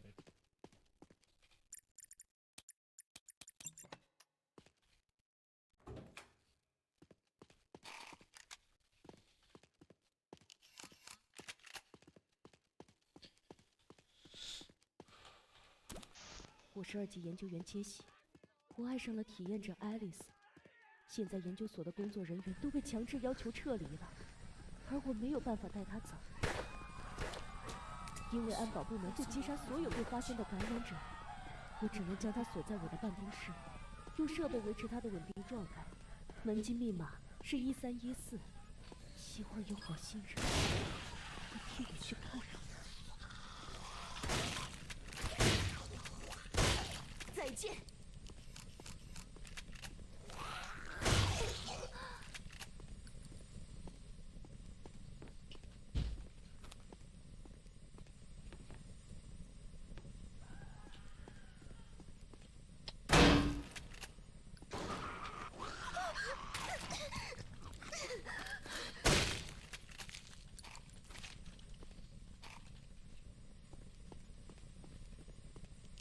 也许可以找到开关，应该有办法的。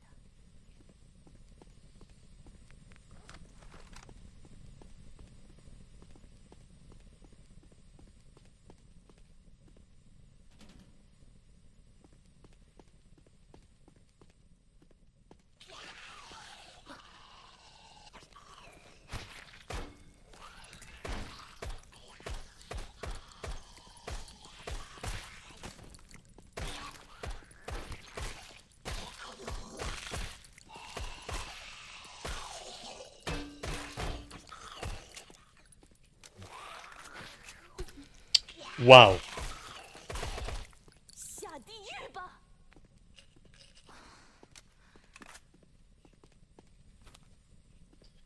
Fucking wow.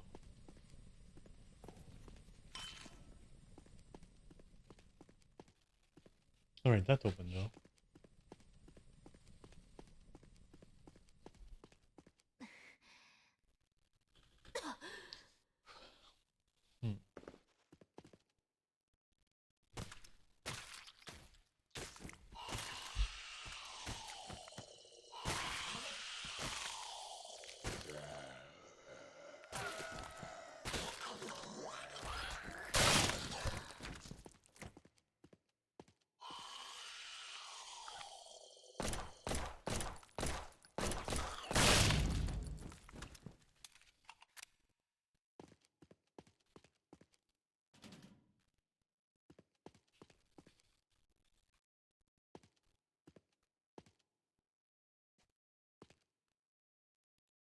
Can't hear anything now.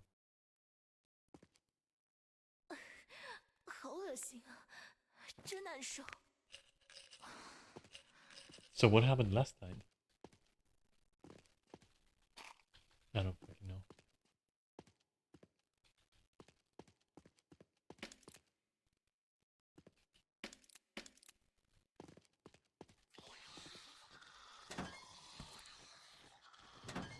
Interesting.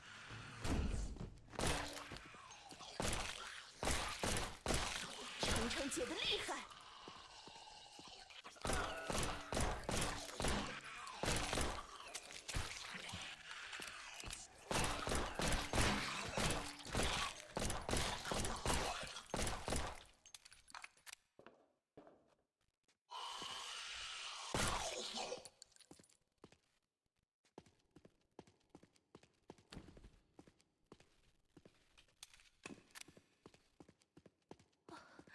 好难受，我是不是被感染了？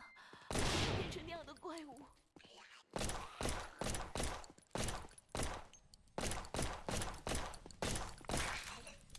Still alive?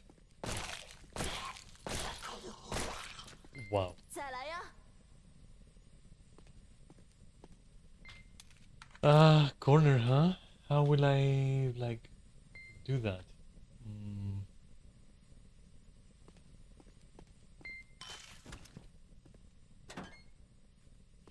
Huh. 好恶心啊，真难受。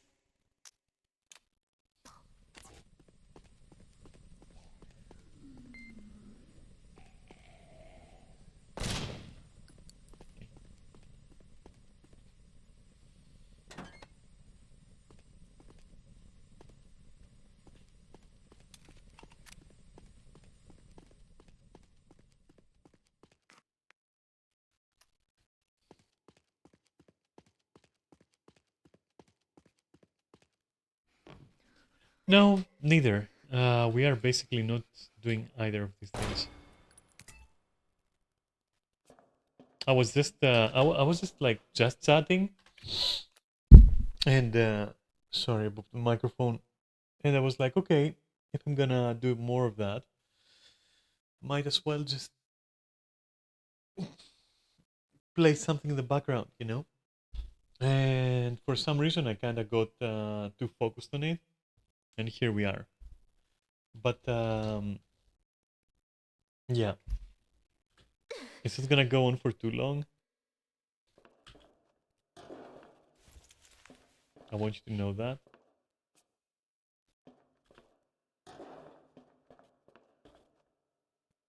Now, nor am I committed to like finishing it or whatever. 我得赶快清理掉。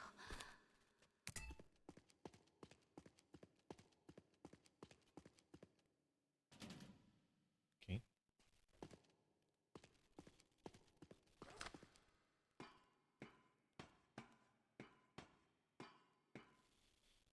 Why would I have like access to this place? Speedrun? Nah, I don't think so. I never said anything like that. So this doesn't break, okay. Why does it look like it should break? Maybe it shouldn't, I don't know.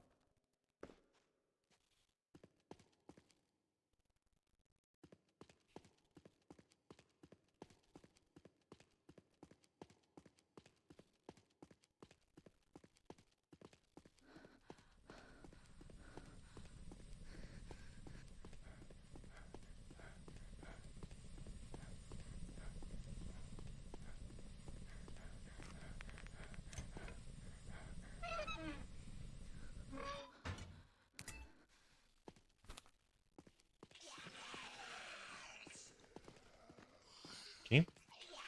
Okay.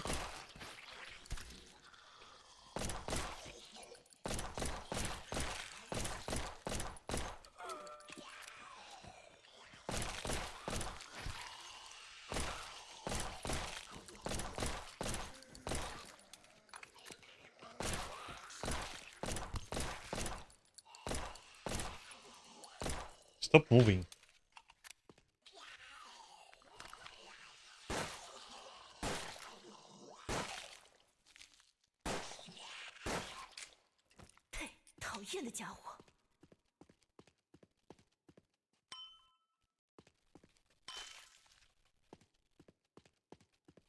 Okay.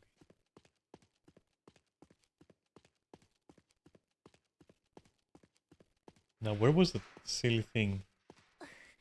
好恶心啊，真难受。紧急通知，全体人员请注意，未知病毒传染 Unexpected. 性较强，为减少扩散，请做好防 Full 护， mirror? 不 Okay. 要惊慌，所有人员有序前往撤离点，等待撤离。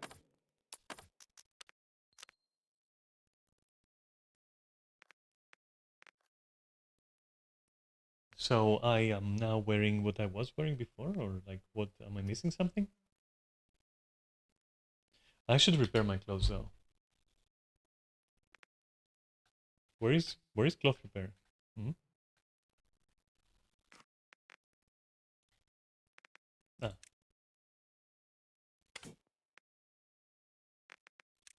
Just okay, fine.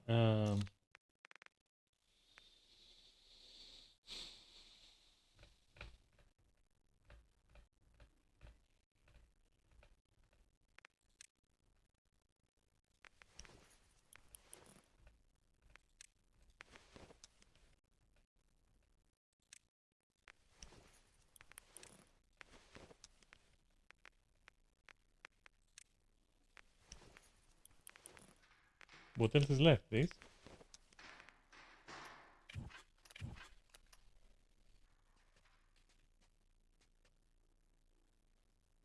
I'm looking okay. I don't know. Don't see anything broken. Looking good. Fuck it.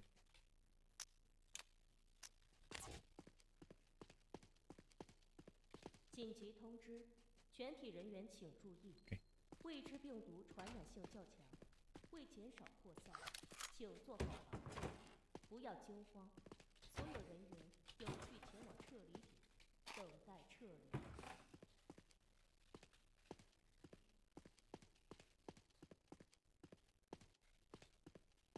Okay.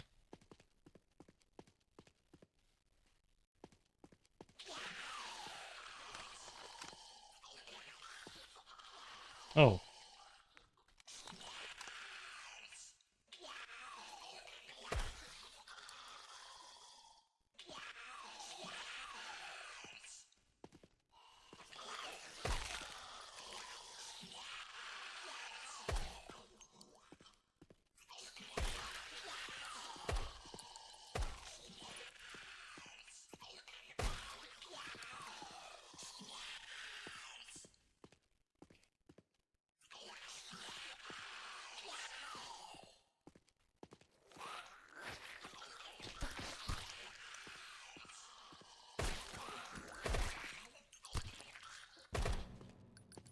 What was they firing at there?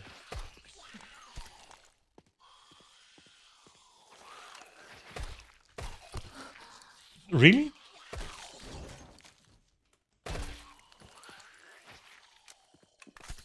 Nice try.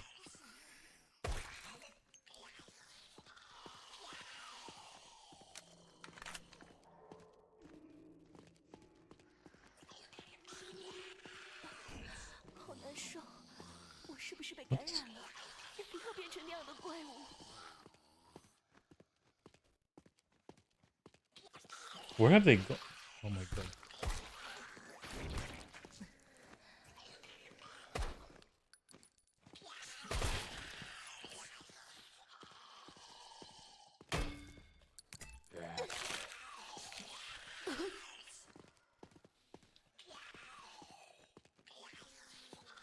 Nothing else here?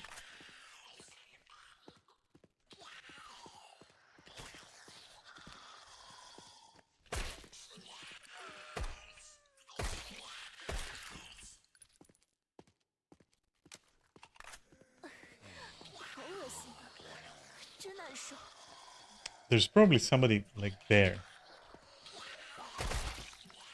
Maybe.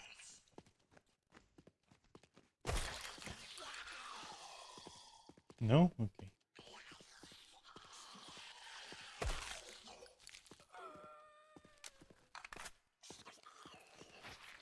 该死，这门打不开。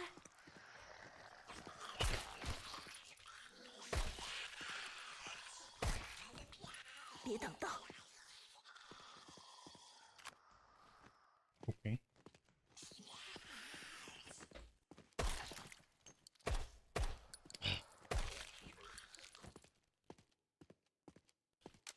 Okay, we can be quiet now.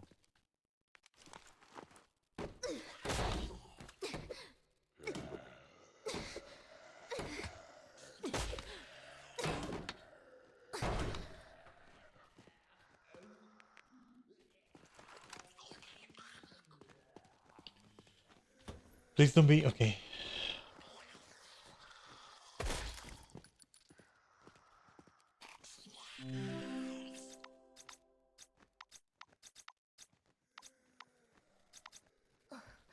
我得赶快清理掉。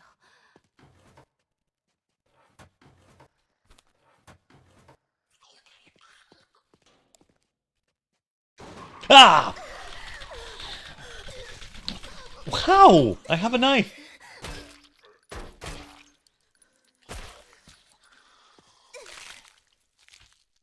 Four? 太好了，这正是我需要的。 Sick. I just repaired my clothes.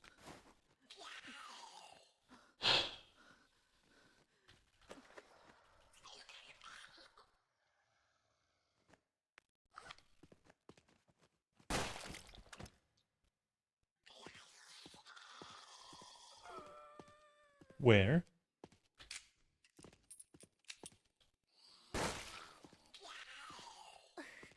Where? 恶心啊，真难受。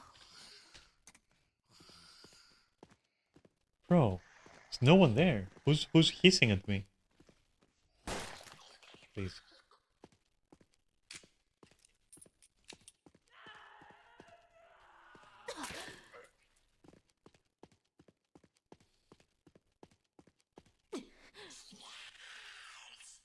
Seriously, where is that guy?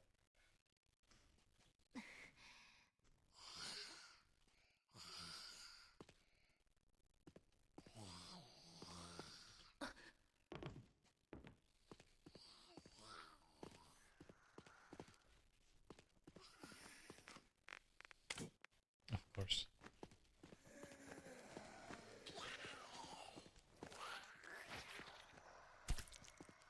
All right. 好难受。开完会之后，把门卡放在桌子上就行了， The voice scared 再 me. 到柜子里不好找。还有控制室地板，昨天有人反馈说裂开了一道缝，带人去看看。就这些事。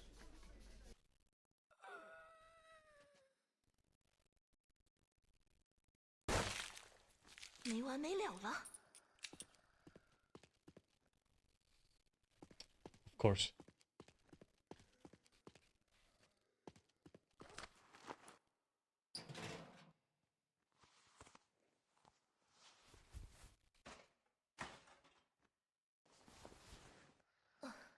我得赶快清理掉。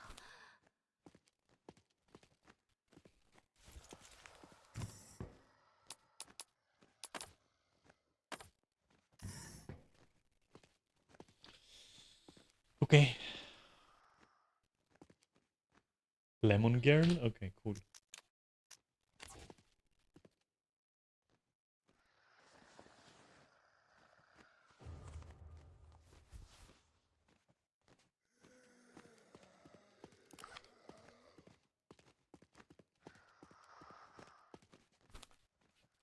There is one place we haven't checked, and that is there.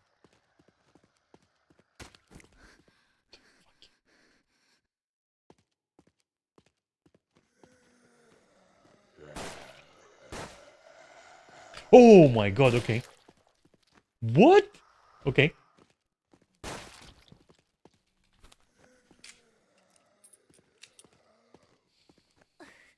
好恶心啊，真难受。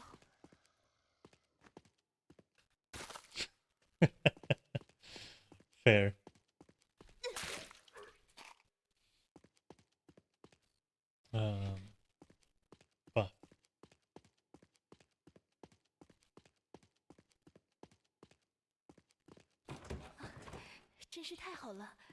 里可以洗澡。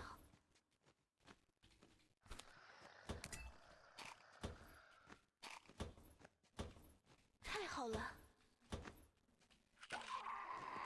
Nope. Get out.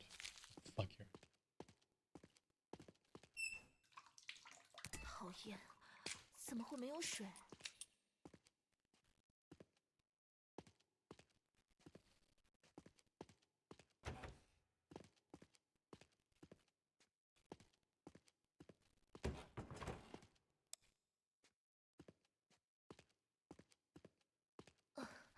我得赶快清理掉。 Okay. Red door. Let's find them.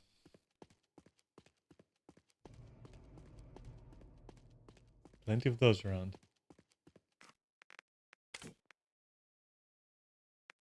Oh, a lock. Okay, so that's a different door.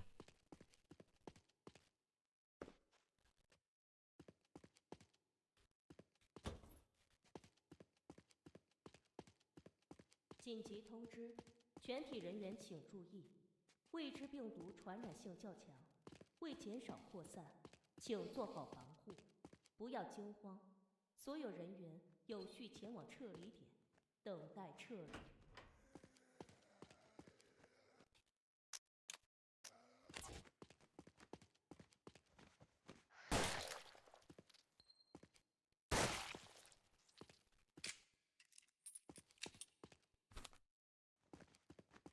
Was there like a red door here? No. That's not the correct red door.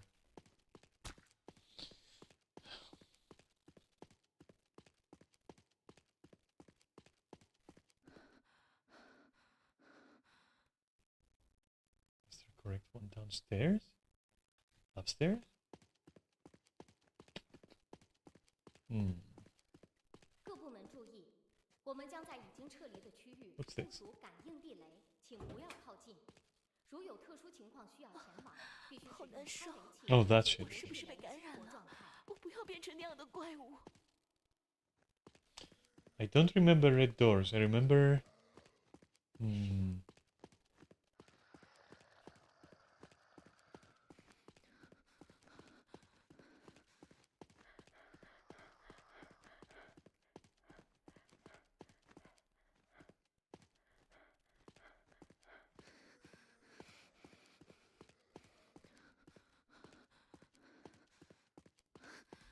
Ah. .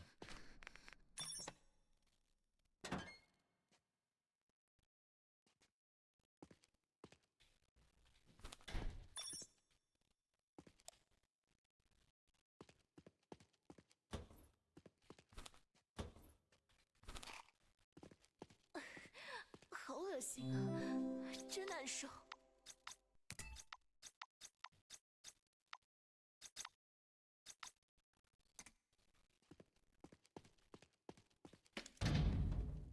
Hmm.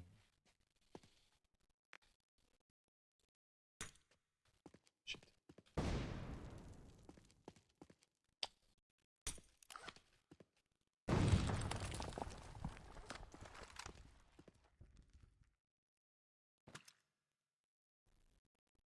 Right. Nope. 够了。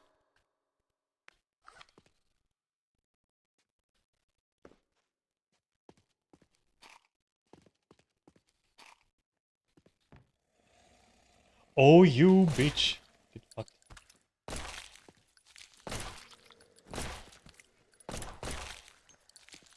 Oh my god.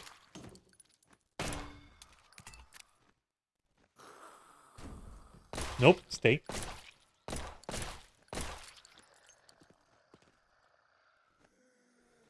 Did that move? Ah! It moves. 你们这些可怜的家伙！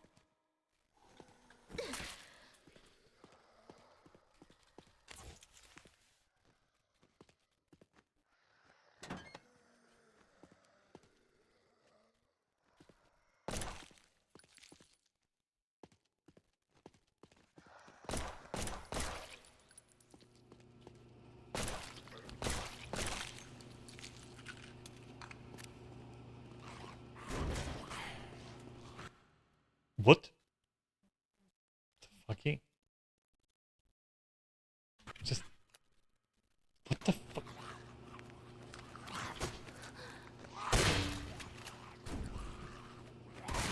再来，叫你脑袋开花！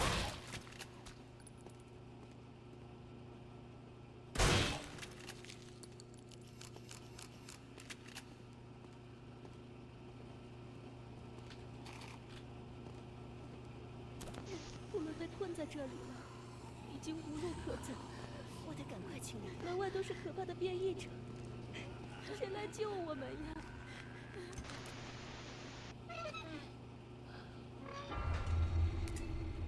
OK， 这下一定没问题了。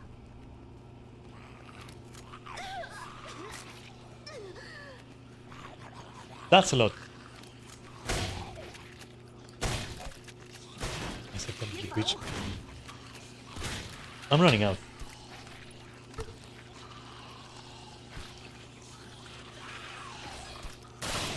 Nice.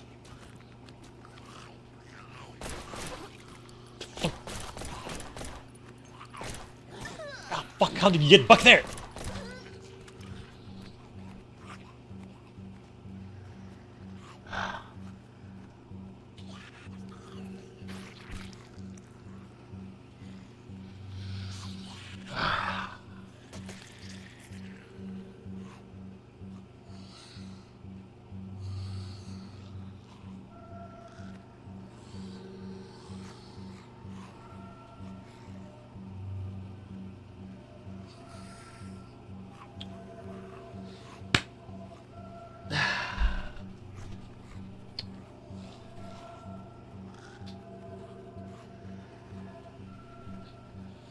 Didn't realize it got that fucking dark in here. Oh, I'm done. Okay. Assholes. We're close though. We're close to where we died.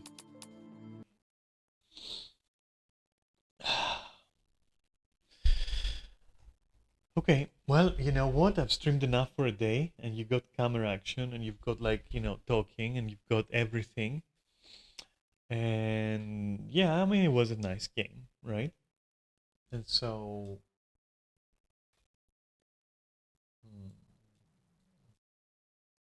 bye.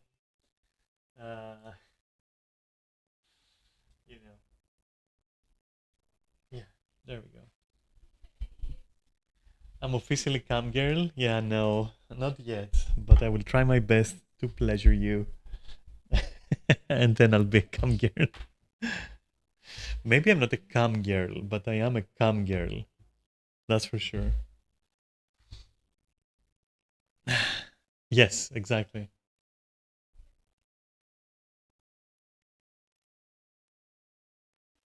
Just trying to turn the U into an A, desperately.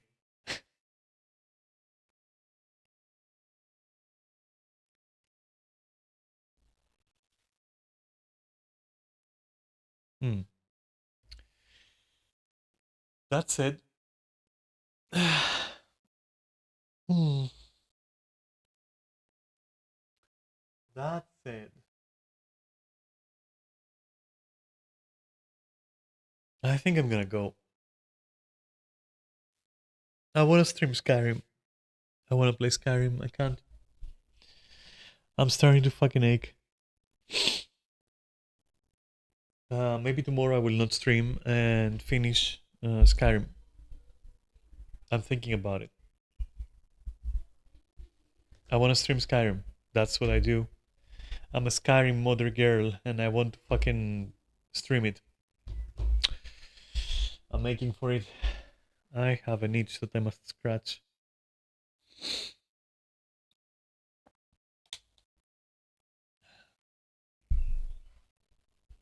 Skyrim. Yes, that is precisely what I am. Shamelessly admitting it.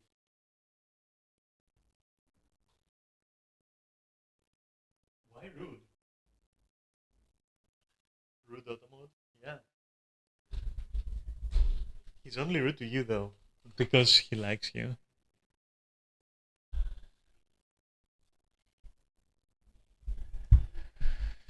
Oh, not the dummy story arc, please, Emmy. No, you're just dummy thick, Emmy. You're just dummy thick. That's your problem.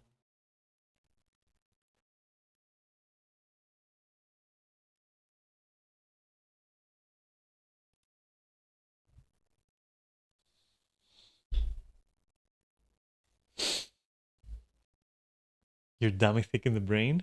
Damn.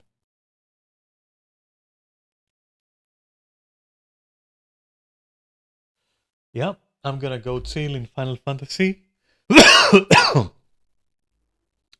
and shit like that. And yeah, there's not much to it. That's it. It's been an awesome just chatting session with a little bit of gaming and a lot of camera and a lot of like drama in the beginning. And you know, I gave you the fucking tea. And the discussion was very nice. And then, you know, all the stories was very, very nice. So all in all, let's say it was a good stream. I might not stream tomorrow. I might just force Neris to sit there and mod with me, so we can finally finish it and start getting into in-game testing.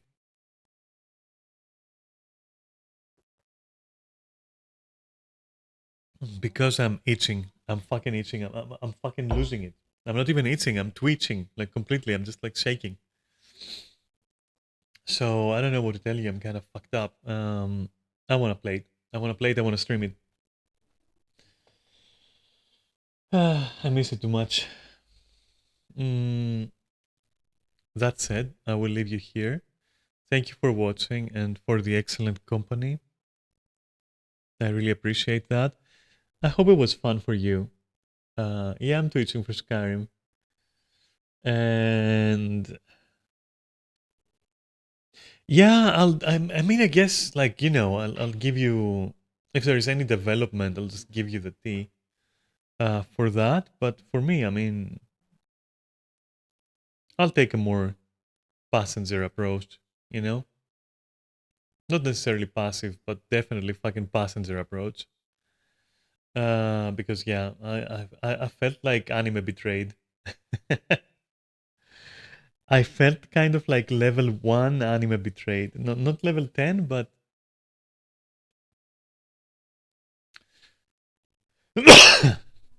I'll tell you in voice. I don't want to go over it again. I talked about it for a whole damn hour in the beginning. So I will give it to you on voice, I guess, in a little bit. But yeah, first I wanted to thank everyone for watching, and honestly, have an awesome day. And then yeah, I'll just leave. And depending tomorrow, there might be not be a stream because there might be Skyrim.